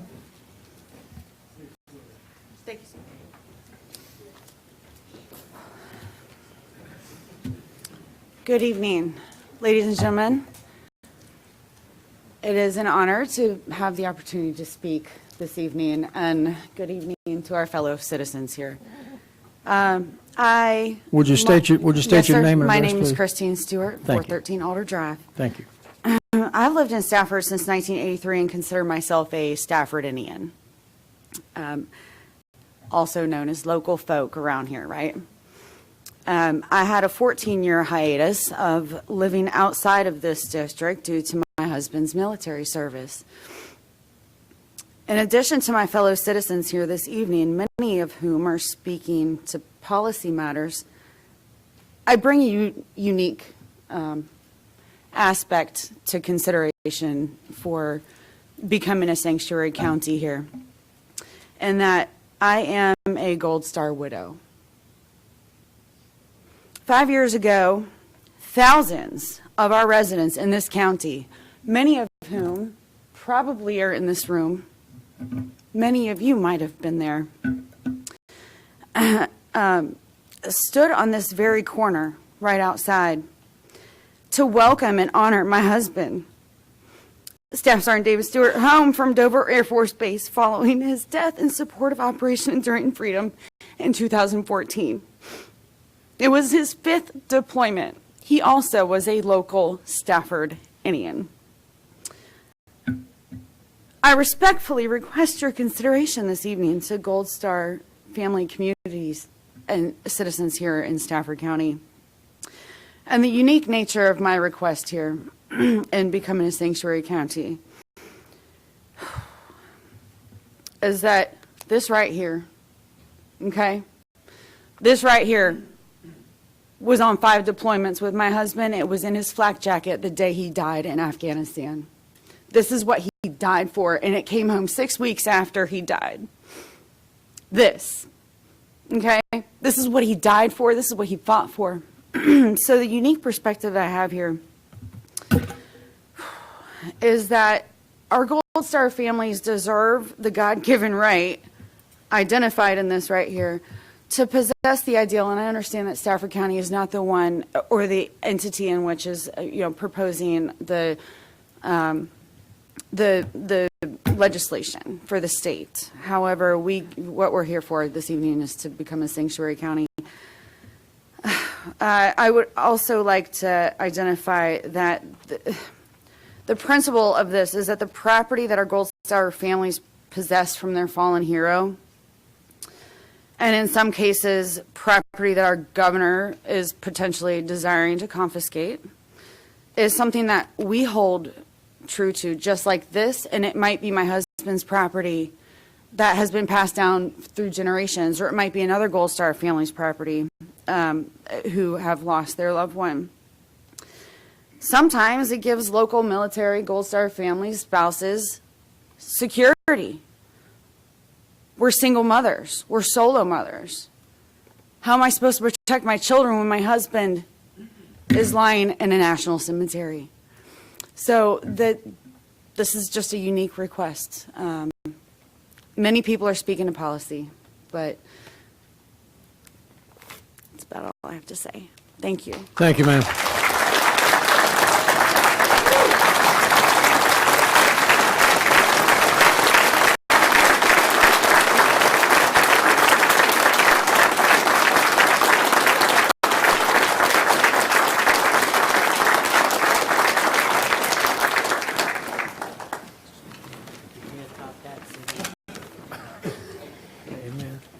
Yes, sir, go ahead. Bill Aquaviva, 16 Kelly Way. I'm speaking on behalf of myself. I'm a Marine Corps veteran, born and raised in New York City. It's kind of a third world country now. I came to Virginia for refuge. I stayed here when I got out of the Marine Corps. And what's beginning to happen to the state based on current governor and the rules, specifically, obviously, what we're all talking about, the Second Amendment violations, is scary. It's unsettling. It's disgusting. You would think that the Constitution of Virginia and the Constitution of the United States are clear enough for some people to understand what their roles are and respect the rights of citizens. You would think that the laws that already go ignored, such as murder, battery, robbery, carjacking, rape, assault, etc., would prove that laws don't apply to criminals and that citizens need to defend themselves. You would think that threatening National Guard action and confiscation would scream Nazi Germany and halt any further attempt to restrict the rights of the people. You would think that lawmakers who swore an oath to uphold the Constitution would be bound by that oath. Unfortunately, you'd be wrong on all accounts. Restricting, banning, tracking, and licensing guns is nothing more than an attempt by the government to take further control of our lives. Telling law-abiding gun owners, which are the overwhelming majority of gun owners, that they're losing their rights because an extremely small portion of gun owners break the law is like telling everyone in Virginia they can no longer drive because some people speed, have a phone in their car because some people text and drive, drink alcohol because some people drink and drive, vote because some people commit voter fraud, have children because some people abuse their kids, get paid a salary for work because some people evade taxes, or picnic at the park because some people litter. Any elected official is put into office by the people to act as a representative for the people and carry out the will of the people, not to implement personal beliefs, feelings, and opinions and force them on others. You are our representatives, and we're directing you to vote Stafford a Second Amendment sanctuary county, preserve the will of the people over what is fast becoming a tyrannical state government. I ask that you join the other, it was 72 yesterday, I don't know what it is now, counties and cities, 94, that have passed Second Amendment sanctuary resolutions. Better yet, we ask that you pass an ordinance or perhaps even establish a militia. And to the Sheriff's Department, I ask that you be prepared to deputize all law-abiding gun owners as a way around this infringement of our rights. Should the board not uphold the rights of the Constitution of Virginia and America? Thank you, sir.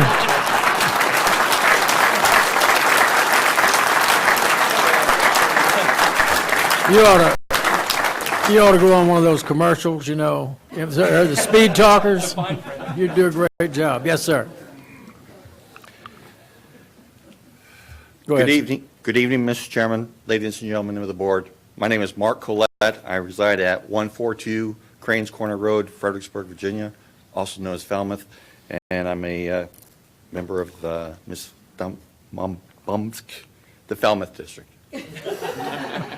I'd like to talk with you tonight about the need for the Second Amendment resolution before the board tonight. I only have a couple of points to talk about, so some more of the more eloquent guests can speak.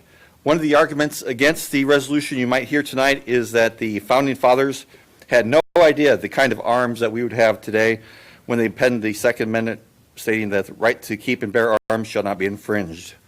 This is a lie.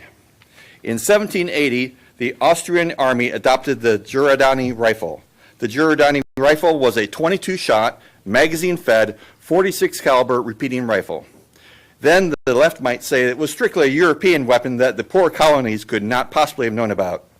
Again, they are mistaken, because Thomas Jefferson purchased 2 of these rifles, one of which he sent west with Lewis and Clark on their famous expedition.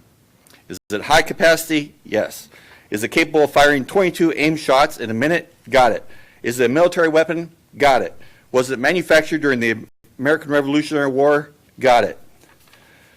The second argument against the resolution you might hear tonight is that it is only symbolic and doesn't mean anything. The thing is, symbols are important because sometimes symbols can cause miracles. And the month of December is famous for miracles. And I can see that some of you know exactly what I'm talking about. On December 1st, 1955, Rosa Parks was arrested for refusing a bus driver's instructions to give up her seat to a white passenger. She later recalled that her refusal wasn't because she was physically tired, but that she was tired of giving in. This is the same way that these patriots before you are feeling. We are tired of having our rights taken away, and we won't back down. Governor Northam has crossed the line. Thank you for your time, and please vote for this resolution. Thank you, sir.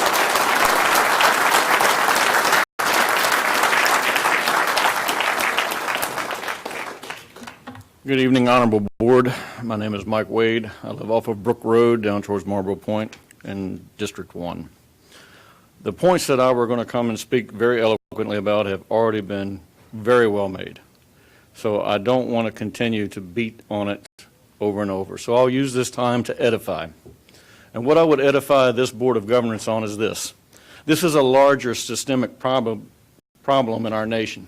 This is much larger than just Governor Northam. This is the issue between freedom and socialism. There are those in our government that want to force us into a socialist society. For those in the crowd that don't truly understand the difference between communism and socialism, communism is forced upon you, socialism you vote in. It's no different between the two ways of death, of murder and suicide. At the end of it, you're still dead. What I would also edify is this, that it is very transparent to some of us that socialist infiltrators have got into our government, and now we have paid for puppets on a string governing our great state. What I would ask this board to do is to send a clear message that we will not go quietly into that sweet night of socialism. I stand here before you as a disabled combat veteran. We are hated by the left because we are well trained and know how to use weaponry. What I would say to that is this: out of all people in our society, the veteran prays the hardest for peace. Because if this does not get unchecked, or correction, if this does not get checked and this tyranny is forced upon us, war will be at hand. And as a combat veteran, I truly know the price that is paid when you go to war. I pray to the Lord our God that this does not come to our state. Help protect our great state. Because I stand before you to say this: I am absolutely prepared to die to protect my right to bear arms. Governor Northam, are you prepared to die to try to take it? Thank you. Thank you, sir.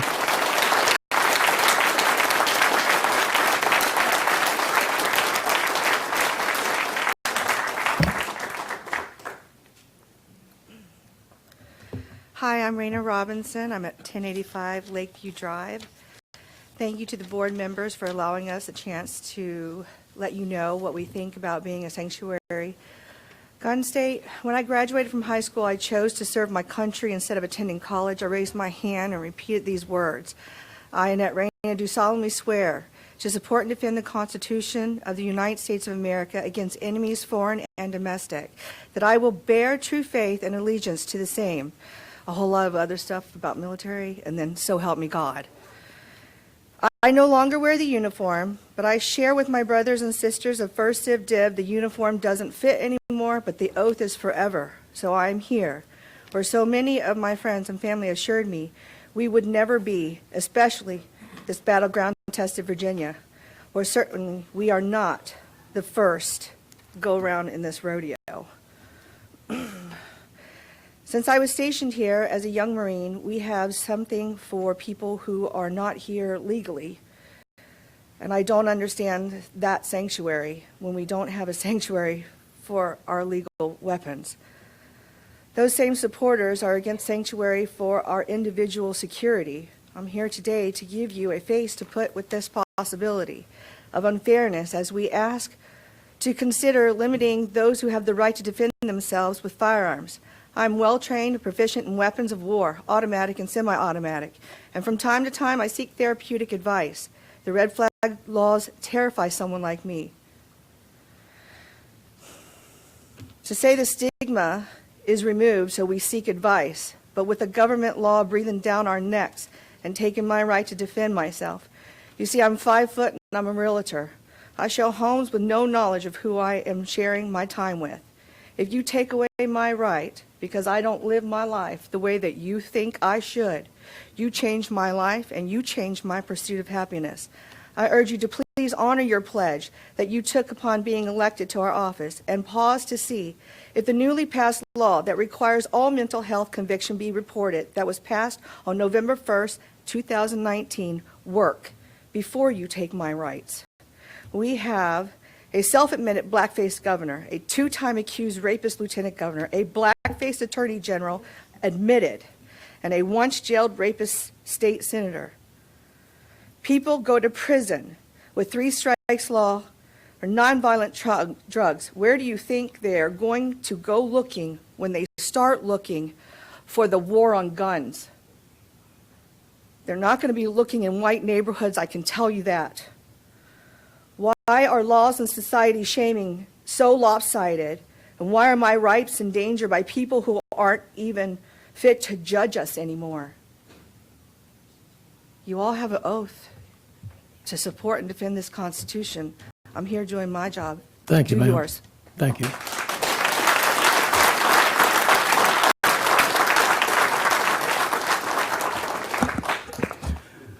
Good evening. My name is Edward Davis. I live at 20 Snapdragon Drive. I am a retired Army officer and a combat vet. It's late in the evening, so let me get straight to the point.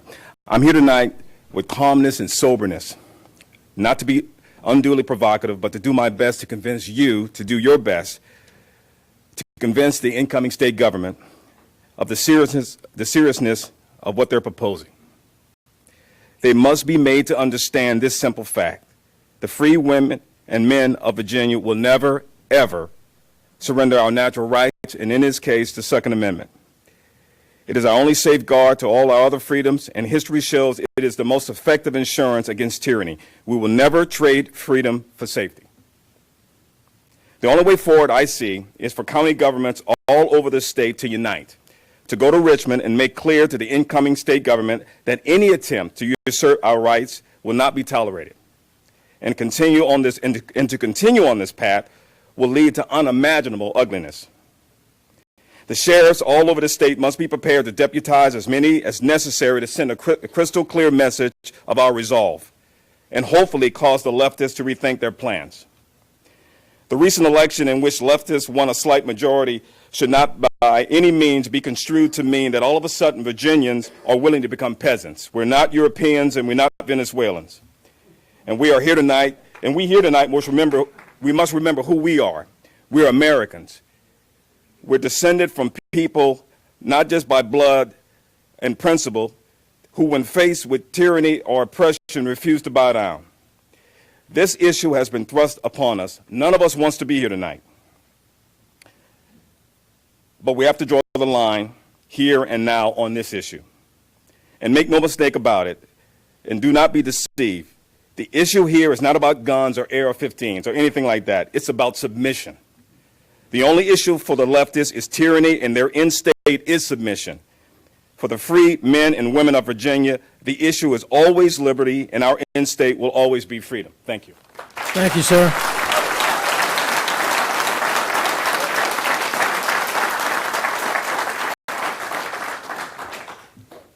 Hi, my name is Karen Dutton. I'm at 118 Hudson Road, George Washington District. I'm here for my husband, who is homesick tonight and couldn't be here, for my children, for my family, and for my friends that own firearms, for my local gun store owners, and, as my shirt says, for everyone in our state of Virginia, as our U.S. Constitution protects all citizens, whether they support gun ownership or not. I feel this proposed bill is complete government overreach. This proposed bill is actually putting Virginians at risk for safety. I cannot understand why our governor, having been a service member, has proposed this bill that clearly infringes our Second Amendment. I feel it is purely for political reasons, and I resent it. If this bill were to pass, I feel it would be the beginning of the end. Why am I, as a law-abiding citizen, potentially being limited to ownership? The bill is purely subjective, and I don't believe that is how the law should work. Red flag laws do not follow due process of the law, period. Maybe the governor should consider having better funding for law enforcement instead of penalizing the law-abiding taxpayers of Virginia. I thank Sheriff Decatur and his deputies for the voice support of our Second Amendment rights. I'm a born Virginian and have resided in Stafford for 30 years. I'm a wife and mother, and among other things, but I am not a felon and refuse to be considered as one for simply owning a firearm. I plead with you to pass this resolution for the welfare of your Stafford citizens. Thank you for your time, and God bless. Thank you.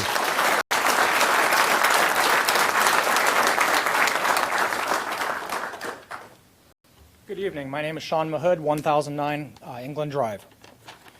Members of the board, thank you for this opportunity to speak in defense of the rights of Stafford County citizens to keep and bear arms suited to self-defense as well as defense of our Commonwealth and our nation.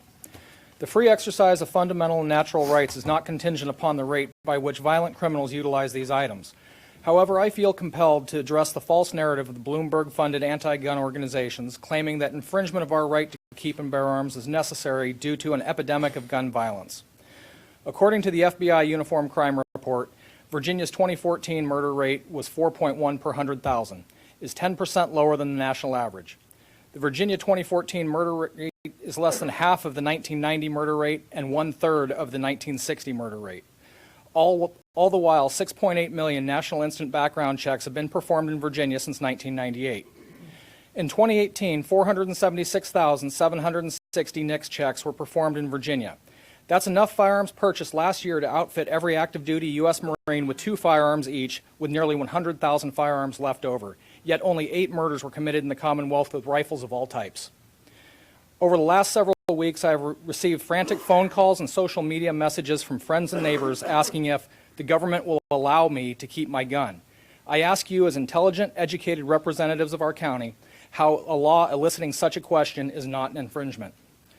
Another affront is the fact that our governor, attorney general, and select members of our General Assembly propose to dispossess law-abiding citizens of the most efficient tools for self-defense, while at the same time the federal courts have held in cases such as Town of Castle Rock versus Gonzales, and most recently in Marjorie Stoneman Douglas High School students versus Broward County Sheriff's Office et al., that the government and police have no duty to protect us, that we are responsible for the protection of ourselves and our families.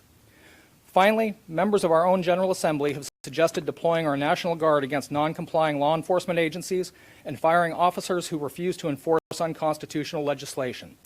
Do we really want law enforcement officers in our community who blindly follow orders and use no personal judgment? The last time such a situation existed, the officers were tried at Nuremberg, and the statement, "I was just following orders," was rejected as a viable defense. Ladies and gentlemen, I brought my daughter here today. She's 11 years old. She is witnessing the history that her grandchildren will study. I ask you, I implore you, vote yes on the 2A sanctuary amendment and then follow it up with an ordinance. Please, for the love of the next generation and those that follow. Thank you. Thank you.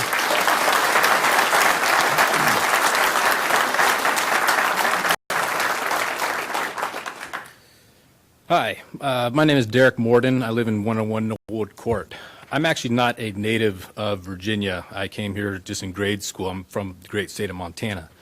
There we teach. We don't just ban. And guns aren't called weapons. They're tools. They're things in everybody's home. Nobody looks at them in fear. They're just a thing that we all have and we use and respect. Well, one thing my uncle always would say to me after we moved out here, he's always asked, so how is it out in brain-dead Virginia? Well, I never understood that until now when I'm seeing what he's talking about, but I'm here tonight with you guys' help to prove him wrong. Hopefully that we can get that done. With this new gun control bill, it does nothing but propagate ignorance over education and appropriates the minds against our Constitution. Because I'm at a loss of why our legislators simply even allowed to defy our Bill of Rights with no repercussions. The Second Amendment is part of the foundation of which this nation was built, and it's also the one and only right that guarantees the protection of all the other rights to stay with the hands of the people. These state legislators are acting directly against the Constitution, in which they swore an oath to uphold and protect. What they're instead doing is ignoring this oath by systematically dismantling what our founding fathers knew was absolutely necessary to keep a nation by and for the people. A quote I saw from Thomas Jefferson, he actually had tons on all this whole subject, but one is, tyranny is defined as that is which is legal for government but illegal for the citizens. I'll just say citizens. Purpose of this gun laws, or these proposed gun laws under this definition, they're tyrannical, plain and simple. If the government can have it and the people can't, that's a tyranny. When laws are used to restrict against its citizens, it only sets ourselves up for victimhood. I'm not a victim. We are not sheep. We are not serfs. We are not subject to rulers. We are Americans. And what we are doing here today is bigger than what most of us have imagined. We are at the forefront of inspiring a nation that will stand up for what millions have died for. You guys are the faces and voices for us as Stafford County citizens. Take a stance as leaders in this community. Take a stance as fellow Americans. And a 2A sanctuary county may just be a statement, but it is the first step that we need to fight this tyranny. Thanks. Thank you, sir.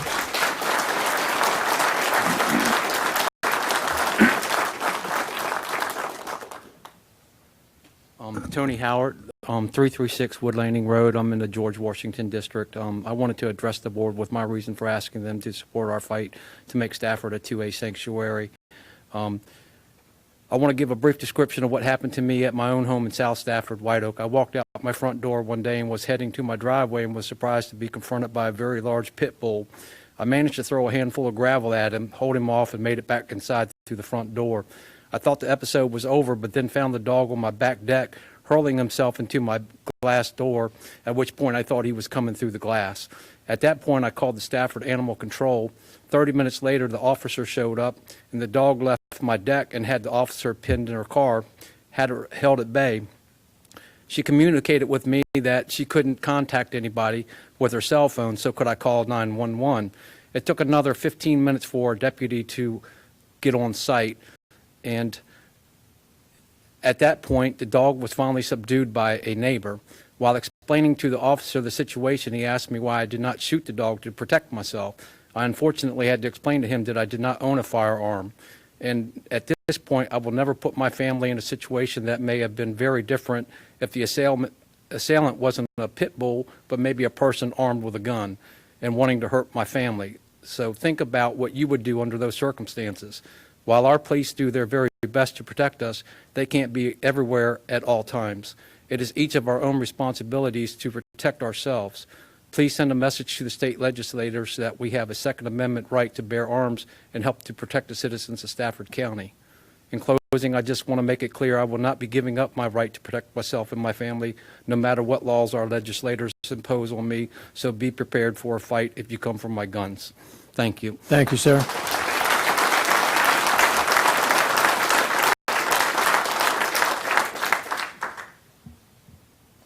Good evening. I'm David Lurch. I live at 282 Newton Road. Yes, sir, I'm your stepchild.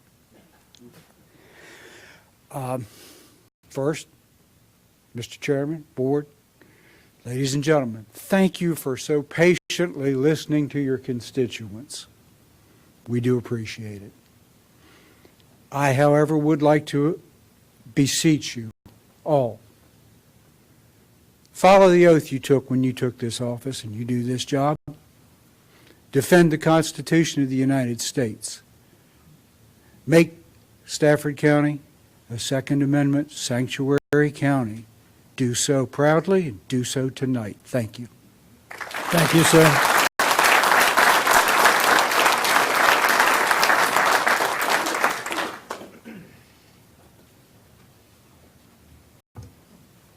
JC with JC Firearms, 103 St. George's Drive, Stafford, Rock Hill. Yes. I have a lot of customers, as you well know, in this area. Could you give your name for the record, please? JC. JC is your name? I go by JC, yes, sir. Okay. Well, I've got a different name here. We good? We're good. Go ahead. All right, we're good. Thank you. There's a lot of people standing outside tonight. I can't tell you how many of you guys I emailed over and over again, try to put together emails to get us in a bigger venue. I've seen the people outside standing out there. They're in the cold, the rain. They're cheering. I don't know if you can hear them right now. But I did when I came up. And I wish it was a bigger venue. That was a mistake. Next time you do this, put a bigger venue, please. I really appreciate that. I had to take up time to say that for them, but it was well worth it. And to all these eloquent people in this room, some of the best people I ever meet. I deal with them every day. 8 years I've been dealing with these people. Best people I ever deal with. They come up here, they're shaking, all kinds of stuff. I mean, these are patriots. These are people defending our rights. I arm these people. I know some of their stories. So many stories, I don't have 3 minutes. I can't have enough time. I wish I had more time today, ladies and gentlemen. All right, so move on. Moms Demand Action Group, right? I saw them at Stafford Night Out. I like telling a good story because everybody loves a good story. So there's a woman up there, she's talking about AR-15s and AKs and, you know, people shouldn't have them. Okay, you don't like them, I understand. You don't want people to have the black gun or whatever. So I asked her a very pointed question. I'm going to ask everybody, all of you in this room. Would you then disarm the Black Panthers? Her face became about as pasty white as I've ever seen in my life.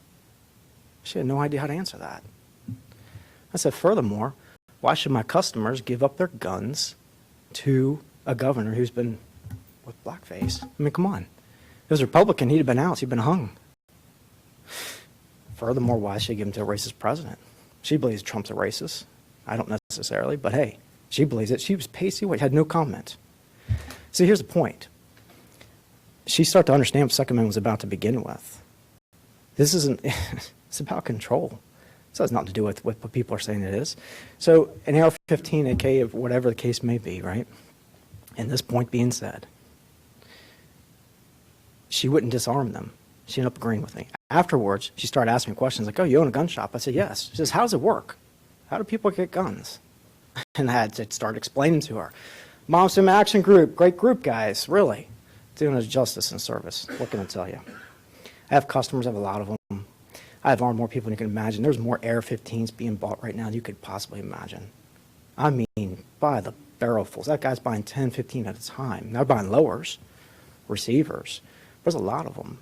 And I know some of your family members up in here as well. I've dealt with them. So it's your job to protect them as well. Furthermore, I have a really big problem. Sir, your time has expired. Thank you very much. People are moving out, and if we don't Your protect time these has people, expired, sir. Thank you. if we don't protect these people, they're going to move. Thank you. And that's a serious quote. Thank I you, see sir. people doing it. Thank you. After this next speaker, we're going to take a 10-minute break.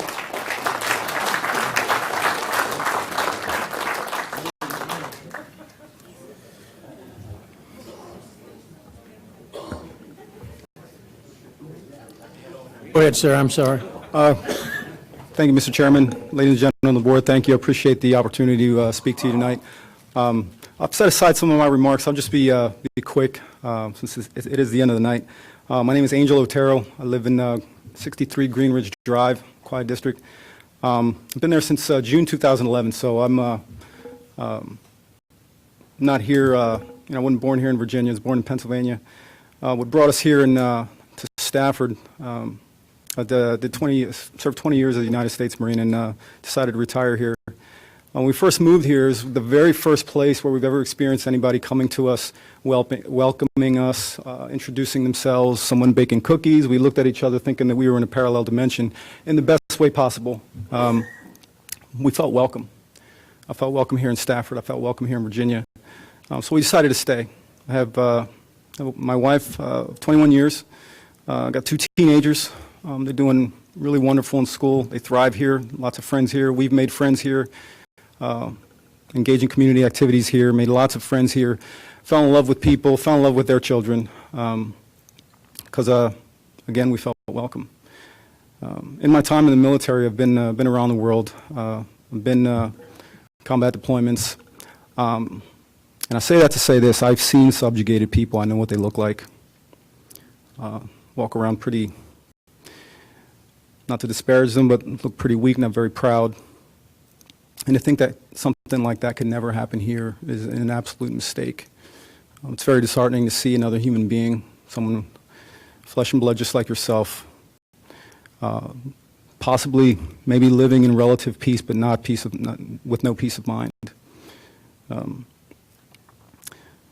So I haven't felt very welcome lately with this coming legislation, this pending legislation. The people that write this, legislators that write this, they're actually hostile to people like me. They're hostile to people like us here in this room, in this building, outside. Law-abiding citizens, law-abiding firearms owners. Great people. All they want to do is work, take care of their families. So another thing with regard to taking care of your family and as far as who's responsible for the safety and security of your family, I personally, as a husband, as a father, my wife is also, this is something that she identifies with me, is we are, first and foremost, we're ultimately responsible for the safety and the security of ourselves, our children, and our property. And that's not to say anything that, I'll tell you what, the Stafford deputies, I'm proud of you guys. But to lay that responsibility at their feet is just really unrealistic and unfair. It is my responsibility, and it's something that I will absolutely not cede to anyone ever. That's all I have to say. Thank you very much for your time. Thank you, sir.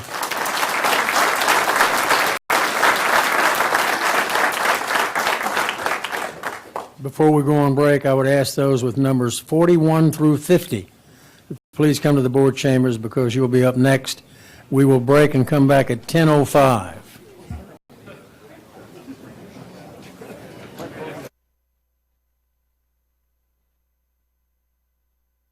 Sir.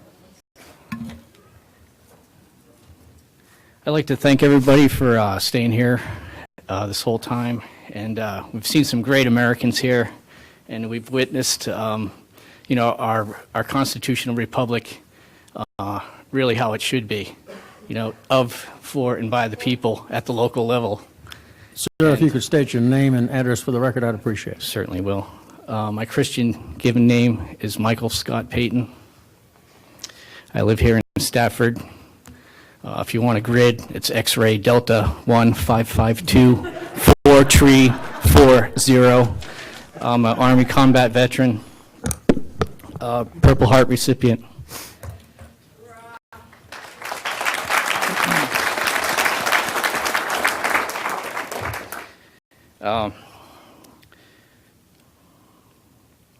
So the first thing that I thought of when I thought about this was we're here in Stafford, and it's the birthplace of George Washington. And everybody recognizes the Gadsden flag, but the one that really comes to mind to me is the appeal to heaven. And John Locke's second treatise on government talked about our natural rights, our God-given rights that were endowed by our Creator. Because in the affairs of man, it goes God, man, government. So our founders knew that. They were heavily influenced by John Locke, and they were also heavily influenced by the Iroquois Confederacy and the people of the First Nations of this country, who came together with the term bury the hatchet under the Liberty Tree. Now, the Liberty Tree comes from the great northern white pine. It was a big, strong tree, and the tribes came there, and they had a parlay, and they put aside all their different differences, just like the different states did and the different backgrounds from our founding fathers and to this day. Our differences here that we have here, but we come for the common good of the American people. So they buried the hatchet, and they came together as a strong confederacy. And as the legend goes, an eagle came down on top of that tree, and it had with it 6 arrows together. And with one arrow, it's weak and can break, but together, they're strong. And we took that symbol as well from the Iroquois people. So the king used to mark all the best trees and claim them as for himself because they were used for the masts of the ships. And so the colonists used to give them all the crappy trees, and they change it and get the ones that would break, and they would take the best trees. So your time has expired. Okay, thank you very much. You. And Jeffrey Epstein did not kill himself. Jeffrey Epstein didn't kill himself.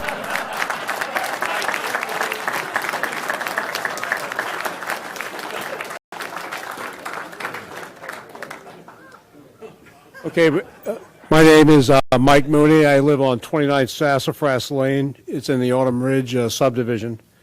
I'm a retired Marine. I moved here in 1994 and have lived here pretty much ever since. I'm not going to try to repeat all the things that have been said, just make a few points that I'd like to highlight. The Second Amendment is not about hunting. It's not about competition. It's not even really about defending against criminals. It's about defending against tyranny. And we have to note that.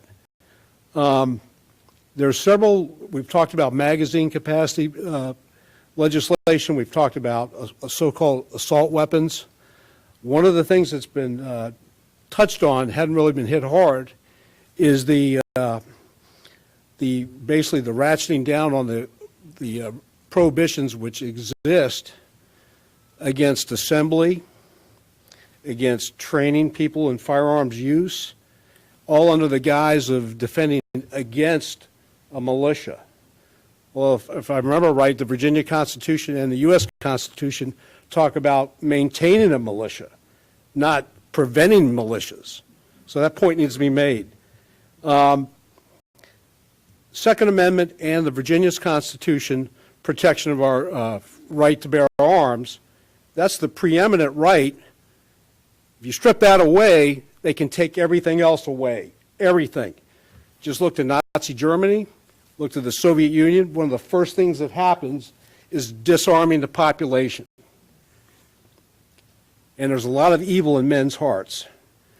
Just look at our current governor. This is the man who advocates murdering newborn children. It's not that big of a stretch. So I ask you to pass the motion up tonight to make this a sanctuary, Second Amendment sanctuary county. And I ask that you build on that and create ordinances that will actually put some teeth into it. I thank you. Thank you. Once again, anyone with a number 41 through 50, please come into the chambers and line up to speak. Yes, sir. Evening. My name's Brian Kiefer. I live at 12903 Plantation Drive, and that's fortunately not in Stafford. It's Spotsylvania, but I'm not here for me. I'm here for my son, who lives at 60 Turnstone Court. Stafford was my first home in Virginia when I was stationed here. I served 6 years up in Arlington, working with the Old Guard. I just wanted to start off with a picture of my son. I was looking in the parking lot for some, and this was him when he was 4 years old. That's me and him out of range, enjoying a hobby of mine, target shooting.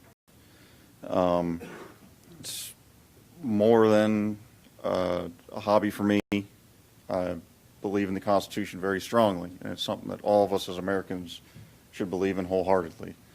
I believe that what is going on right now with us being here tonight and talking about this goes even further than just gun grabbers or any sort of thing like that. I believe that what we're seeing right now is a fight between what is America and what people don't want America to be anymore, the destruction of America.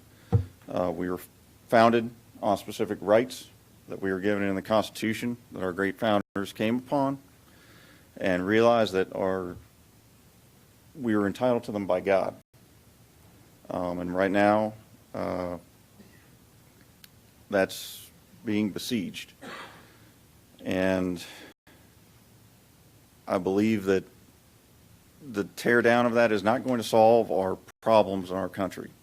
I had a very candid conversation with my son about what was going to go on tonight. Just asking him, with what's happened with some of these school shootings, these mass shootings as the media portrays it, why did he think that they happened? And I kind of put it in a issue that he was having. He happened to break up with his girlfriend recently, and I said, what did you do when you had a problem with that? Well, I talked to you, I talked to my mom, talked to my friends. And I believe that it's a family issue, a people issue that we're having here. Not that guns are evil, that people are making weapons that can kill people. That has nothing to do with it. We need to look at our culture of our country, the breakdown of our families. I don't know if religion is a sort of thing that needs to play into it. I'm not particularly religious at all, but I do believe in family. And I believe that we need to bring our country back to being a family. And I think that what we're seeing right now is the destruction of that family by some people in our country, in our government. And I just want you all to please support this resolution to help bring us all back as a family. Thank you. Thank you, sir.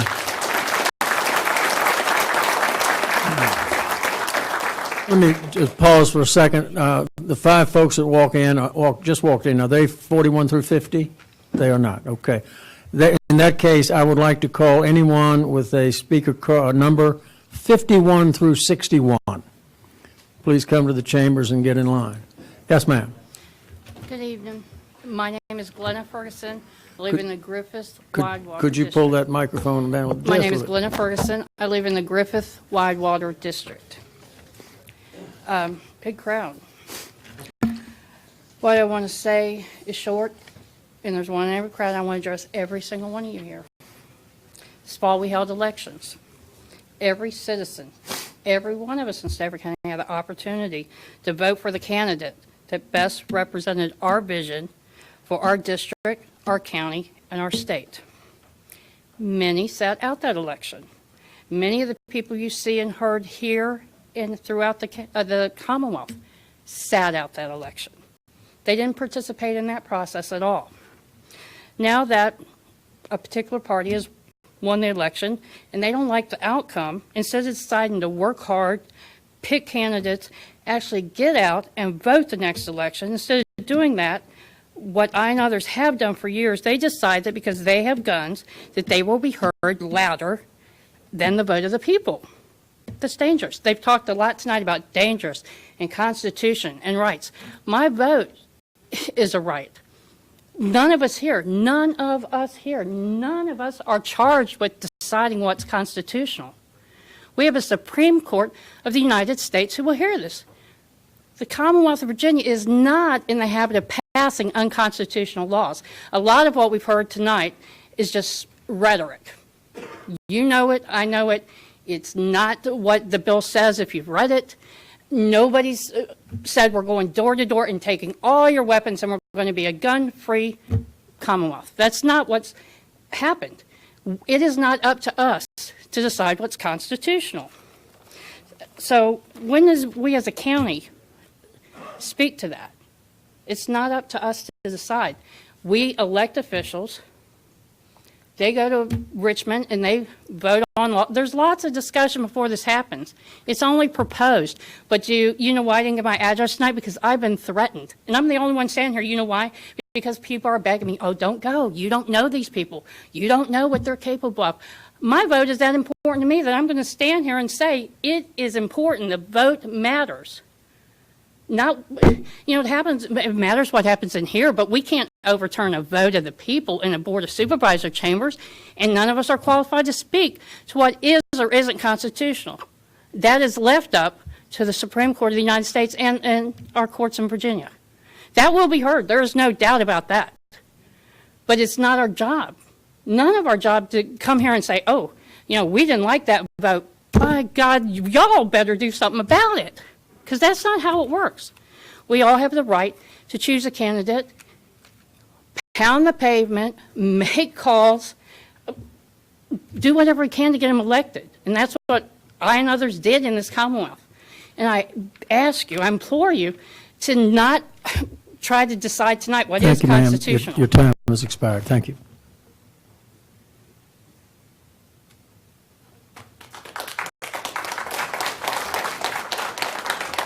Yes, sir. Good evening. My name is Charles Jones, and I live on White Oak Road out in the Falmouth District. I've heard a lot here tonight. I'd like to thank the Board of Supervisors, Mr. Chairman, and the Board for hearing our pleas for our Second Amendment right, and thank all the patriots that showed up here tonight in support of or in defense of your decision.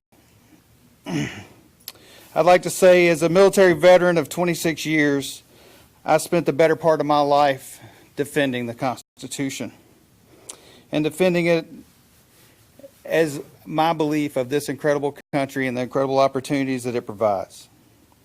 I took a solemn oath to protect her against all enemies, foreign and domestic. While I took this oath 5 times during my enlistment, I never really thought I'd find myself here today begging you to protect my Second Amendment right of the Constitution that I swore to protect. I defended that for my fellow citizens and their families in the defense of my family. There's many things that go on here in America that I don't agree with, but I fought for people's rights to say and do those things. And I will defend that right as part of their Constitution. It belongs to us all. I'm not easily offended. I have a you live your life, I'll live my life type of perspective, and I enjoy that to the most part. But I stand here today in defense of our constitutional rights. As any patriot and student of history knows, the Second Amendment is crucial to a free and safe society and instrumental in the defense of one's life. During my years of naval service, I was asked to defend many things with guns, everything from ships to personnel to weapons of war. The nation felt it was important for me to stand there with a gun and defend that life, or those things, in their interest. I'm here to tell you today that there is nothing more important to me than defending the lives of my family, my friends, and my fellow citizens. I'm a native of Georgia. I retired here after leaving the Navy. I retired from Georgia and moved here on faith. I moved here on the faith of what I knew about Virginia, which Virginia was a good state for constitutionalists and someone who believes in the Constitution as a right. So I stand here today, having bought my forever home, saddened by what's going on in Richmond, and I ask you to send them a clear message that Stafford County will protect the rights of citizens to protect themselves, and I ask that you adopt this resolution and that you add teeth to this bill so that it can be protected and your citizens can be protected. I thank you. God bless America. God bless Virginia. Thank you. Thank you.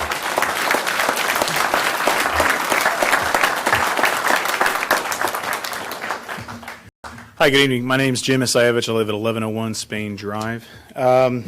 So thank you very much for giving us the opportunity to come in here and talk. I know it's getting late. I have to get up at 4 o'clock in the morning, get up to McLean in the morning, so I'm sure there's other people like that, so I'll try to be a little quick.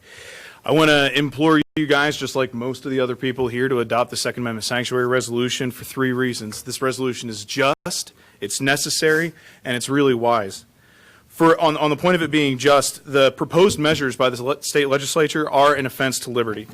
The wave of gun owners that have gone across this state, the 92 sanctuary cities, the 2,000 people that were sitting outside here when nobody got hurt or shot or anything, in fact, there's not even litter outside, is a testament to the kind of people that we're talking about disenfranchising from their God-given rights. There's no moral way to argue that one person doing a bad thing gives you the authority to strip another person of his rights. There's no moral way to argue that point. We have an unalienable right to the firearms in question. It's been reaffirmed, as some people like to defer to the Supreme Court. It's been affirmed by the Supreme Court that individual ownership of weapons is an individual right outside of a militia. So I'm happy to be deputized or join a militia or anything like that, but it's not even necessary. The history of our revolution demands that free citizens be adequately armed to defend against tyranny. Contrary to popular belief that revolution wasn't fought over taxes, sure, that was like one of the underlying things, but it's really, like some other folks have pointed out, it's the heavy-handed tyrannical approach by a faraway despot. That's what actually started the revolution. That's something that we should keep in mind tonight. The point is necessary for you to adopt.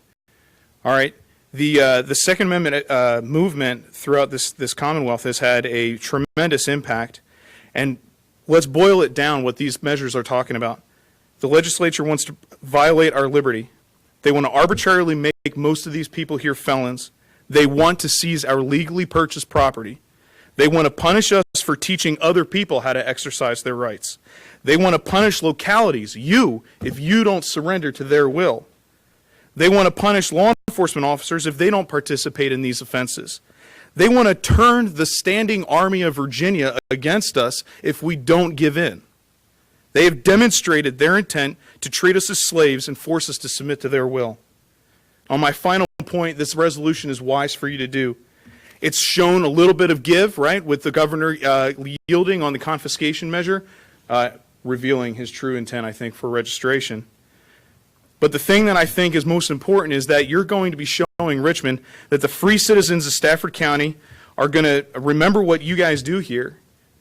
They're going to send a clear message to Richmond. We're going to remember what everybody does here. And if you don't vote for this, we will beat the pavement, and we will make sure that you don't spend another term in this board. Thank you. Thank you.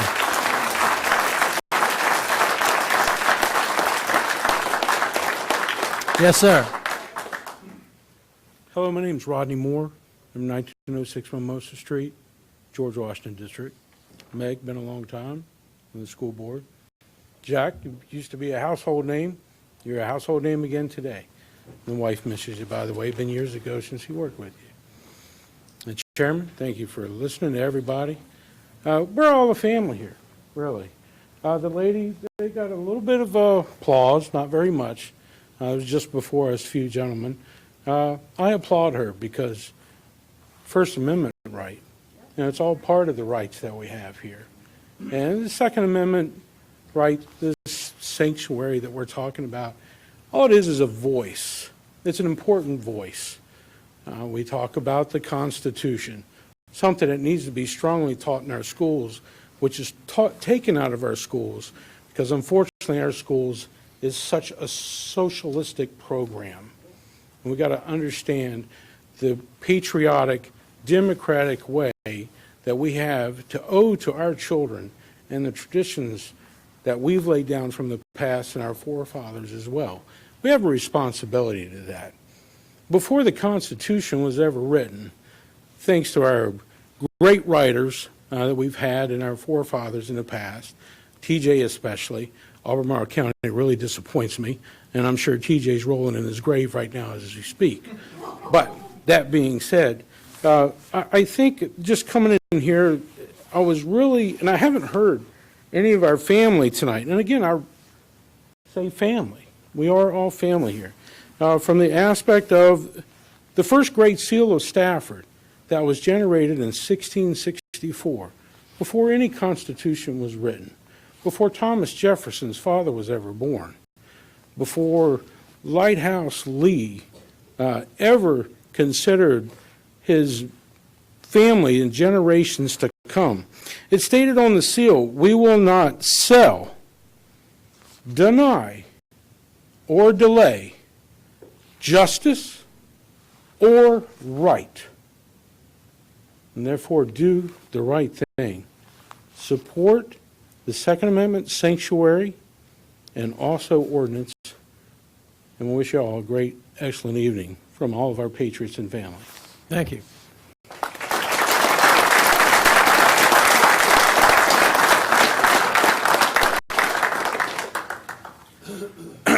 Good evening. William R. Davidson, Rex Davidson. I'm in awe of a lot of the previous speakers here, but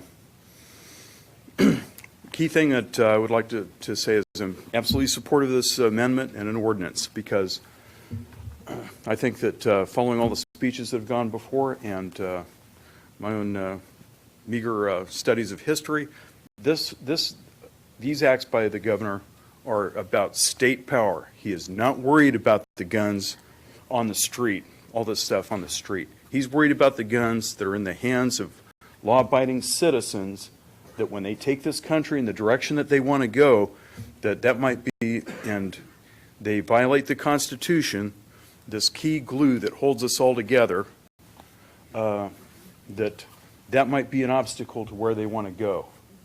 In my lifetime, I thought I would never hear or see of concentration camps. No one's talking about China, but there we have, in our this 21st century, that evil has come back. Also with China, we have the surveillance state, 1984 in our time. And one of these things that the Second Amendment prevents is there's a recourse for people, and it's a break on the power of the state.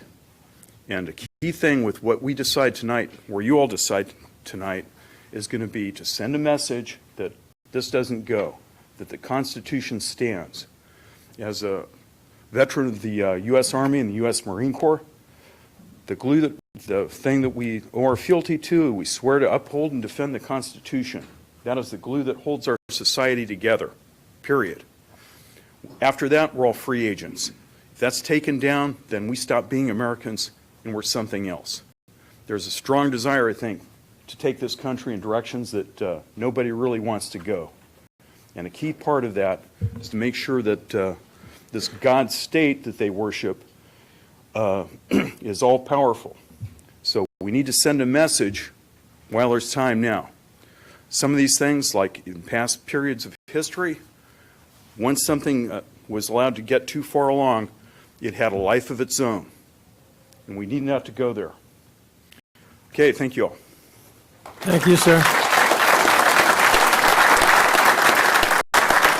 Yes, sir. Mr. Chairman, board members, my name is Bill Emerson. I live at 1128 Quiet Drive, lived there for about 25 years. I didn't come here tonight for me. I came for my 4 children and 5 grandchildren who live in Virginia. I'm a retired Air Force officer, combat veteran. I was entrusted by our government to operate and, if necessary, to deliver nuclear weapons on our enemies. I'm a very serious guy. I don't know why we're even at this point. In 1939, the U.S. Supreme Court, in a case U.S. versus Miller, ruled that a shotgun with a barrel less than 18 inches long is not ordinary military equipment. And so therefore, a U.S. citizen couldn't own it because it was not ordinary military equipment. Now our governor's telling us you can't have military equipment. So if you can't have equipment that's not military, and you can't have military equipment, what kind of right do you have as a Second Amendment? Where's the logic in this? Supreme Court recently at least identified that we have an individual right, and I think we all knew this when first time we ever read the Second Amendment. I was standing outside with about 2,500 people for several hours. I was very impressed by the support for this country. In 2005, the Supreme Court decided that police do not have a constitutional duty to respond to citizens' complaints to protect the citizenry. In fact, the court ruled that the only reason the police carry firearms is to defend themselves. They have no duty to defend citizens. So who defends citizens? We do. We defend ourselves. That's how you have a republic. And I'm very proud of the people who showed up tonight. Thank you for listening to everyone's comments. I know it's been a long night. Have a good one. Thank you, sir.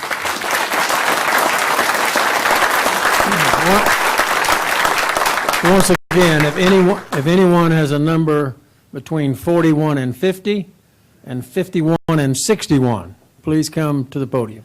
Yes, sir. Name's Jonathan Dixon, 151 Bethel Church Road.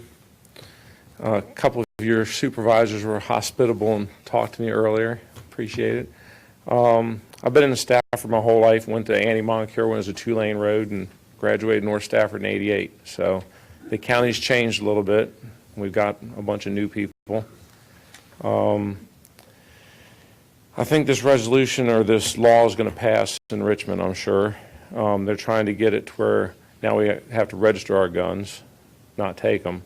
I'm against the registration. I don't think we should have it. But you are the politicians, so if you could somehow,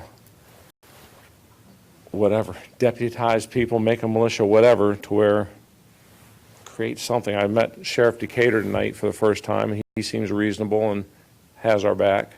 And most of you are wearing orange stickers, so you all seem to be on the right page. So if you can create something to where it has teeth, this thing, it seems like that would be a good thing. So thanks. Have a good night. Thank you, sir.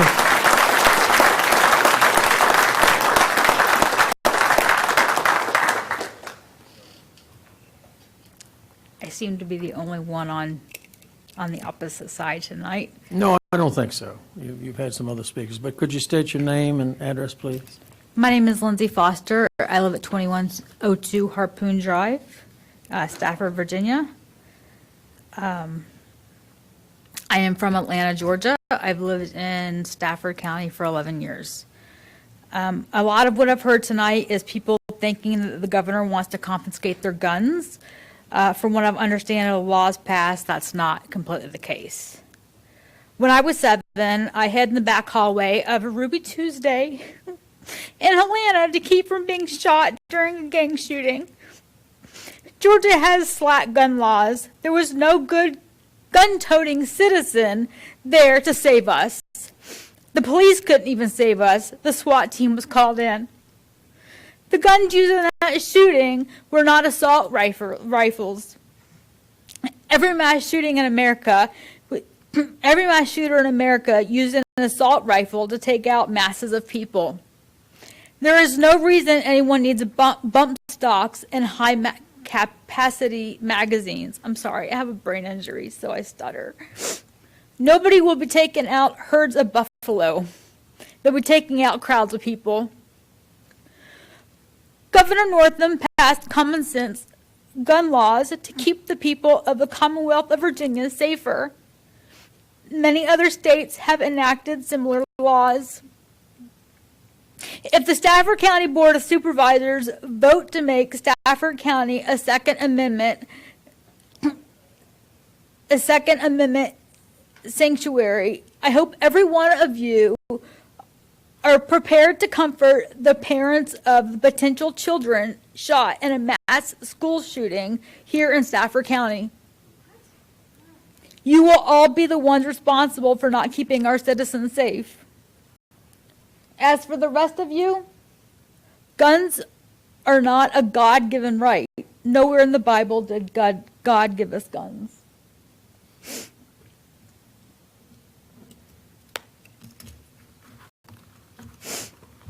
Thank you.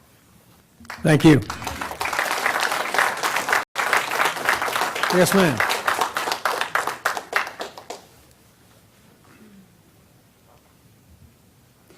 Hi, good evening. My name is Lisa Nguyen. I am from 206 Ravel Road in Fredericksburg, Virginia, Stafford County. I am a Vietnamese refugee who came over here with my parents in 1975, escaping communism. When you talk about taking guns' rights away from us, it's really wrong, because in Vietnam, it started out with the Communist Party coming into North Vietnam, taking guns away from the farmers. And when they took away the guns from the farmers, they couldn't protect their crops and their families and their children. So when the Communist Party came in, because they promised they would protect the people, the farmers, they actually went in and took the women and the children and raped them and used them until they could return them back to their home completely damaged. My dad was a Vietnamese veteran who came to America legally to give my family the freedom to be able to live in America. We came here because it was a country that was for God and for the protection of the innocents. When you take guns away from the people that have the rights to protect ourselves, you're practically giving us communism all over again. And I don't want to see that here.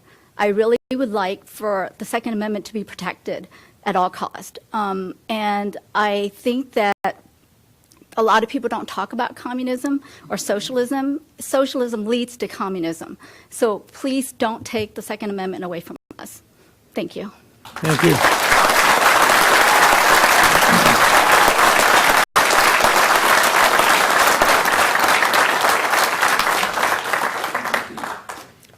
My name is Kerry Good, and my address is 9 Nassau Court, Stafford, Virginia, in the Garrisonville District.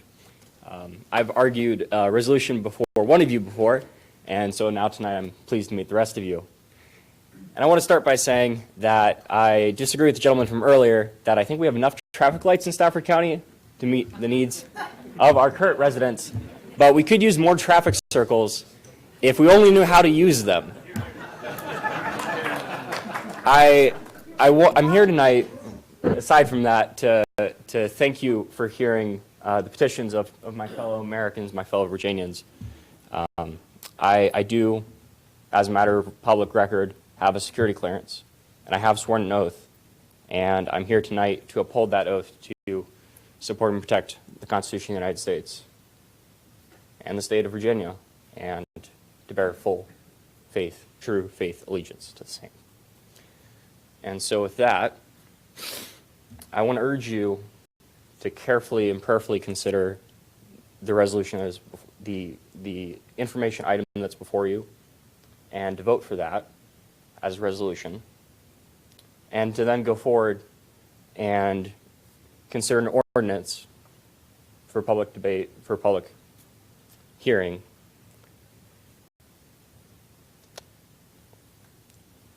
as many of my fellow citizens have said.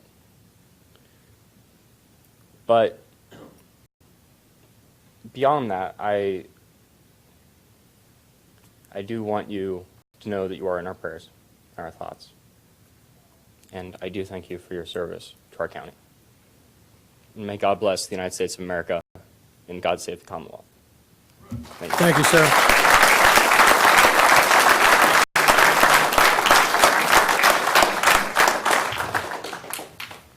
Hello, my name is Alexander Keller, and I'm quite concerned about what's going on.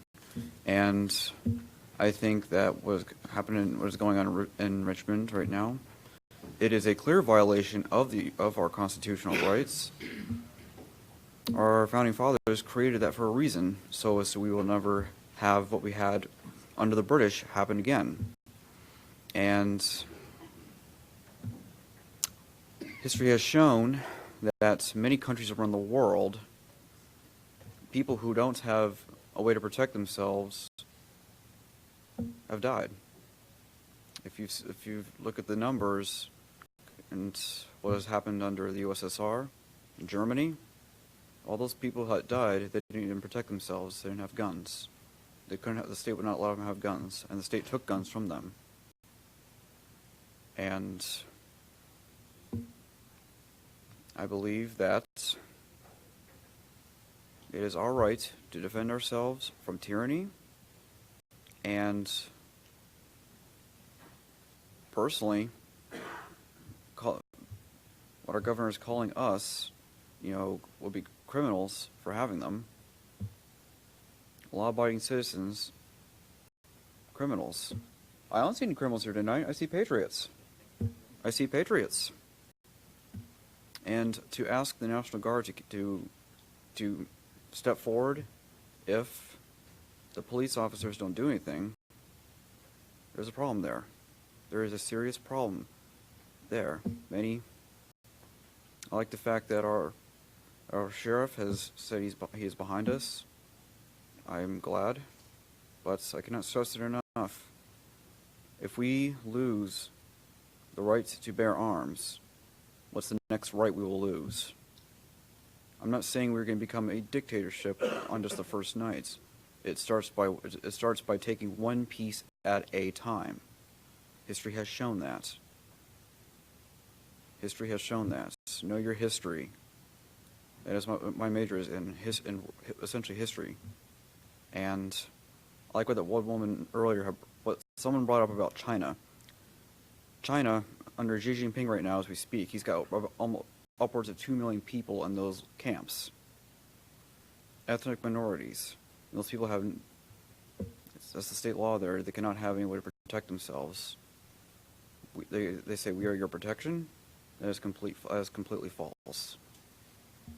It all starts with it all starts with one step. If we lose this, what else could we lose? So it is up to everyone, including you, to keep our Constitution, keep our constitutional rights safe. Thank you. Thank you, sir.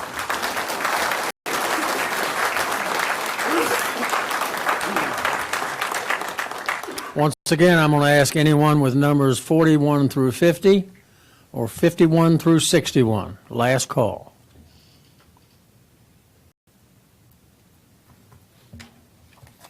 Seeing none, that's all the speaker cards we have. I'm going to bring this back to the board. Just to make sure everybody understands what the procedure is, our bylaws do not allow us to vote on any item that is on the agenda for the first time. However, we do have the right to waive those bylaws if the county attorney deems an item time sensitive. The county attorney has deemed this item time sensitive. So the first vote we're going to take is if we want to waive the bylaws. So I will ask any board member who wants to make a motion to waive our bylaws. I move that this issue be declared time sensitive. Second. I have a motion and a second. Any discussion? Hearing none, cast your votes.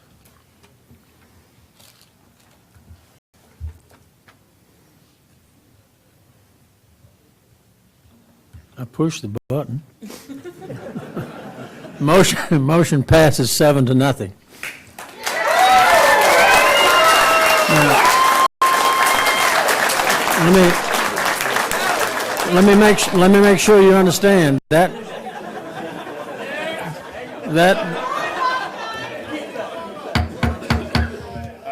vote did not pass the resolution. That just gave us the right to vote on the resolution. So at this time, before I ask for board member comments, I would ask, is there a motion to pass R19-367? So moved. I have a motion and a second. Motion by Ms. Maurer, second by Mr. Dudenheffer. Board discussion, and I would ask that board members, the hour is getting late. These good folks have to work tomorrow, but say what you need to say, and who wants to be first? Ms. Maurer. All right, and I'm going to make this quick. First, we kind of owe Governor Northam a debt of gratitude because, man, did he wake up Virginia. And, wow, and originally, when I saw this movement playing out, I said, there's no way. There's absolutely no way this is all crazy talk. I actually read the words on the paper. It's crazy talk. And I'm shocked. And sometimes what happens is you put out a piece of legislation that's really going to drive people to do what you all have done tonight and across the state of Virginia or Commonwealth of Virginia, and then you make it less bad. But it's still an infringement on our Second Amendment and our constitutional rights, and we need to stand up. When we take our oath of office, a lot of people have talked about, well, you take an oath. Well, the first oath that we take is to uphold the Constitution. So there's a kind of a litany of things, and Constitution of the United States, the Constitution of Virginia. This is critically important, but I also want to thank you all for being polite, for letting everyone speak, and for those that disagreed, you guys clapped also. And for that's what democracy is about, and that's the First Amendment. So I want to thank all of you for as polite as you are. And finally, I know the hour is late, but the bottom line is guns don't kill people, people kill people. And it's just, it was 2 pressure cookers for the Boston Marathon bombings, and it wasn't guns, it was pressure cookers. So we need to focus on enforcing the laws that we have and not infringe upon the Second Amendment. Thank you, Ms. Maurer. Mr. Cohen. Yeah, first of all, I want to thank everybody who came out tonight, everybody who called me, emailed me, stopped me at Giant, stopped me at church, stopped me on the walk, stopped me walking the dog. The dog didn't appreciate it, but I do. Our system of government doesn't work just because people show up on election day. What makes our system work is people taking part every day and coming out and participating and giving your opinion. As far as safety is certainly a concern. In my profession, we worry about safety every day. So I understand all sides of this. We do worry about safety. Some of the people who spoke and some of the people who have emailed me on the other side have said that this is sort of putting the cart before the horse. And I look at this and say, well, then how come when other individuals and other groups have their rallies or come out and speak because a candidate or someone who's elected to an office has said something about theoretically a right that's in the Fourth Amendment that was put in by the courts, or the First Amendment, or judicial rights for plaintiffs in criminal cases, whether that be 4, 5, 6, 8th Amendment. Nobody has that same feeling that it's wrong to put the cart before the horse. And some people have made their bills known and their feelings known. So this isn't dealing with a hypothetical. This is dealing with real facts and what people are saying. And quite honestly, our amendments are not a salad bar at TGIFs.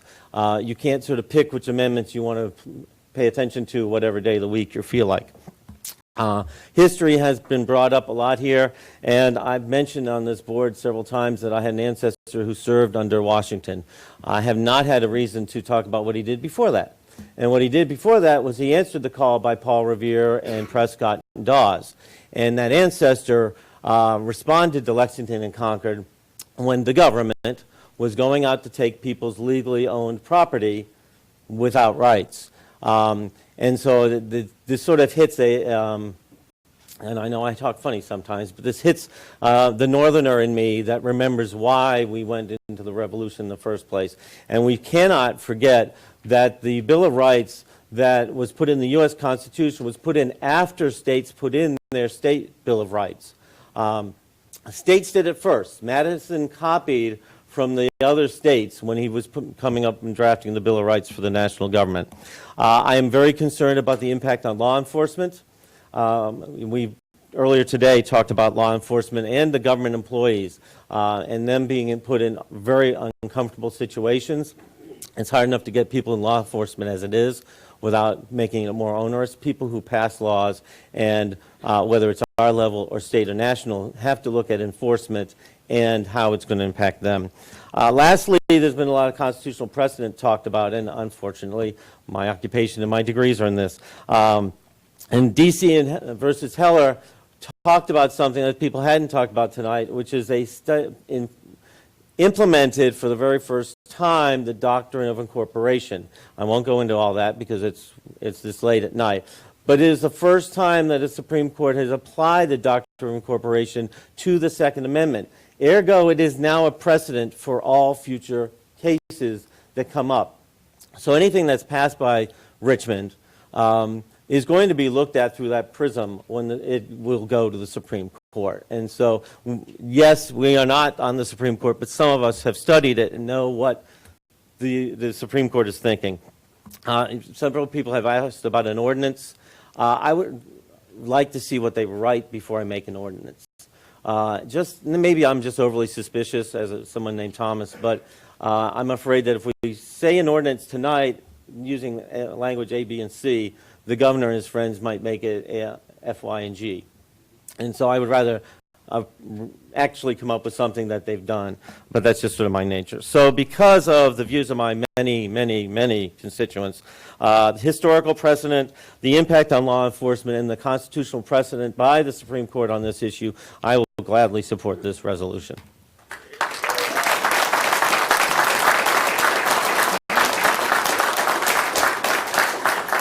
Ms. Shelton.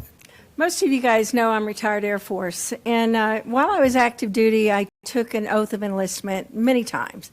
And when I took this elected office, I also took an oath.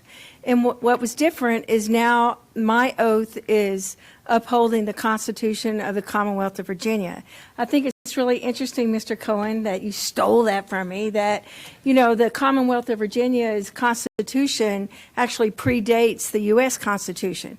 But I have no problem with that oath. And so it still supports the ideas in the sections 11 and 13 that give us the right to bear arms. And again, I just don't have a conflict with that. So when we're preparing for our boards, you guys, we mentioned several times that it's not like a real easy thing to do. Then we have a lot of other meetings before that. And so last night, I thought it was really interesting that UVerse pops up. And on my UVerse, I got to read this because it was just incredible to me. That last night it came up, Ephesians 6:12, which says, "For we wrestle not against flesh and blood, but against principalities, against powers, against rulers of the darkness of this world, against spiritual wickedness in high places." Isn't that incredible? Before today. So, but right now, people, we're in a storm. And God does amazing things through the storms. And storms confirm our foundations.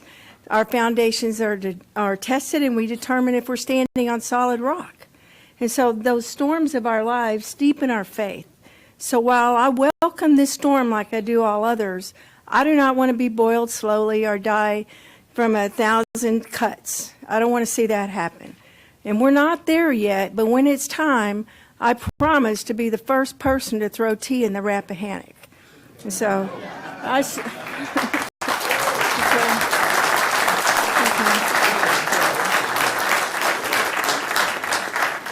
I wanted to say I support the Constitution of the United States and the Constitution of the Commonwealth of Virginia. And Mr. Chairman, Aquia supports this resolution. Thank you, Ms. Shelton. Ms. Bonke? I'm sorry? Oh. You okay? Mr. Cavalier? Ms. Cavalier, you okay? Okay, then Ms. I'll go Bonke? So I just want to say I was unbelievably impressed with everybody that spoke tonight. One of our staff members asked me beforehand, "Do you enjoy this?" And I said, "I love this." And she's like, "Really?" And I said, "This is what local government is all about. It's about the people." And when I took the oath 6 years ago, and I have this little imaginary sign up here when I vote on things, it doesn't say I represent the developers, that I represent special interest groups. It says I represent the people. And I always have in my mind, if I'm getting ready to vote on something, I pretend I'm at an elementary school in my district, Falmouth Elementary, and I've got 150 constituents sitting there, because maybe people haven't reached out to me on something, and I think to myself, what would they be asking me? What would their comments be? And that's kind of my lens. So, and I was so impressed with the people that we have here in Stafford County. I love the fact that all of you spoke about your service to our nation. And I thank you, especially the woman, the Gold Star widow, the gentleman who was a Purple Heart recipient. You know, thank you to them. Thank you for your service. I currently have a son that's in the Mediterranean right now for the Navy, flying helicopters somewhere. But that's so important that we love our country. There's no doubt in my mind I will be supporting the Second Amendment resolution, and I look forward to conversation with my colleagues in January about a potential ordinance, because our state flag says it all, Sic Semper Tyrannis, and we can't allow that.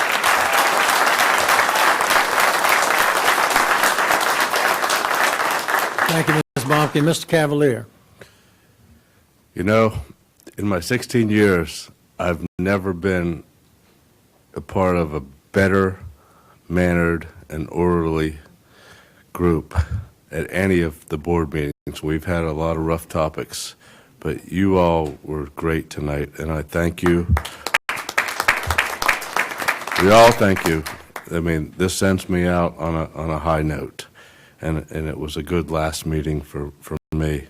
I kind of only wish that this issue would have surfaced a couple months ago, and we could have elected some more like-minded candidates, and we wouldn't be in this situation. So that's the message I want to leave you with. Stay strong and stay involved. Thank you.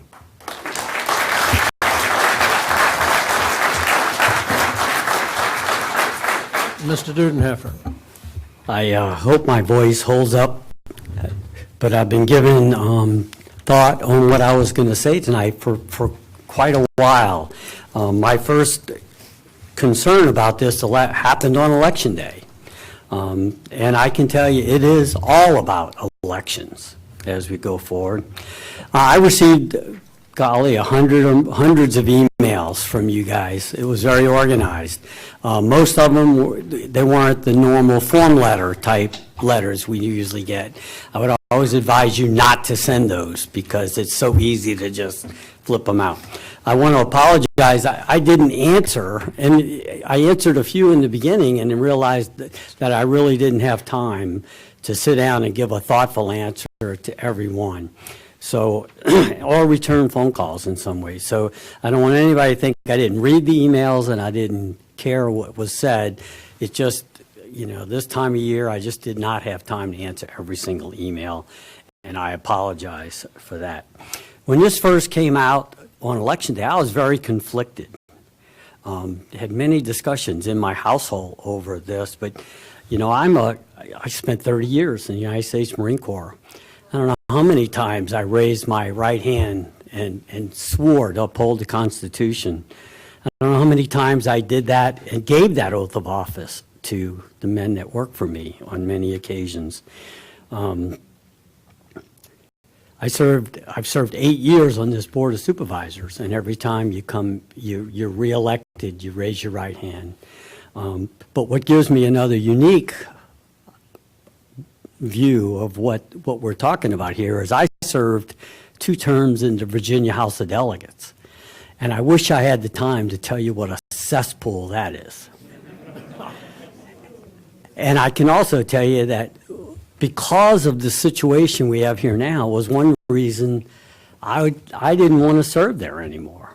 I'm a people person. I wanted to do things that affect and help the people day to day, like Ms. Bumke was just saying. And some of the backward political squabbles that they spend all their time on was just not something that appealed to me in a great deal. But, you know, I have an A rating with the NRA. You know, how do you get that? You get that by voting in favor of advantageous gun legislation, or not. In our case, it was not voting for gun legislation. That was that seemed to always be proposed. So I've been there. I can't even imagine though what it's going to be like come January, where I don't want to make it too political, but when the Democrats take charge and their agenda, that's been there all along. It isn't new what they're doing. It's been there. They talked about it every single day that I was down there. I heard it. I had to listen to it. You had to kind of, you know, the filth, work your way through all the filth and everything that came through. But with the majority, we were able to kill most of the legislation, and you never even heard about it. I took a lot of notes, and there are several just quick comments. I heard today something very interesting on Fox News was that, you know, North Korea has a Bill of Rights that's very similar to ours. What's the difference? The difference is how we live, our culture, and how we execute, and how we live our lives with that, and how we hold our government accountable. There, they can't hold their government accountable. So it's important for us to do that. I could talk about a lot of my evolution of thought from those very first few days of how distressed I was, because I raised my hand to defend the Constitution. I never said accept those laws that I don't like. And I was also very critical of the other side of the aisle with their sanctuary cities and our Attorney General saying he wasn't going to enforce marijuana laws. So they're such hypocrites that it made me sick as I slowly worked my way through the logic of where we are. But the one thing that sticks in my mind the most was something that was told to me or kind of an argument made by the woman that I live with.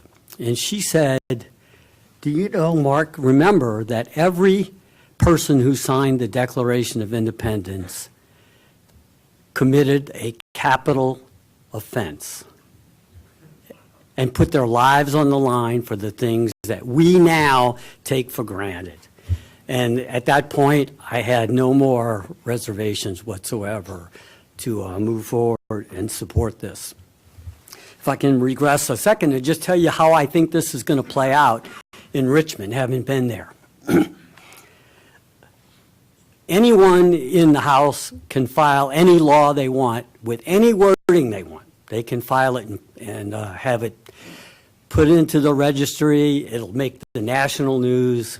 You know, and it's unfortunate that that is the case, because of the 3,500 or more laws that they'll probably review over that 8-week period, only a few hundred make it to the end. And almost none make it to the end exactly like it was put in the first place. Okay? If you don't, you know, I'm hoping that you just take me on my word for that. I could give you many, many examples in case of legislation that I've put in. What I was told by a very wise old man that I admire as much as anyone in politics who happened to be the speaker at the time, was, Mark, you got an important piece of legislation. You believe in it. It's something that's very important to you. The first time out, get a bill passed. Even if you got to water it down to where it's something that, anyone would vote for, it's logical, and they would vote for it. What you do then is, then you take credit for the fact that, you were compromised, you made all the concessions and everything that you needed to make. But then what that does, it makes us say, oh yeah, they were trying to be reasonable. I always liked a comment that the lady made, and I'm not trying to make fun of her, but there's no such thing as common sense gun laws. No one's ever been able to define that to me. So, but what they'll do is that's the way they'll call it. It's totally political. They will do everything they can to make it sound like they have bent over backwards and they're not as radical as we said. And they'll come back and they'll preach to their base. They'll pass a couple little things that don't seem to, nothing close to, AWBs or maybe even the one handgun per month. But they'll pass some that sound almost logical to the middle of the road people out there. It's next term you got to worry about. Next term. And the term after that, if they win the elections again and they keep control, they will come back with sledgehammers in the second and third time. So my advice on that is an encouragement that this is not won and lost here in the next few weeks. This is won and lost in a lifetime struggle of what we need to do. I'm going to just conclude real quick by almost admonishing you guys. You know that less than 40% of the Commonwealth voters showed up at the polls and voted. Every one of us have campaigned. We've knocked on doors. We do everything we can to motivate you to go to the polls and vote for those things that we all agree and we all want to see go forward. Less than 40%. Look around. Statistically, 6 out of 10 of the people in this room never went to the polls. That's shameful. And what do you get? What Thomas Jefferson said. You elect the government you deserve. So I'm telling you is that it's one thing to stand up here at this podium. It's another thing to go knock on the doors of your neighbors and go pick up your mother and take her to the polls, or your sister, or your children who are away at college, get them their absentee ballots. There are hundreds of ways that you can participate in this process. They had the table outside for the Republican committee here in Stafford County. Those people work hard, but they're only a small group. Why? Because of apathy. People don't go out.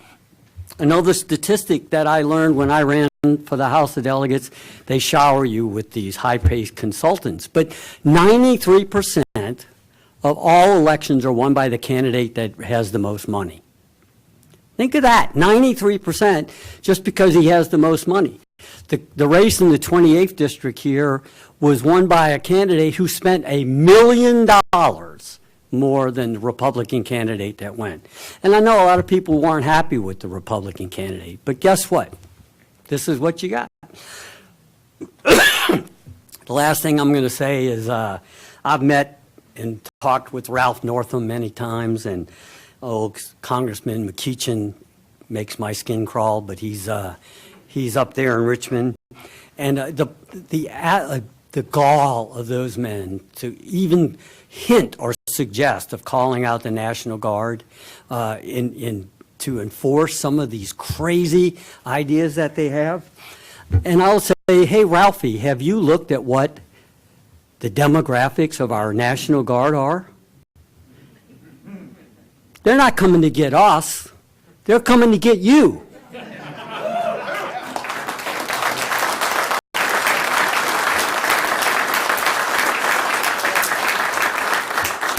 So please, the only way this is going to ever turn out well for us is for us to get organized and come out and actually go work at the polls, go get your neighbors, go do everything you can, not just come here and talk and tell us board, we don't have anything we can do about that except kind of on the fringe. So thank you very much again for everyone who showed up.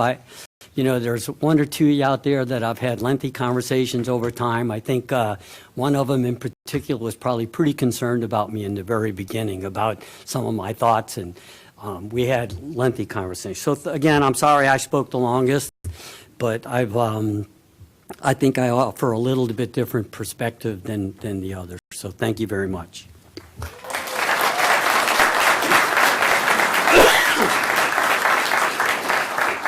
I'll remind Mr. Dudenheffer I haven't spoken yet. First of all, I want to thank several people in this room and some that are not in this room who did a yeoman's job in organizing this. When you get the word that upwards of 3,000 people are going to attend the meeting, you need to be organized. We didn't do the organizing. Our staff did the organizing. And many of them are standing in the back now, and I just want to applaud them.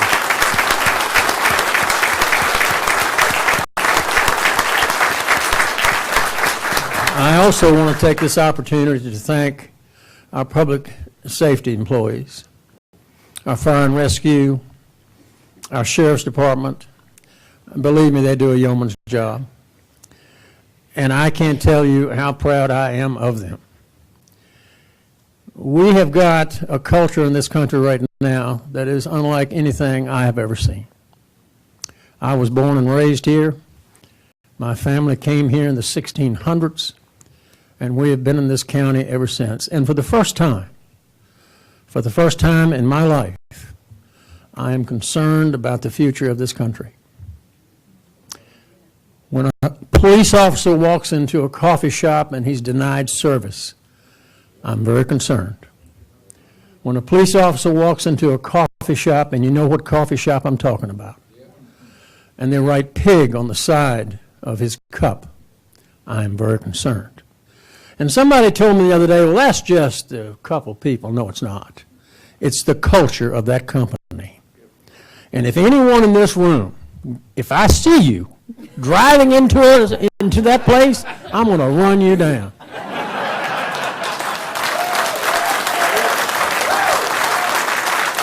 Now, I want to take this opportunity to thank every one of you being here.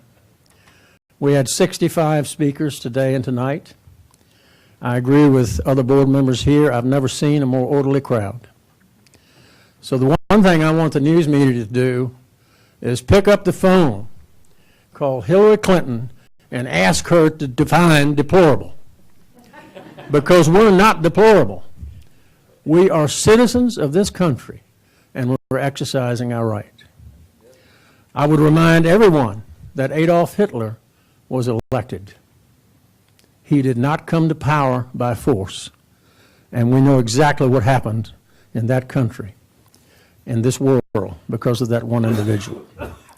I would remind everyone that you cannot legally own a gun in the city of Chicago.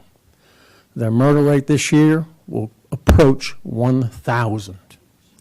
One of our high school principals right here in Stafford County lost his son in Chicago, an innocent bystander, 4 years ago to a drive-by shooting.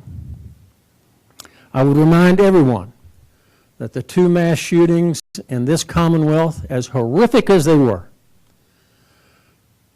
places where guns were not allowed. Not allowed. To me, it makes absolutely no common sense whatsoever to put a sign on a building that said no guns allowed. Do you think the person that's going in to do this crime is going to pay any attention to that? Absolutely not. Lastly, I just want to say, in my opinion, one of the things we've lost in this country is common sense. It is a rare commodity these days. The other thing that's happened to our country is we've allowed our children to be raised by the internet. Tough love is gone. We are now allowing our children as early as 5 years old to walk around with one of these and play games and see what's going on. Younger than that. So I would encourage everyone, if you're a parent, take back control of your child if you don't have control today. This has been a very eye-opening experience for me. I, like other members, did not answer all emails. We got hundreds of them, and I apologize for that. But I want to thank each and every one of you for being here today. You have shown what true Americans really are. And people said, well, you're going to have people from all over the state. Of the 65 speakers we had, only 2 did not live in Stafford County.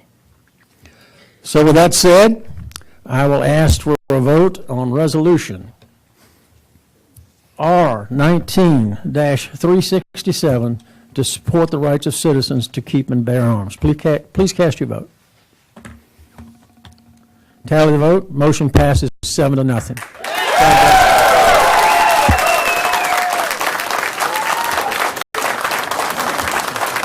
I believe